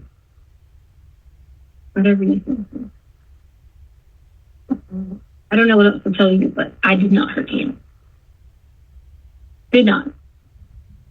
Then you won't tell me who did. Would not. All that blood would not be in the house if Angel just I would- met him at a Petco. Like, that's far beyond what you're even talking about. What is far beyond? There's like many of times we've had blood in our house. Do you remember the spray that was on the wall? I mean, goodness gracious. I've seen the markers from the spray. The spray went from the bed all the way up here. Well, you had to clean it up. Beer? No, it's not a smear. Whatever. It's a spray. All right, sir. I don't know what you're talking about. Spray. I don't know what that means. It's called spatter. I don't know anything about that. So Okay. it comes from aspirated. You're going to hear all this anyway, so I'll tell you. It comes from aspirated blood. Okay. You know what that means? No. It means that he didn't accidentally do it. Okay. Okay. Whatever, sir. So that's what we were waiting on for the warrants, because somebody struck Gannon in the bed. No. If No. someone struck Gannon in the bed, That's thank what happened. God we were all drugged then. If that's what you're saying happened. That's what the blood. God, we were all drugged. Well, then can you tell me how that blood got on the wall? Sir. That's Gannon's blood on the wall. Okay, well, I guess if you think you have all the answers, then You're making me guess. I'm not. You've got the answers. I'm not making you this, sir. I'm going to be respectful to you because Leticia, you offered to help me. You didn't help me, so I'm just going to sit here. Mr. Gruesing. So we've got it paused at 3 hours, 25 minutes and 41 seconds. Mr. Gruesing, this continuation of the discussion about Angel, was there any indication in the investigation that somebody by the name of Angel was involved in Gannon's disappearance? No. At the beginning, when you asked her for her being the defendant for a description of Angel, what did she say? She said that Angel looks a lot like herself. Do you remember the defendant saying that she had no motive to do this? Yes. We're going to play that next. It's 3 hours, 26 minutes through 3 hours, 34 minutes. So about 8 minutes, Judge. I don't know if you want him to stay up for 8 minutes or not, on the stand or not. Give me just a minute. Okay. Where's it? You can, it's up to you, Mr. Gruesing, if you want to stay there for the 8 minutes or. I'll go. He's got a step skull, I think.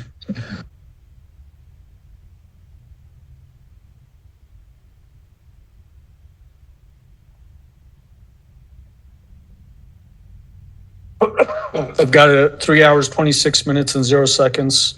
So having skipped roughly 19 seconds, and then we're going to play through 3 hours, 34 minutes.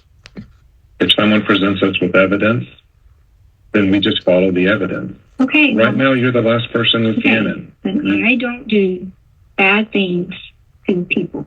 I don't. I don't think you do bad things to people. I don't do bad things to anyone, and I didn't do anything bad to Gannon. I think something bad happened to Gannon, and I don't know of a way to get you to tell me about it. Okay. I tried through Al to get you to tell me about it. We've tried here. Okay. You came, and I think you have a defense mechanism. What I think your defense mechanism was, you need to go into another room, you tell us. No, that was not no defense mechanism. I trusted you to talk to you because I thought you would If you help. trusted me to talk to me, you would tell me where Gannon is right now. I don't know. Dude, you know where he last was, and it wasn't at the pet Okay. code. Okay. But see, you can't make me guess. That's not fair to me. Why would I It's not keep fair to talking Gannon. if you're not going to help me? You tell me how to help you. I already did. I already did tell you. I told you how you could help. And Nobody holds a kid like that. okay, if that's what you think. No, I'm just saying, Okay. if the sun comes up in the morning and it goes down at night every Okay. day, we have Sure. worked hundreds of these things. That's what you think. Okay. Me talking to you is not going to do anything else because all you're going to do is go think that you're going to get me to say something that I did that I didn't do That is not what I because I did not do anything to Gannon. Why would I hurt our child? I had everything in the world. Why? I have no motive. None. Don't have the first motive. Everything I wanted in my life, I had it. Why? Doesn't make any sense. It doesn't make sense a lot of the time what happens inside of a house. Sir, I don't even know what you're talking about. All I can tell you is, I don't know. No reason to. In fact, to go on the record, I had a way better relationship with Gannon than I did with Lena. Way better. We were so much alike. We always like the same thing. We always have problems with our stomach. We always do all these things. Do you know that there's almost a correlation sometimes between how much you get along with someone and how bad things happen in the house? I'm telling you that. I don't. Well, maybe bad things happen in your house. They happen in the house a lot more than they do out in public. Maybe bad things happen in your house. But Would it help if we showed you pictures of what we saw on the wall and by the bed? When you say nothing bad happened, you can't get around Yes, Al, but we did not show Al that on purpose. He had to come get stuff out of the house. And he looked and saw the blood pool was about this big on the concrete. Okay. And That then is what? not from a little gash like that. Okay, and then what? And then you showed this to him, or how did No. he see this? He had to come get stuff out of the house. I wasn't even there that Right. day. After you allowed people to stay in this house for a week, I did not allow anybody to do anything. someone did. Okay, that's not my call. Okay. So, So what I'm saying, though, is the wounds that you're describing to Okay, him, even what- when you're saying it what- doesn't, sir, I'm going to tell you now. when you say the head thing was Saturday, What I'm going to tell you now is people were inside of a home living, and it was not me. So maybe you can talk to whoever allowed people to live in the home. Okay? Whatever you're saying that was done extra or whatever, maybe you can talk to those people who were allowed to stay in a home during this supposedly. Okay? That's what I think. Maybe you can talk to people who were. you're saying that the injury to Gannon happened. I'm not saying anything except I know you're telling me this stuff. And you're saying this about, how bad these were and these things were. All I can tell you is maybe you can talk to the people that were allowed to stay in the home during this time. During this time that you have this supposed evidence, people that were allowed to stay in the home and people that were allowed to walk in and out to see it, supposedly. Okay?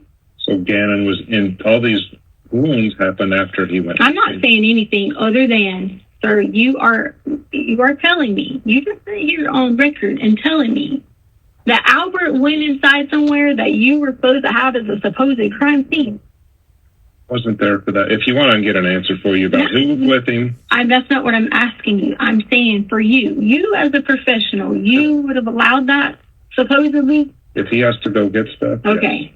Yeah, I'm sure that's As long as the scene had been processed. Okay, process, sure. Okay. I'm Why sure would that's we how not do that? I'm sure that's how it works in this country. Doesn't it sound a little bit weird to you? If the scene has been processed, Okay. no. I had a girl that was burned alive in a house in Bailey. The thing was processed supposedly when people were still there day 1, day 2, day 3, and the thing was processed. Day 4, day 5, day 6, and the thing was processed. You're saying that people were going in and out of the house, civilians, while they were processing the scene. I'm asking you that because apparently you said the thing was processed, and then you want me to talk to you when I know that how shady that whole situation is, and you want me to give you answers for how shady that is. So you need to tell me in the thing that was processed, day 1, day 2, day 3, day 4, there was nobody going in and out. There was people living there. Right. Okay. When they thought Gannon was still alive. Okay, living there. Okay, but you're saying the thing is processed because not you, but people surely were there. It's all on camera that there was crime scene people there while people were living there. Of course, because they didn't know the severity of the scene. They Okay. just thought Gannon was ran away, like you said, Okay. to go see a So neighbor. the point is, how am I supposed to put my trust and faith in any bit of the system like that when that was going on? How? So you're trying to put faith in the system. Where you No, I'm escaped talking from to you. I'm talking to you. I'm saying If you would have told police the very first night that he was taken forcibly, everything would have been different. That's not forcibly. Okay, I said exactly what I said, which was he didn't come back at 6 o'clock. If you would have said other people have him and they should not have him, it would have been different. You controlled the way that law enforcement responded. I did. So now it's my fault that they Yes, by you saying he's walking in to there, play with a friend. had people in there doing a supposed crime scene, and now you have all this stuff after you let people live there. And now you want to look at me and say something. Sir, I did not hurt Gannon. Okay? Okay, well, who did? Did not. Who did? Did not. Just like all Why of are the other things. Why are you telling me you did not? I don't care if you did or not. I'm just telling you. Yes, you do care. No, I don't. You're a father. You would care. I care about Gannon. I don't care if you did it or not. Or I didn't. Okay. But you're saying you did it, but that doesn't help us find you. Okay. Well, I didn't do it. I didn't do anything. I would not. No motive. No I'm reason not asking you about to motive hurt or reason. a child. No reason. Who did? No reason. So we paused it at 3 hours, 34 minutes, Mr. Gruesing.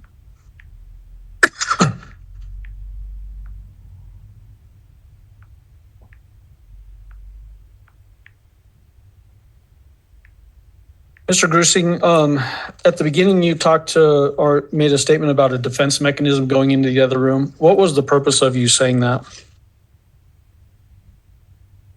Well, defense mechanism or misdirection. I was trying to, hone in on what happened that day. And neither I nor Special Agent Cohen found her story about Angel to be credible.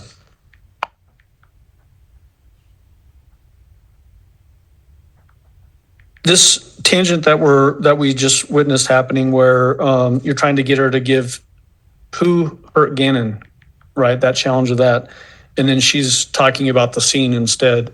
What was your impression of that? It was yet another attempt to knock me off my line of questioning. Another misdirection. As you can see, she's very effective at doing it, and I was telling her that the whole reason that law enforcement responded like they did was based on her initial report. But as she continues to talk over me and saying that because of the way she created Gannon just being at a friend's house, now that is a problem. It's yet another big hurdle that I've got to overcome to get to what happened to Gannon. In that last clip that we played, where it's the discussion about Angel, in some respects, did she actually revert back to Gannon is with a friend and didn't come home on time? Yes. So reverting back to the very original story that she told the police on January 27th. Right. That statement that she makes in this particular portion, she likes Gannon way more than Lena. You remember that? Yes. When you went through those searches with her earlier in the interview, did you find any, or did you recount any searches, I should say, to the defendant about involving stepdaughters or Lena specifically? No. In fact, you read to her some of those searches. One of them, I don't like my stepson. Correct. I don't like my stepson. Should I get a divorce? Yes.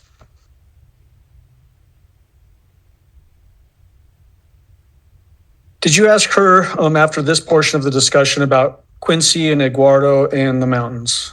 I did. What were you trying to get to there?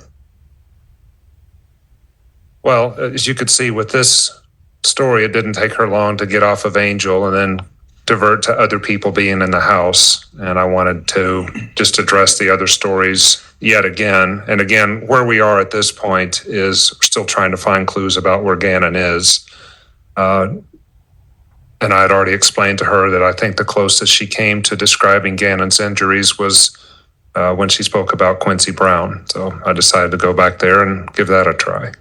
What do you mean by that? That the closest she was to describing Gannon's true injuries was when she was talking about Quincy Brown. Tell me what you're talking about.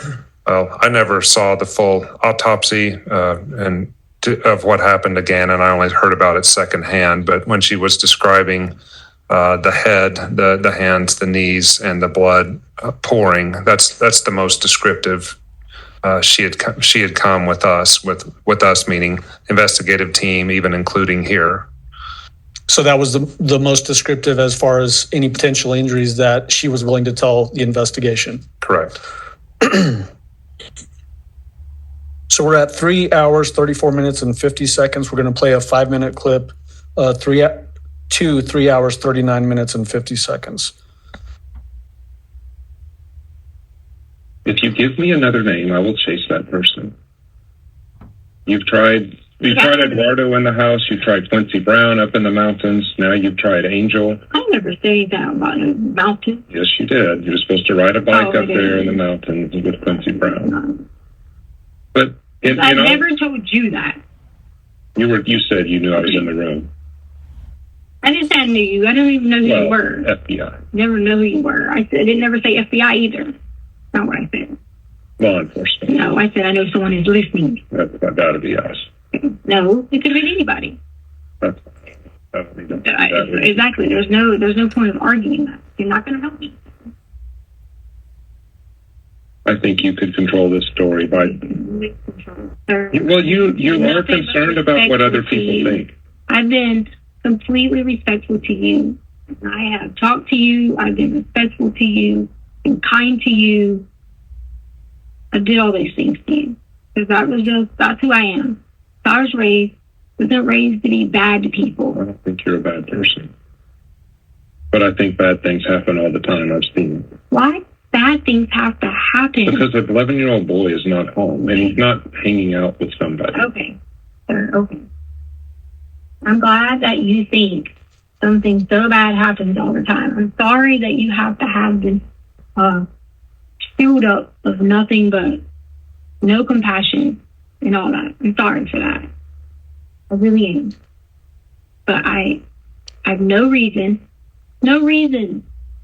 none, to hurt anyone in my family. None. Can you tell me why there's blood on the bottom of your shoes? I don't know. The shoes that were covered in the garage. In the garage? Or in the top of the washer or something. People were, did you think I didn't walk around in shoes? With Gannon's blood on the bottom? What's that got to do with anything? It's I've already told you. We were outside unloading stuff. What has that got to do with anything? We were outside unloading my car. I mean, come on. That doesn't mean somebody's this bad person and done something wrong. Yeah, sir. No. Thing like that. To hurt Gannon, innocent, loving, help me out more than any person in the household. More than Albert. More than anyone. Help me. I think Gannon's a bad kid. No, help me. You know how much you'd be helping me with everything, pulling everybody else's slack? Who did it? Gannon. And I think that's why this is so hard. Mm-hmm. You're right. It's hard, you're right. It's hard because I didn't hurt you. To not have him helping me, that is hard too. Very hard. Knowing that right now, sitting at home, Gannon knowing the situation, you know what Gannon would do? He would wait on me anything I would ask him just to make sure I was okay. Anything. I wouldn't doubt that. Oh, he would. Before even Albert would even do it. He would. If he was sitting here right now and needed anything from me to ask him to do anything, he would do it. So there's no intention, motive, reasoning, nothing. Again, nothing to hurt him in any kind of way. None. Nada. You did say on the phone calls there was no premeditation involved. Yeah. You said I was saying to Albert, like he was, if you're talking about when Albert was asking me that, I was simply saying, because you were trying to get him, or whoever was trying to get him to walk me down some pathway of whatever it may be, whatever that may be. Come on, sir. I didn't wake up and be like, oh, my life changed today. That's not how it works in life. Bad people, whether you say do this or do that or do that or do this, they just do bad things no, to people. Not necessarily true. Okay, well, I told you good people do bad things. I've seen it. are you a good person? Yes. And you do bad things? Mm-hmm. Okay. Yeah. But if you had any key to telling us where Gannon is, you would tell it to us if you were a good person. Would you not? And So pausing it now at 3 hours, 39 minutes, and 50 seconds. At the very beginning of this, you said, if you give me another name, we'll chase that down. Have you ever tried to go back and count the number of different versions of stories this defendant gave during the pendency of this investigation? No, I have not. Is it too many to count? I just haven't sat down and done it. It's quite a few. Yeah.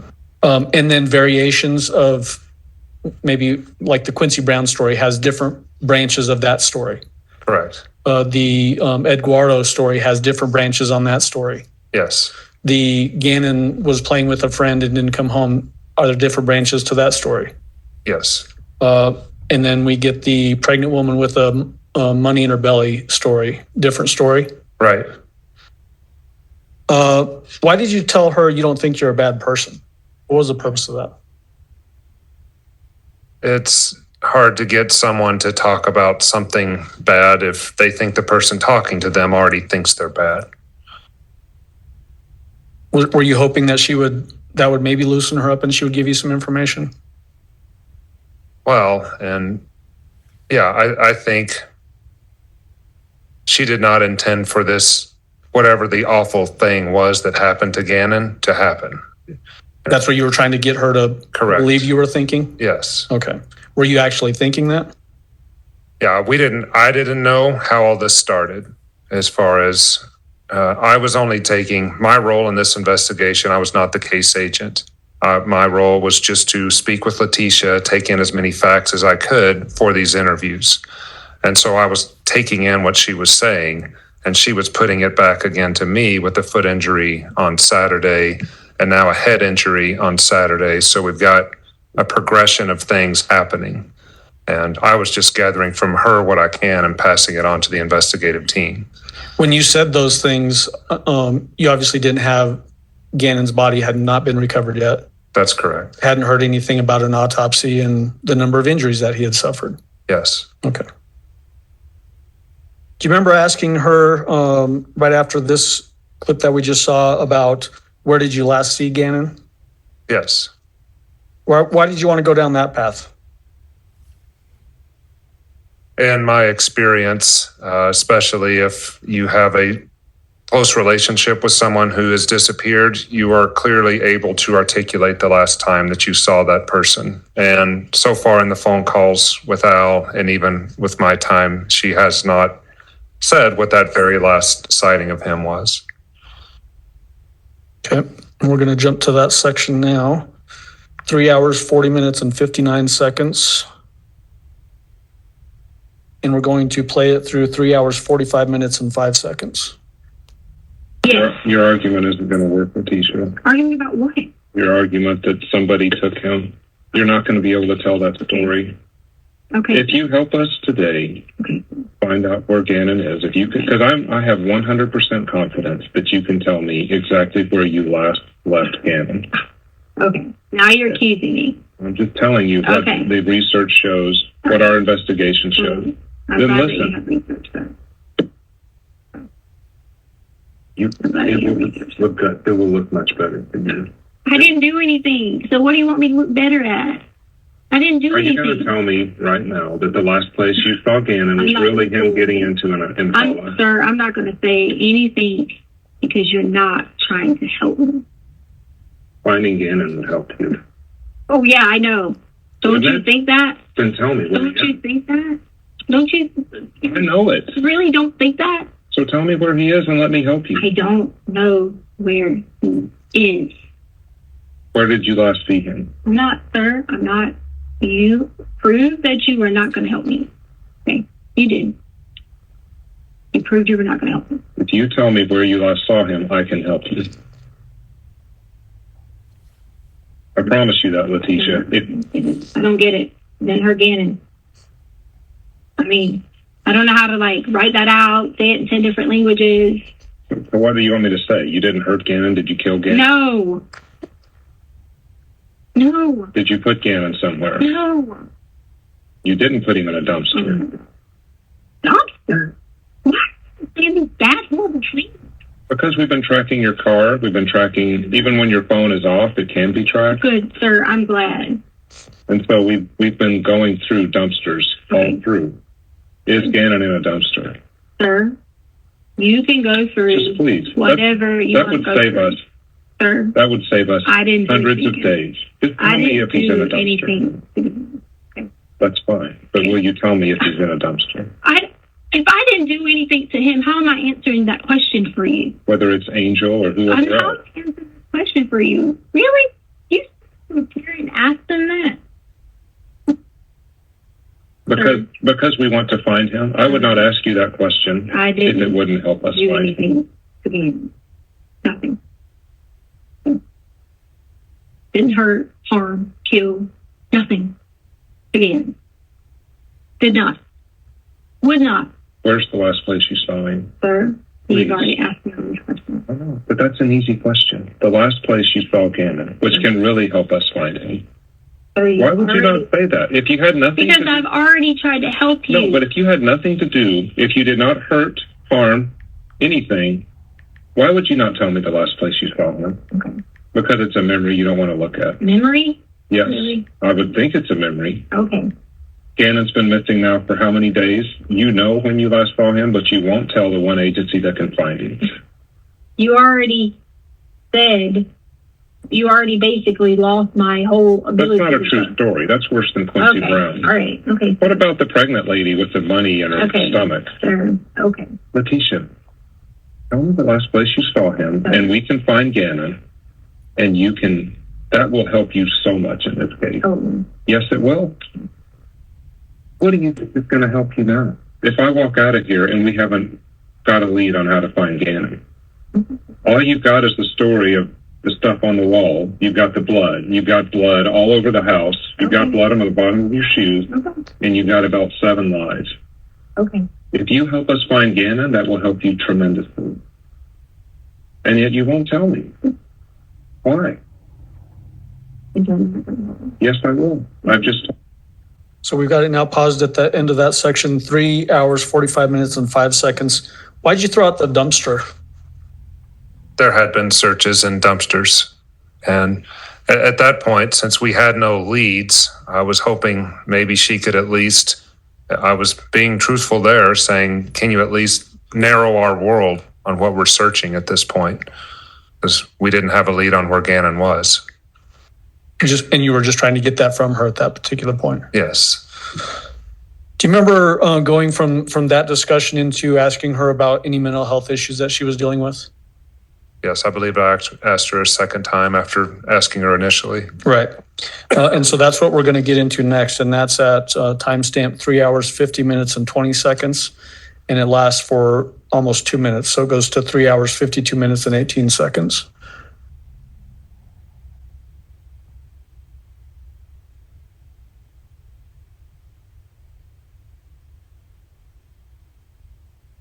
So I'm starting it at 3 hours, 50 minutes and 20 seconds. The one, not the one. You know, if I asked you ahead of time if you're having anxiety or depression or stuff like that. Anxiety, depression, any of those things. Because to be honest with you, that's it. But have you been, you said Gannon's been seeing counselors. Have you been seeing counselors? Right, about teaching. One time. Maybe she did it too because she was going to give the emotional support animal. That's it. Yeah, it was the 2 times on base. And we talked about not wanting to be in teaching anymore and all that route. Stress on the job. That was what we talked about. You had searched a little bit on the suicide stuff. What suicide stuff? Or was that you, or was that just random heat stroke? Suicide? I don't even Have you ever thought about suicide? Who? You. I'm not thinking about suicide. What's that? What a suicidal person might say. That's what I was. Yeah, because I have someone in my family before that have said that to me, and I've looked up information. That's not you. Wow. Take People that. have things in their family go on too, that you maybe want to look up and be like, oh, this is going on. How they're dealing with this.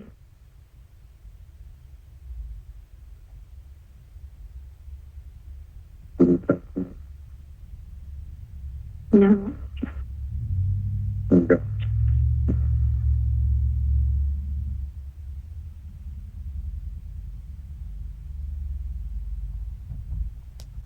So when you're asking her about any mental health issues, did she indicate basically only 2 times? Yes. And what was the reason that she was seeing this counselor? Counseling on the base regarding her teaching, I believe. Okay. When you left the room here, what were you doing?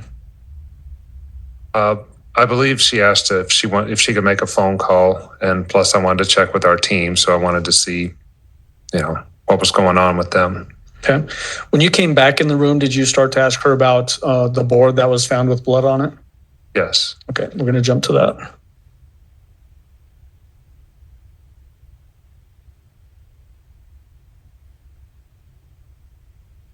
So we're at 3:55 in 0 seconds. That period of time in between, so when we stopped at 3:52:18 till when you're about to come back in the room at 3:55 and 0 seconds, was she just in the room by herself? Yes. Was she acting normal? Yes. Any concerning behavior from her? No. Okay, we're going to start it at 3:55 and go through 4 hours, 6 minutes, and 11 seconds. So a little over 11 minutes. Thank you. At some point, we'll ask you how many steps it takes to get back and forth.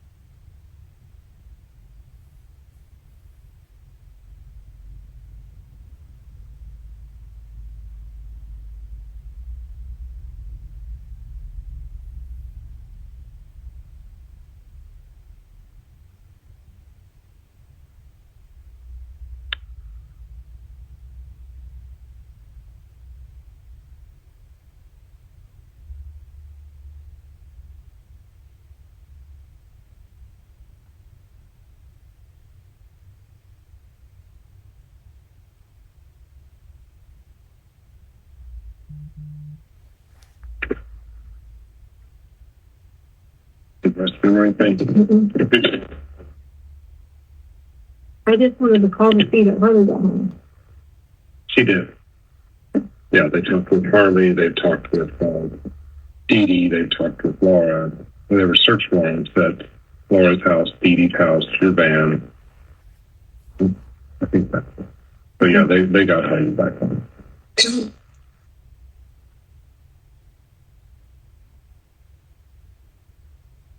Harley with Dee Dee? Yeah, because I told them that I met you out of the car and you said you'd like Dee Dee to be the guardian in between times. What why are you shipping to their house?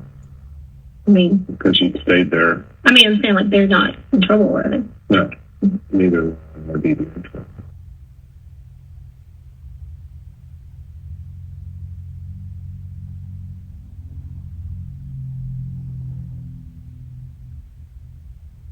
I'm asking you around teaching. I do. And whether you did this or not, it doesn't matter. The reason they asked me is because I'll find what happened again. And if I can't get past, if I can't prove a story, whether you tell it to me, Al tells it to me, whether it's El Paso Sheriff's Office, I don't take anything as true until I can prove it. With all the evidence that they have, the reason why it took so long is the district attorney wanted to wait and wait and wait till they made sure they could win in the courtroom. And I've done no body homicide before. They have more on this case than we do on most of them. I don't want you to be the the way you can help yourself out of this is to give us something, even though it's very You just said you difficult. have what you need, so We why do you need to keep asking me? Because you were the last one. But if you have what you need, why do you keep asking me? Because our goal is to find Gannon. Our goal is not to prosecute you.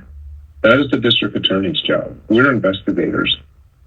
And like you've just seen, I do a poor job about half the time because I have to guess.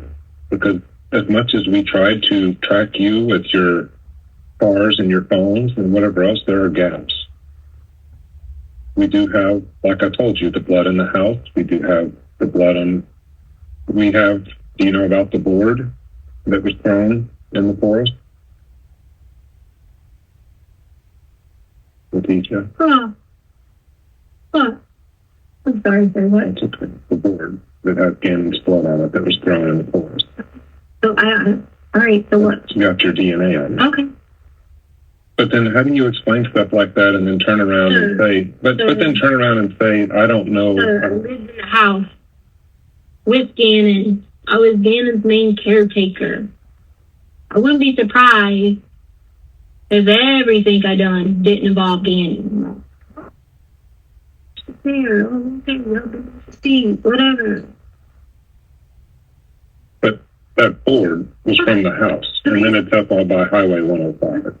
Board's enough. I've already explained to you about any kind of stuff that would have been from the foot. I've already told you that, and I don't know what you. But Gannon didn't go throw it up there. Okay, so now someone threw it up there. So now someone threw it up Or there. dropped or whatever.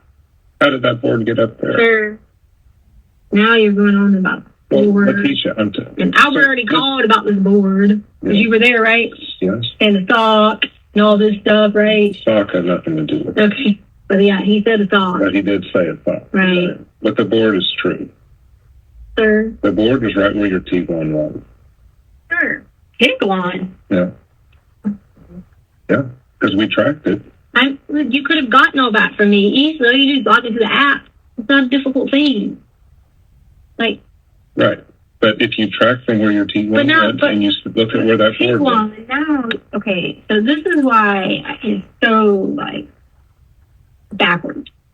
So now my Tiguan, but I was driving a truck, and then now my Tiguan, and now, next, and then you tried on the rental car, but then No, you had 3 different cars. there's proof on the rental car that I didn't even get to drive it. So, Right, there's low mileage on it. But we don't know where you went because you had your phone on. my phone, watch on. Yeah, but you had your phone. But the the watch is up in the forest somewhere, isn't it? No, that's the forest. You guys have my watch. It's at El Paso Detention Center. That's the watch there. I thought you had an iWatch. That's where the watch was at. I-9 watch says it's clearly sitting in El Paso County. Okay. But your phone was off those couple of days. What couple of things? The 27th, it was off when you were between the Petcos. But I had my watch on. Right. But what I'm saying... The watch tells you where you go. It's mirrored. Yeah. But I'm telling you, we have holes in our investigation, and you can help us with that. Sure. I didn't even drive my car anywhere, really, other than just going to meet friends. You drove the Tiguan up there. Yeah, other than to meet friends, yes. So who do you meet? What friends? That can be a lead we can help find Gannon with. You guys already know all my friends, so maybe... No, we don't know those up there. That should be the ones that you really know. We don't know the ones up there, I guarantee you. And like the guy said, tire pressure and all this, then you would have saw where if I stopped anywhere or done whatever.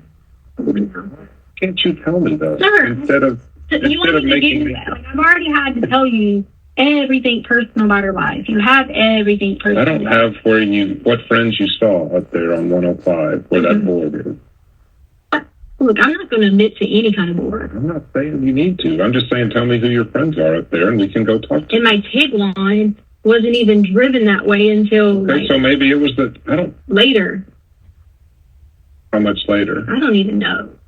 Before they took it. Okay, so was the truck up there? Truck up where?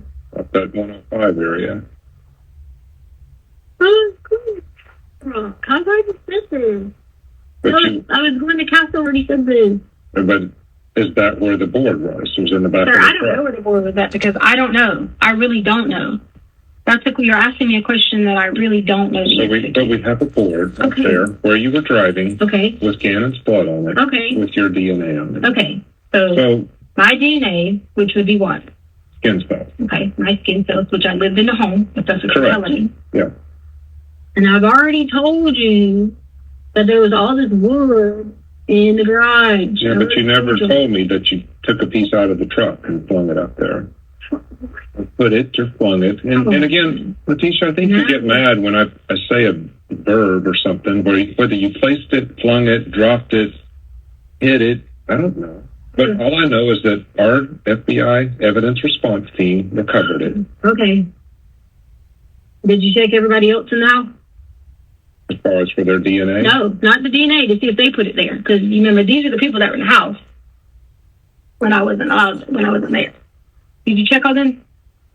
The people in the house. Yeah, did you check the people in the house? You mean the crime scene people? No, I mean the people that I'm sorry, phrase that because you don't like you, that was allowed to stay there when all this stuff you're talking about would have been there. Okay? Correct. Did you check all these people? As far as their DNA? No. Did you check to see if any of them did this? Drove and threw that wood up there? Did you check them? Their GPS, their phone. No. Did you check them? Because that is complete. Doesn't matter. You need to tell me you checked Veronica's GPS and her phone? Okay. Judge, that's now paused at 4 hours, 6 minutes and 11 seconds, and it's 4:49. Is this a good place for a break? It is, Judge. Okay, all right.